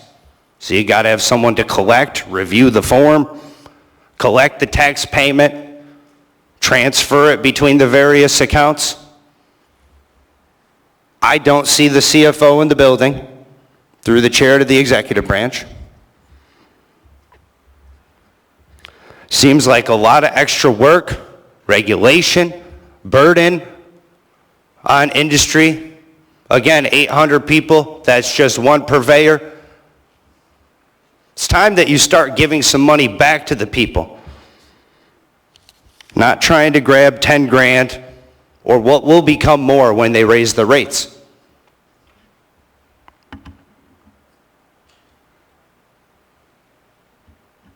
I know you all said there was a lot of negotiation that went on. With any of the negotiation, was there any promise in the donations to your political campaigns? Thank you. Thank you for your testimony. Are there any other members of the public who wish to speak? Anyone at all? Seeing and hearing no one, Public testimony is now closed. What is the will of the body? Move to approve. Second. A motion. I think everyone is trying to move to approve. I heard Ms. Allard with a motion to approve and Mr. Peterson with a motion to second. Before I go through the queue, I'd like to ask if the municipal manager who helped bring this ordinance forward would like to speak to this ordinance. Thank you, Madam Chair. I appreciate the opportunity. A number of weeks ago, a number of small businesses and their attorneys, as well as insurance agent, approached the administration because there had been a change in which when the industry set up, to be honest, I was on the assembly when we set up these rules, and so was Patrick Flynn, who is one of the owners of Great Northern Cannabis, and none of us remember a real robust discussion about surety bonds. Do you remember, Pete? No, I don't think so. We didn't have a robust discussion. So all of a sudden, when these businesses are up and going, and then all of it, they were forced or they were required to have a $10,000 surety bond, and then all of a sudden something changed, and I think it's mostly productivity, frankly, and the success of the industry. Then they went from having to require a $10,000 surety bond to some of these businesses a $300,000 or more if they own more than one company. And the reality is the market simply didn't bear it. So the government had set up a situation, unintentionally so, I believe, in which we created a requirement that couldn't be met by the market. And the complicating thing for the marijuana industry is they really can't bank either. And so you had a situation where we have this requirement to have a surety bond, which means, they're going to promise to pay their taxes or they lose their bond. But when we look at it from a logical standpoint, why would a business who's potentially producing $1 million in profit a month give that up because they don't have, a $300,000 bond? It didn't make sense to us. And the mayor's been very clear, we are pro-business. Our intent here is to be a very business-friendly community. And I know from the Assembly's perspective, for all those years ago when we passed these, a lot of the discussion was we want to treat marijuana like we treat alcohol, and I'm not aware of an alcohol surety bond that's required for restaurants or anybody who has a liquor license. So this is a discussion. I think that we have a short-term fix. The way the code is written is pretty definitive of what the reaction would be, and what we didn't want to do is have to suspend the licenses of multiple businesses because they couldn't get the surety bonds and they couldn't go to a bank and get a regular bond. So we don't want to get in the business where we're holding hundreds of thousands of dollars for multiple businesses because they can't meet the bonding requirements. So this was our solution. After talking to the industry, after talking to their insurance agents, we just felt as these businesses evolve and become more mature, that this is probably the direction that we are recommending to go. At some point, the Assembly might look at the marijuana surety bond language totally and get rid of it, but that would be your call. At this point, we thought this was an amenable solution, and it was received very well by the industry. They thought it was, and they really appreciated the swiftness in which the Assembly was willing to take this up. Thank you. Thank you, Ms. Domboski. Mr. Peterson? Thank you, Madam Chair, and Ms. Domboski and I were on the committee a number of years ago that we were creating the rules and regulations for this new industry, and it's kind of hard to see into the future, and we accidentally created a catch-22. And so this is a fix for the situation, and they actually wouldn't have created that catch-22 had the federal government allowed the marijuana industry to use banks like any other small business can use. It's hard to prove to an insurance company that you have the funds to get one of these bonds when you don't have a bank account. And so this ordinance here will fix that, and will keep many people employed and keep this industry continuing to move forward. And I don't believe they're making $1 million profit. I think someone might be grossing the large numbers, but from what I've heard, the margins are rather small. Thank you, Madam Chair. Thank you, Mr. Peterson. Are there any members who wish to get in the queue? Seeing no other members in the queue, members may proceed to vote on the motion to approve AO 2022-63.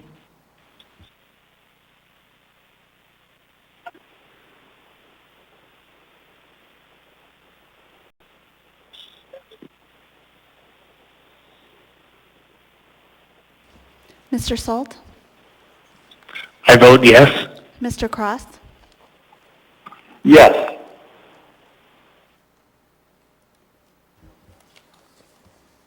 The motion to approve item 14C passes 9-0. We will now take up the quasi-judicial items on the agenda in the 15 section. These next items on the agenda involve applications for a liquor or marijuana license and/or a special land use permit for alcohol or marijuana. The process to review these items is different than the Assembly's legislative role because these are administrative or quasi-judicial hearings and require the Assembly to be impartial, refrain from ex parte communications, except in liquor license applications, and make a decision based only on the record before us and testimony today. We now have before us item 15A, resolution number AR 2022-183, a resolution of the Anchorage Municipal Assembly approving a marijuana license and special land use permit for the Frost Frontier LLC, a marijuana manufacturing facility with license number M29054, doing business as the Frost Frontier. Public testimony on this item is now open. Are there any members of the public who wish to speak? And I believe we have an individual lined up for phone testimony. I lost my list.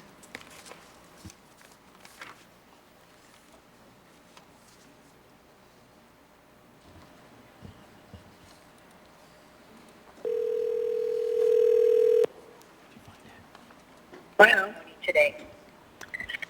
Hello? Hi, is this Ms. Brewington? Yes, it is.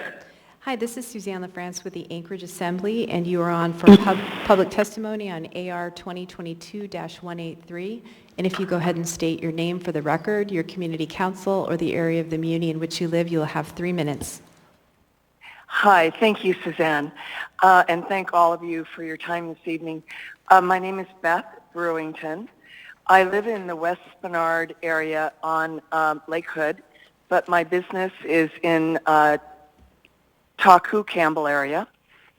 And did you need any other information? Aside from my testimony, I just wanted to be available in case the Assembly had any questions regarding our application for our concentrate manufacturing license this evening. Thank you, Ms. Brewington. So I understand you will be available if members have questions when we get to the debate portion for this item. Correct. Thank you. We'll go ahead and move to in-person testimony. Are there any members of the public who wish to speak on this item? If so, please come forward. Anyone at all? Seeing and hearing no one, public testimony on this item is now closed. What is the will of the body? Move to approve. Second. A motion to approve has been made by Mr. Constant and seconded by Mr. Peterson. Is there any discussion? Seeing no members in the queue, members may proceed to vote on the motion to approve AR 2022-183. Mr. Salt? I vote yes. Mr. Cross? I vote yes.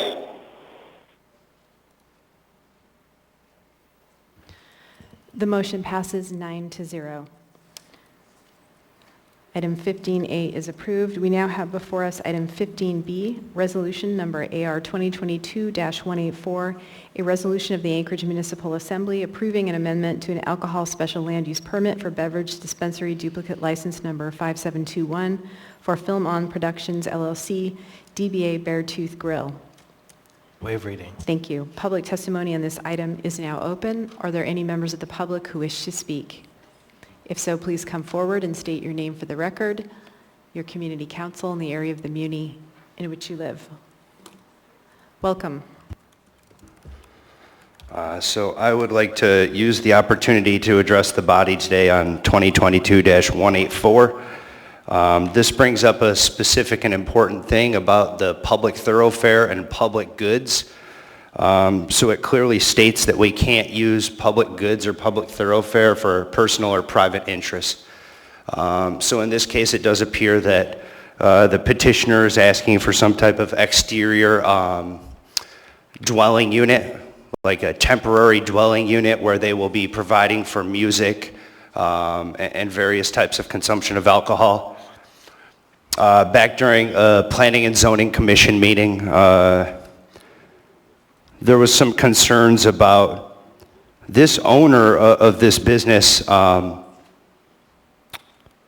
a rezone, and questions were brought up as to whether or not the reason why this owner was sort of giving away this land. And they stated that their intentions were true at the time, and it was believable. Still is. Seems so. But here we have another business that's going to be potentially shutting down a roadway. There's a number of other events that have occurred. Denina Center, attaching over to City Hall. You're using our street to be able to enrich a convention center. I can think back to a time where G Street between 4th and 5th Avenue was shut down to provide for some special privileges there. Flower pots purchased by Anchorage Downtown Partnership. So moving back to this area, Beartooth Grill. Who just bought Beartooth? Who did Beartooth just buy, or Moose's Tooth? The former Lamex restaurant. When you look at Lamex's property tax record prior to the sale of that property, it's pretty striking how the value of the property and building went down 50%, 50, at the same time that everyone else's property values were going through the roof.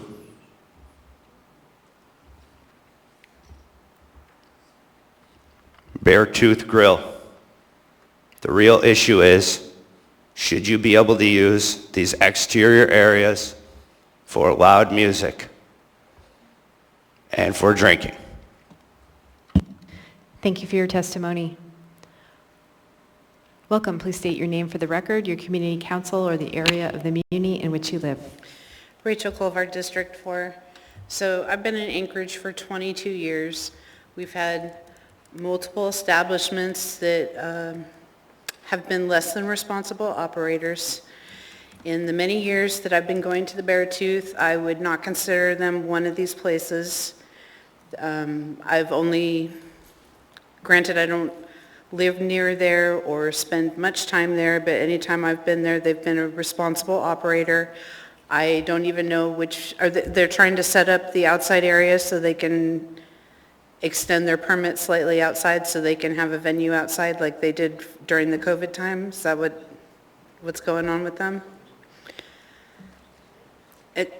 It's actually immaterial. Like whatever they wanted to do, they're a responsible operator and a well-established participant in this community, and I support them. Thank you for your testimony. Are there any other members of the public who wish to speak? Anyone at all? Seeing and hearing no one, public testimony on this item is now closed. What is the will of the body? Move to approve. Second. Move to approve by Mr. Constant, seconded by Mr. Peterson. Is there any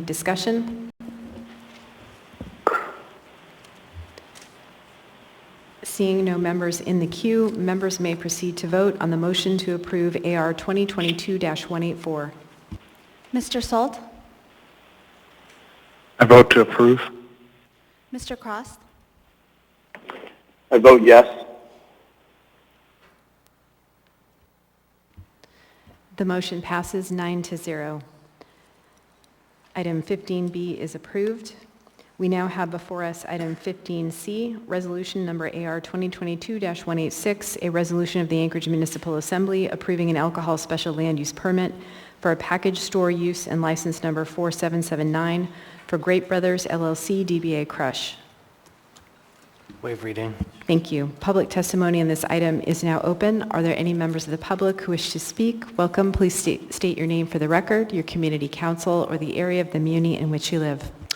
Hi, Scott Anaya. I'm owner-manager of Crush Bottle Shop in question here, CLAT, Bayshore CLAT Community Council. I wanted to make myself available for questions. Thank you. Mr. Constant, do you have a question? Thank you for being here, Scott. I haven't talked with any of you yet. Are you closing the one downtown? No, we're simply moving the existing bottle shop at O'Malley's Center across the street, across the old sewer. Yep. Thank you. I'm glad you're not leaving. Thank you, Mr. Constant. Thank you for your testimony. Are there any other members of the public who wish to speak? If so, please come forward. Anyone at all? Seeing and hearing no one, public testimony in this item is now closed. What is the will of the body? Move to approve. Second. A motion to approve has been made by Mr. Constant and seconded by Ms. Zalatel. Is there any discussion? Seeing no members in the queue, members may proceed to vote on the motion to approve AR 2022-186. Mr. Salt? I vote yes. Mr. Cross? I vote yes. The vote is 9-0. Item 15C passes. We now have before us item 15D, resolution number AR 2022-187, a resolution of the Anchorage Municipal Assembly approving an amendment to an alcohol special land use permit for the retail sale of alcohol with winery license number 5427 for Double Shovel Cider Company LLC, DBA Double Shovel Cider Company. Thank you. Public testimony on this item is now open. Are there any members of the public who wish to speak? If so, please come forward and state your name for the record, your community council, and the area, or the area of the muni in which you live. Niall Sherwood Williams. In response to 2022-187, the body should make it known that breweries should be allowed to have the same hours of operation as bars, and that the state's restriction upon their hours to cause them to close earlier than they would a bar is problematic. Thank you. Thank you for your testimony. Are there any other members of the public who wish to speak? Anyone at all? Seeing and hearing no one, public testimony on this item is now closed. What is the will of the body? Move to approve. Second. A motion to approve has been made by Ms. Zalatel and seconded by Mr. Constant. Is there any discussion? Seeing no members in the queue, members may proceed to vote on the motion to approve AR 2022-187. Mr. Salt? I vote yes. Mr. Cross? I vote yes. Item 15D passes 9-0. We now have before us item 14E, resolution number AR 2022-188, a resolution of the Anchorage Municipal Assembly stating its conditional protest regarding the transfer of ownership of restaurant eating place liquor license number 5772 for SP LLC DBA Northern China Restaurant. Waive reading. Thank you. Public testimony on this item is now open. Are there any members of the public who wish to speak? If so, please come forward and state your name for the record, your community council, or the area of the muni in which you live. Anyone at all? Seeing and hearing no one, public testimony on this item is now closed. What is the will of the body? Move to approve. Second. A motion to approve has been made by Mr. Constant and seconded by Mr. Peterson. Is there any discussion? Seeing no members in the queue, members may proceed to vote on the motion to approve AR 2022-188. Mr. Solt? I vote yes. Mr. Cross? I vote yes. Item 15E passes 9-0. We now have before us item 15F, resolution number AR 2022-189, a resolution of the Anchorage Municipal Assembly stating its conditional protest regarding a new brewpub liquor license number 6043 and restaurant designation permit for Alaska Hotel Group 239 West 4th Avenue, LP DBA Aviator. Waive reading. Thank you. Public testimony on this item is now open. Are there any members of the public who wish to speak? If so, please come forward and state your name for the record, your community council, or the area of the muni in which you live. Niall Sherwood Williams, 2022-189, stands in direct opposition to public health, to our homelessness crisis, to our mental health crisis. This assembly body has consistently passed and appropriated money to the Aviator Hotel. Whenever you drive by there, you'll see at least 10 to 20 people hanging around outside. You can sometimes even see someone hitting a bong or a crack pipe from the windows if you just film from the sidewalk. It's irresponsible to approve a liquor license in the same place you're going to house people and appropriate our money, and then appropriate more money to fix the concerns of the mental health and drug and alcohol problems. Stop the cycle. This one needs to be either canceled or there needs to be some reckoning. They took public funds.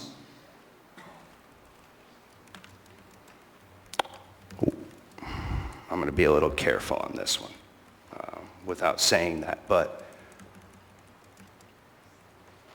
you know, there's a lot of talk about community involvement, responsibility. Well, I think we have a responsibility and duty as citizens to call a spade, and this is rotten. Certain zones in our city definitely don't need to have continued liquor licenses. We don't need to approve more.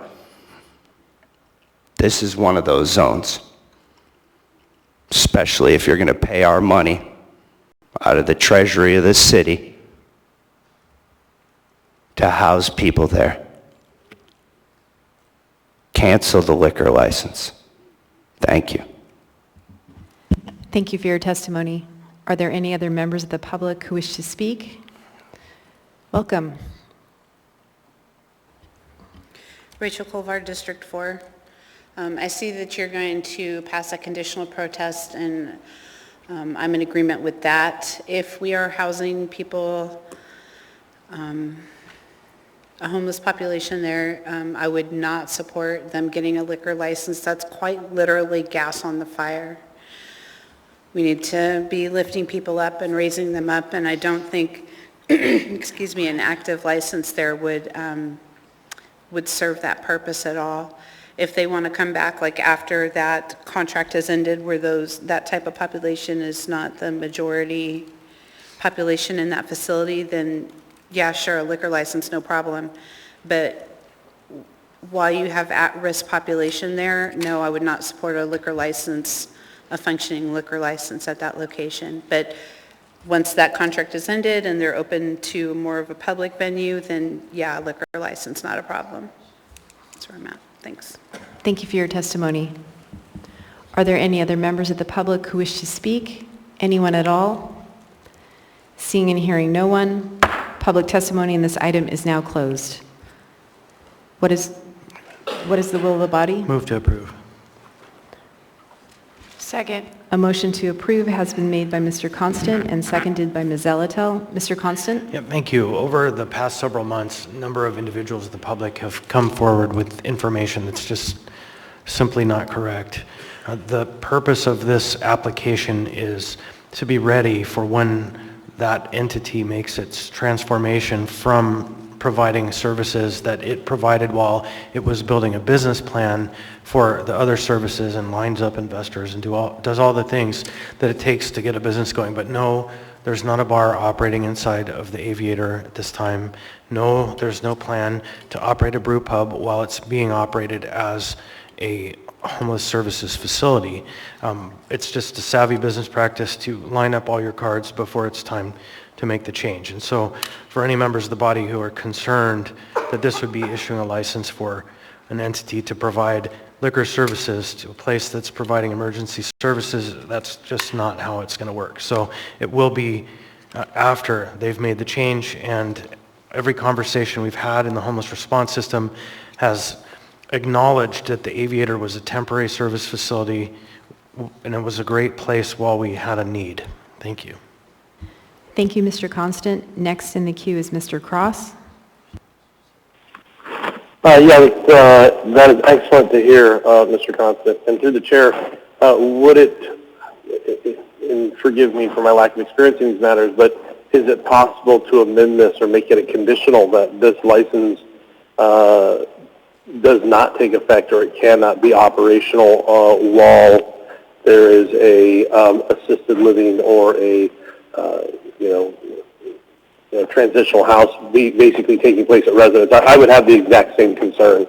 And so I guess what we're doing is we're just taking it on faith that that won't happen, but are there safeguards in place, I guess?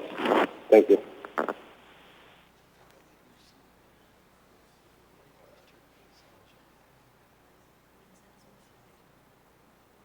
Ms. Zalatel? Thank you, Madam Chair. Somewhat in response to Mr. Cross's concern, the special land use permit will still need to come back before the Assembly for approval, and that's something we can ensure has been taken care of before voting to approve a special land use permit. Thank you, Ms. Zalatel.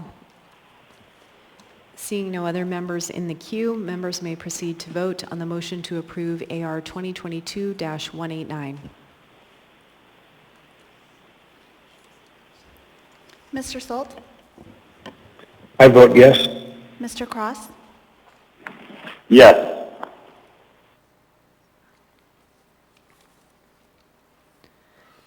The motion to approve item 15F passes 9-0.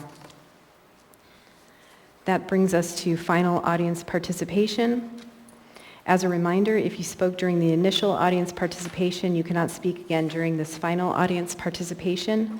Please direct your comments to the Assembly or the Chair. You will have 3 minutes to speak, and personal attacks are not appropriate. In addition, audience members are asked to avoid clapping or other disruptions during audience participation. Assembly members generally do not answer questions or respond to comments. We may talk to you offline to follow up. If anyone would like to participate, please come forward, state your name for the record, your community council, or the area of the muni in which you live. Welcome.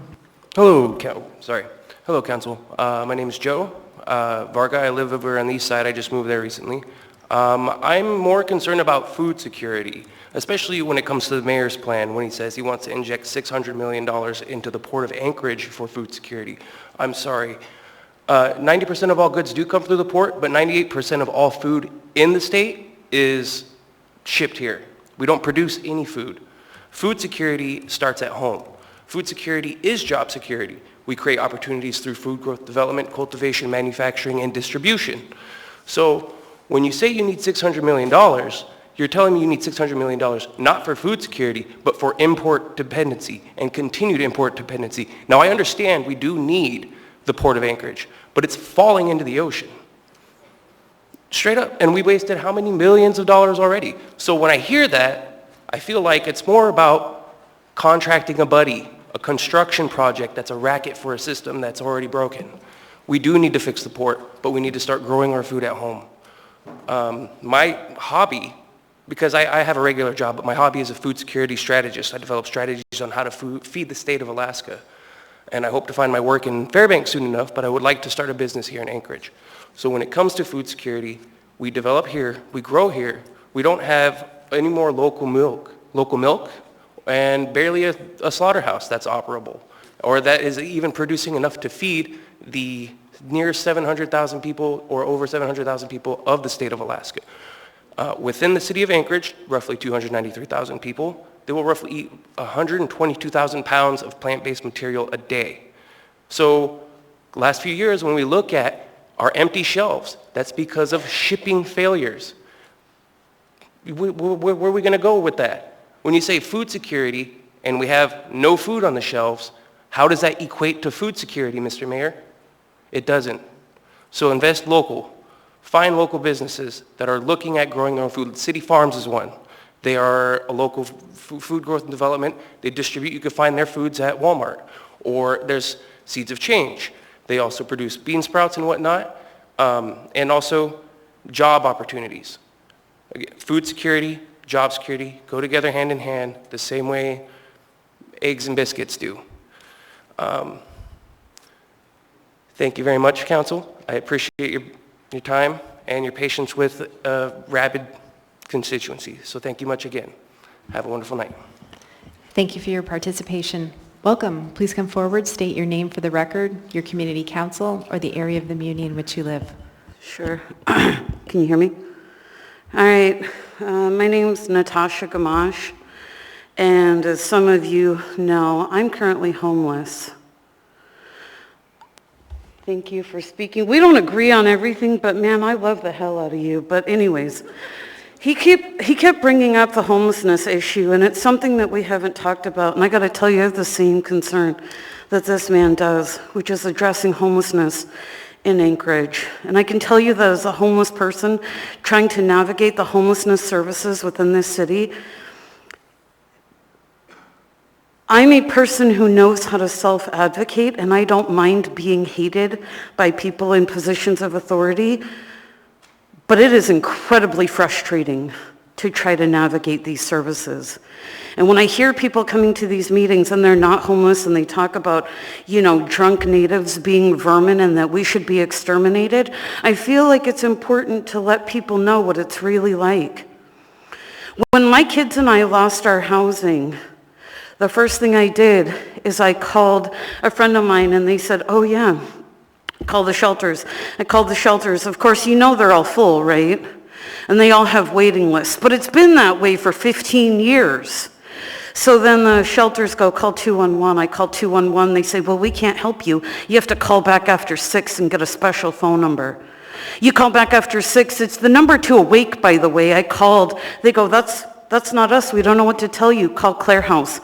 Claire House says, that's not us. Call Awake back. Awake says, we don't know how to help you. Call the police department. I call the police department. The police department says, we don't know how to help you. Call the Red Cross. I call the Red Cross. They go, we got a lot of families that have nowhere to go. Sleep in a well-lit parking lot. That is 1 6-hour day of trying to navigate homelessness services. And I've sat on the Anchorage Coalition to End Homelessness press releases and tried to ask, what are we doing to address homelessness in an effective way? And you know what I get? Cone of silence. I just found out today that part of the reason I'm not getting homelessness services is because I wasn't listed in HMIS. I've been homeless for months. I've been trying to access programs, and guess what? There are none. Not through the Anchorage Coalition to End Homelessness, not through anyone else. I have 2 kids that I had to put into treatment for a separate issue, but my daughter, Denali, that was here tonight, I had to place her with a family through choosing our routes because I was told by NeighborWorks that if I left the state to get my son medical care, I was forfeiting my participation in their program. What we are doing with our homeless population is egregious. Full stop. Thank you, ma'am, for your participation. Ms. Allard has a question for you. Ms. Allard? Thank you. You said you reached out to Anchorage Coalition to End Homelessness and you didn't receive any care or help? I've attended 2 of their press releases, and in those press releases I asked, what are you doing to address family homelessness? Because the Sullivan is for single people. I can't take my kids to the Sullivan. right? And when I called the mayor's office about, hey, what about the cold weather shelter? I was told that the Brownson administration had cut the funding for that. So we couldn't go to a cold weather shelter. There was nothing available, and because of the Aviator, the Sockeye Inn, the Alex, what's the other one? Anyway, I was told that those were unfit for children to live in, so I was not allowed to be placed there. Would you do me a favor and just send me your information? I'd like to help you with that. I would really, really love that, Miss Allard, because you. I have tried reaching out to just about every place that I can, and all I'm getting is stonewalled red tape, bureaucracy, and apathy. And it doesn't matter which side of the political spectrum you're on, they're both guilty. I'm concerned because your children don't have a roof over their head. I want to help you. Thank you. Thank you. And ma'am, you can also leave your contact information with the staff at the end, Ms. Roughton. The one that's raising their hand? Yes. Do I have your permission? Because God knows security loves me, and I'm sick of seeing those people. You can do that. Mr. Thank you. Dunbar has a question for you. Thank you, Madam Chair. Thank you, Natasha, for coming. You mentioned, was it your daughters with Choosing Our Roots now? Is that right? Yep. Yeah. Great. That's a great program. I think that we funded them last year through ARPA, so hopefully that helped increase their availability. So it sounds like, I'm trying to understand your situation here. So you said you had children with you, but it sounds like your daughters with Choosing Our Roots and your son now is out of state getting medical care, is that right? Yep. So are you a single adult now, or are you still with other children? So because I did the responsible thing and found somewhere for my daughter to live so that she's not, because I'm living in my car. I'm literally living in my car, and I didn't want that for my child. I placed her with people that you know, and I love them dearly, and so does my daughter, and I know Choosing Our Roots. I've known them since before their inception. I did the responsible thing and found my daughter somewhere to go. Because I did that, I'm now considered a single adult. I'm low priority. So my ability to get housing is compromised because I was a responsible parent. See, this is the kind of red tape that I'm talking about that needs to be addressed, but when I try to reach out to places like the Anchorage Coalition and Homelessness, I get nothing. Are you in HMIS now as a single adult, or is it, are you still sort of matched with your children in that system? I was told by one of the staff here that I am in the HMIS system. Now, whether or not it's a single adult or other, I don't know. But I know they said they can see me. Other agencies can't find me. I actually found out from someone else who can access HMIS. They sent me a Facebook message and said, hey, I just looked at HMIS. You're not in it. Why aren't you in it? You've been homeless for months. I'm not a drunk. I'm not a drug addict. I'm a productive member of society. And if it's this hard for me to do this, imagine how hard it is for someone who's depressed, suicidal, alcoholic, an addict. And I am a veteran that can't get help. A sober working veteran that my only problem is I don't make enough money to pay exorbitant rent. And ma'am, Thank you, please leave your contact information. Thank you, Madam Chair. Thank you, Mr. Either you're going Dunbar. to do something or you won't, but every time I check one of these boxes, please believe I keep talking to the press about it because I'm going to start holding Thank you, people ma'am. accountable. When we've got 200 more people that are going to hit the streets in 3 weeks, I take that personal. Thank you, ma'am. And Mr. Cross is in the queue, I believe. Madam Chair, point of order, please. I had Move to Mr. extend Cross to in the queue 11:30. next. Go ahead, Mr. Cross. I would like to move to extend to 11:30. A motion to extend to 11:30 has been made by Mr. Second. Cross and seconded by Ms. Allard. Is there any discussion? I make a motion to amend the motion to 11:15. Second. A motion has been made to amend the original motion to 11:15 by Mr. Dunbar and seconded by Mr. Constant. Ms. Allard? I believe there are some assembly members that would like to make closing comments, so I'm going to stick with Mr. Cross and encourage Mr. Dunbar to withdraw. I'm not going to withdraw, and if you vote on my amendment, I'm going to vote against your motion to extend. Okay, seeing no other members in the queue, members may proceed to vote on the amendment to extend to 11:15 p.m. Mr. Salt? Vote yes. Mr. Cross? Vote yes.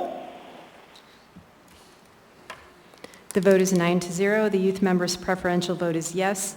The amendment passes. We now have the main motion as amended before us to extend the meeting to 11:15. Seeing no members in the queue, members may proceed to vote on the motion. Mr. Salt? I vote yes. Mr. Cross? I vote yes. The vote is 9-0. The youth member's preferential vote is yes. The motion passes. We are extended until 11:15. Welcome. Please come forward. State your name for the record, your community council, or the area of the muni in which you live. My name is Doria Clark. It doesn't really matter where I live. Let's move past that already. That woman's story was heartbreaking. Yet, you two, one of you who claims to be the homeless expert, Assemblywoman Zalatel, is on her phone instead of listening to this woman's heartbreaking story about her family. You should be offering up your name and your services first. And I know because I stayed at that homeless shelter only for one night. And I did it as an experiment to see what happens. You make a six-figure income. You are willing to give up part of whatever finances you had so that we could have that Saturday meeting, so we could have the police here and the fire department here for the mask mandates, right? You were all about it then. You were willing to give up your income then. But now you make a six-figure income plus, what, $67,000 a year or something, but you claim to be the homeless expert? Why don't you put your money where your mouth is now? Why don't you go ahead and donate that money today to her? Why don't you help her get into a home? Where is your money now? Where is your mouth now? Thank you for looking me in the eyes, actually. I very much appreciate that. That is very kind of you to finally actually look up from your phones. I know it's extremely hard from you. And Constant, I am very sorry because no person should ever have to feel threatened in their entire life. Ever. Ever. And I'm sorry that somebody spoke to you that way. And I'm not going to get into a lot of deep stuff because I just don't have the emotional capacity right now because I've had about enough of this. Because you guys are exhausting. As exhausting as you think I am, I'm not going to let you keep taking up free real estate in my mind. Any of you. I don't care who you are. You need to start doing what is right by the citizens. Constant, I know it's very hard to pay attention and listen, but if you wouldn't mind not being on your phone, talk about public dissatisfaction and a display of public distrust. Why are you constantly on your phones and putting things on Twitter instead of listening to what we're saying? So let's talk about real threats as opposed to perceived ones. I am sorry that somebody did that. And if I knew who it was, I would have very unkind words to say to them about how they should be more polite to any citizen of this world. Nobody deserves to be threatened. But I can tell you a perceived threat is very different than a real threat. So until somebody comes and actually literally puts a gun to your head, which I know what that's like, you have no idea. And the next time there's public testimony, I'll make sure that I'm first in line so we can actually talk about it, so people are actually awake to hear what I have to say about what a threat is. Because until somebody violates you the way that people have violated me at times, I am sorry that you went through that, but that Pride Month, whatever you were doing there, had nothing to do with your threats. It had everything else to do with the community around you. But yet again, selfishly, you make it about you. And as much as I do respect you, to a certain extent, actually, oddly enough, I feel like you guys do listen and will shake my hand. I'm sorry that you went through that. But please don't make this about you anymore. Make this about the community. That is your job. That is all of your jobs here. Make this about the community. Thank you for your participation. Please come forward, state your name for the record, your community council, or the area of the muni in which you live. Yeah, Eric Lambertson, South Anchorage. I just want to draw attention to these ropes over here. They just seem to be in line with what you've been making us put up with an invisible barrier for COVID or whatever the hell that was. These things are pathetic. If you really want to do something to elevate your status, I'd like you to raise the dais and look down at us in a very condescending way. I want you to keep yourselves removed from the public as much as possible. Please, if you want to wear a mask, you know, so that we can't see your face or your expressions, or develop some kind of a removal of yourself from the process and create that kind of a barrier, I'd like you to do that. If you'd like to cover your entire head with a paper bag and punch a couple holes in it, that would be a good idea too, because then we couldn't see exactly what it is that we're dealing with. I'd like you to remove these ropes. They are pathetic. You might want to call security to remove the entire room so that people can't approach you or approach you with verbal concepts.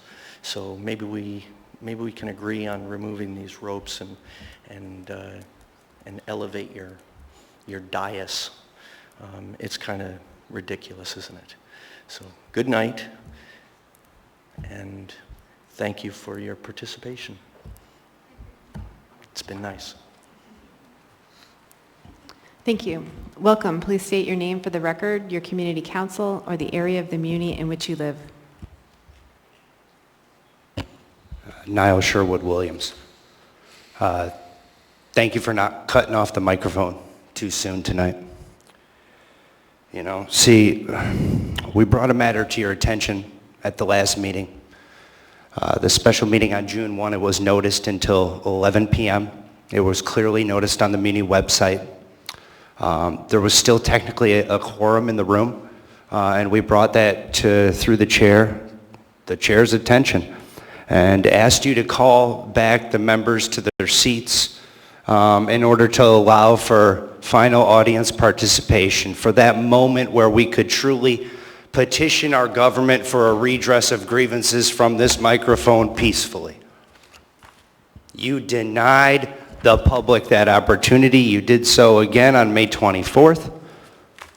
This is an ongoing and recurring problem of retaliation. I would like for this to be a learning experience for this body, for members of this community. I would like for leadership through the chair to the administration to be shown. I would like for the unlawful acts to stop.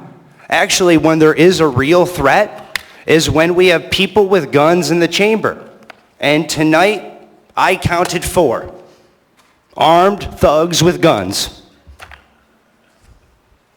And regardless of what you think, whether these individuals were right, wrong, or indifferent, their method of protest is their own desired will.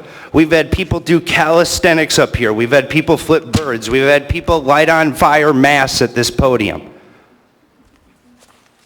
We've had people make threats, death threats from this podium to a sitting mayor. Heard it myself. I don't know if y'all can remember the date, but I can. And the whole while, nobody stands up for what's right. Congress shall make no law respecting an establishment of religion or prohibiting the free exercise thereof or abridging the freedom of speech or of the press or the right of the people peaceably to assemble and to petition their government for a redress of grievances. That's our First Amendment. There's a reason why it's first. It's because that's our way to do things with handshakes and looking each other in the eye.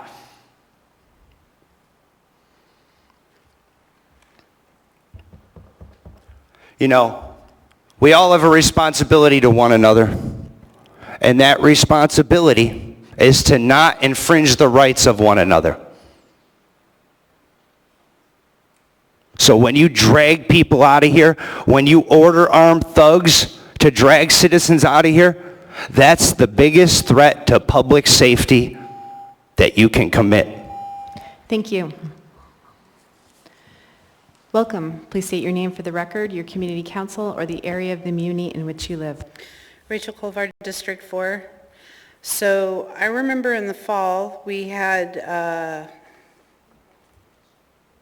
town hall meetings on the homelessness. And I remember Miss Natasha speaking at one of those events because I remember going right after her and telling you that except for the grace of God, I was very nearly in her spot. Well, that grace is getting pretty thin. I'm about 2 weeks from being evicted my own self. And like Natasha, I'm a vet. Like Natasha, I have a child. And like Natasha, I have surfed all the help. And you can tell that I'm fairly proactive for my own self. Excuse me. A member of this body told me that there was the United Way was going to come up with a plan, and I have not heard back on that yet. You call the United Way, you get told to go the 211 route, you call 211, you tell them your situation, and they say there's nothing for you. There's nothing for you unless you're 18 to 24. That's what's available in town right now. You remember that there's other programs out there, so you go put an application in with the one over there in the old Bagoys. Anyway, I put an application in there, gave them all the stuff that they needed. I get a letter back. There's no vouchers to divert you from getting evicted, and then soonest that we can get you placed into something that would be appropriate for you is 12 to 18 months from right now. So while my son is out, I have court-ordered visitation, so while he's out of town at his dad's, I get to scramble really quick and see if I can put a roof over our head. And then I have been on your Anchorage Coalition to End Homelessness email list for some time. And the report that just came out said that you've been able to help about 3% of people. I would pull the email up, but my phone died. So of the people in town that you've been able to help has been 3% of the people that asked. 3%. That is unacceptable. I've been here 22 years. This town can take care of itself if you kind of just get out of the way and let people go back to doing business. That's right. And when you squashed us with your mandates, it takes a lot longer for the grass to come back up than just taking your foot off of it. And it will caution you to be careful of your boot placement. Thank you. Welcome. Please state your name for the record, your community council, or the area of the muni in which you live. My name is Tammy.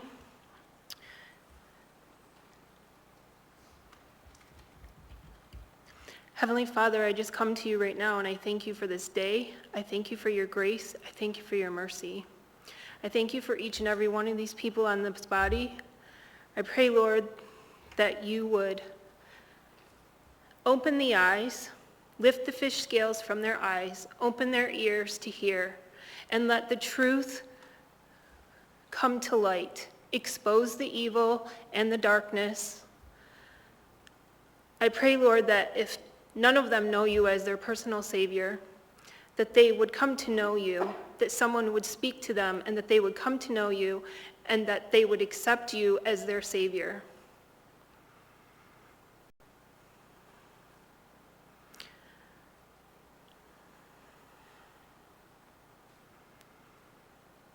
I pray for a hedge of protection over the Bronson administration and Mayor Bronson and his family.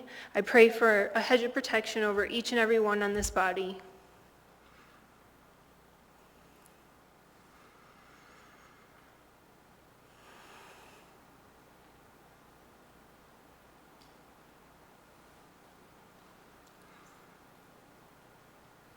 Lord, I ask all of this in your precious name. Amen. Thank you. That brings us to assembly comments. We have just 3 minutes. I will start with Ms. Price, and I just ask folks to be brief since we have limited time. I did want to thank the Assembly for finally appointing me. It's been something I've looked forward to doing for a long time, to serving the youth of Anchorage. I truly hope that you don't go forth with the proposed ordinance It's going to damage the youth's view of this assembly, of the local government even more, and the youth of Anchorage deserve to have a representative up here, and they deserve to elect it themselves. But one thing has been made clear to me over the last month that I've served. This body is flawed because it does not believe in the United States of American governmental fundamental principles. You do not believe in civil dialogue. You do not believe in democracy. You do not believe in even the law. And because of that, you can never succeed. The people will never be satisfied, and you will only make this a more hostile environment. So I truly hope that you will not do the despicable thing of taking away the youth of Anchorage's right to a voice, taking away the citizens of Anchorage right to a mayor, and taking away just more rights. It just seems like you tack them on. Please wrap up, Ms. Price. I would love to, but actually this is 5 months worth of time that I never got because of you, Ms. LaFrance. No, this is... Ms. Price, we're going to go through and do... Welcome to the club. There you go. Not malfunctioning. Really? Because this one's working up here. Mine's working. Wow, those ones are working over there.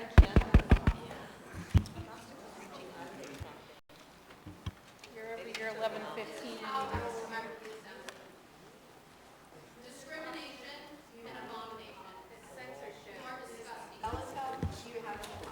Yes, briefly, it's not appropriate for me to comment on my job at the coalition. There are clear lines as a conflict of interest, so I won't be responding. It's always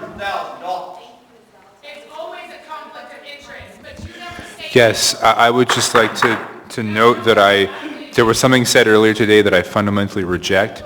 The Anchorage Police Department, the officers in the Anchorage Police Department are not armed thugs. They are men and women who defend this city and the people in it. Thank you, Madam Chair.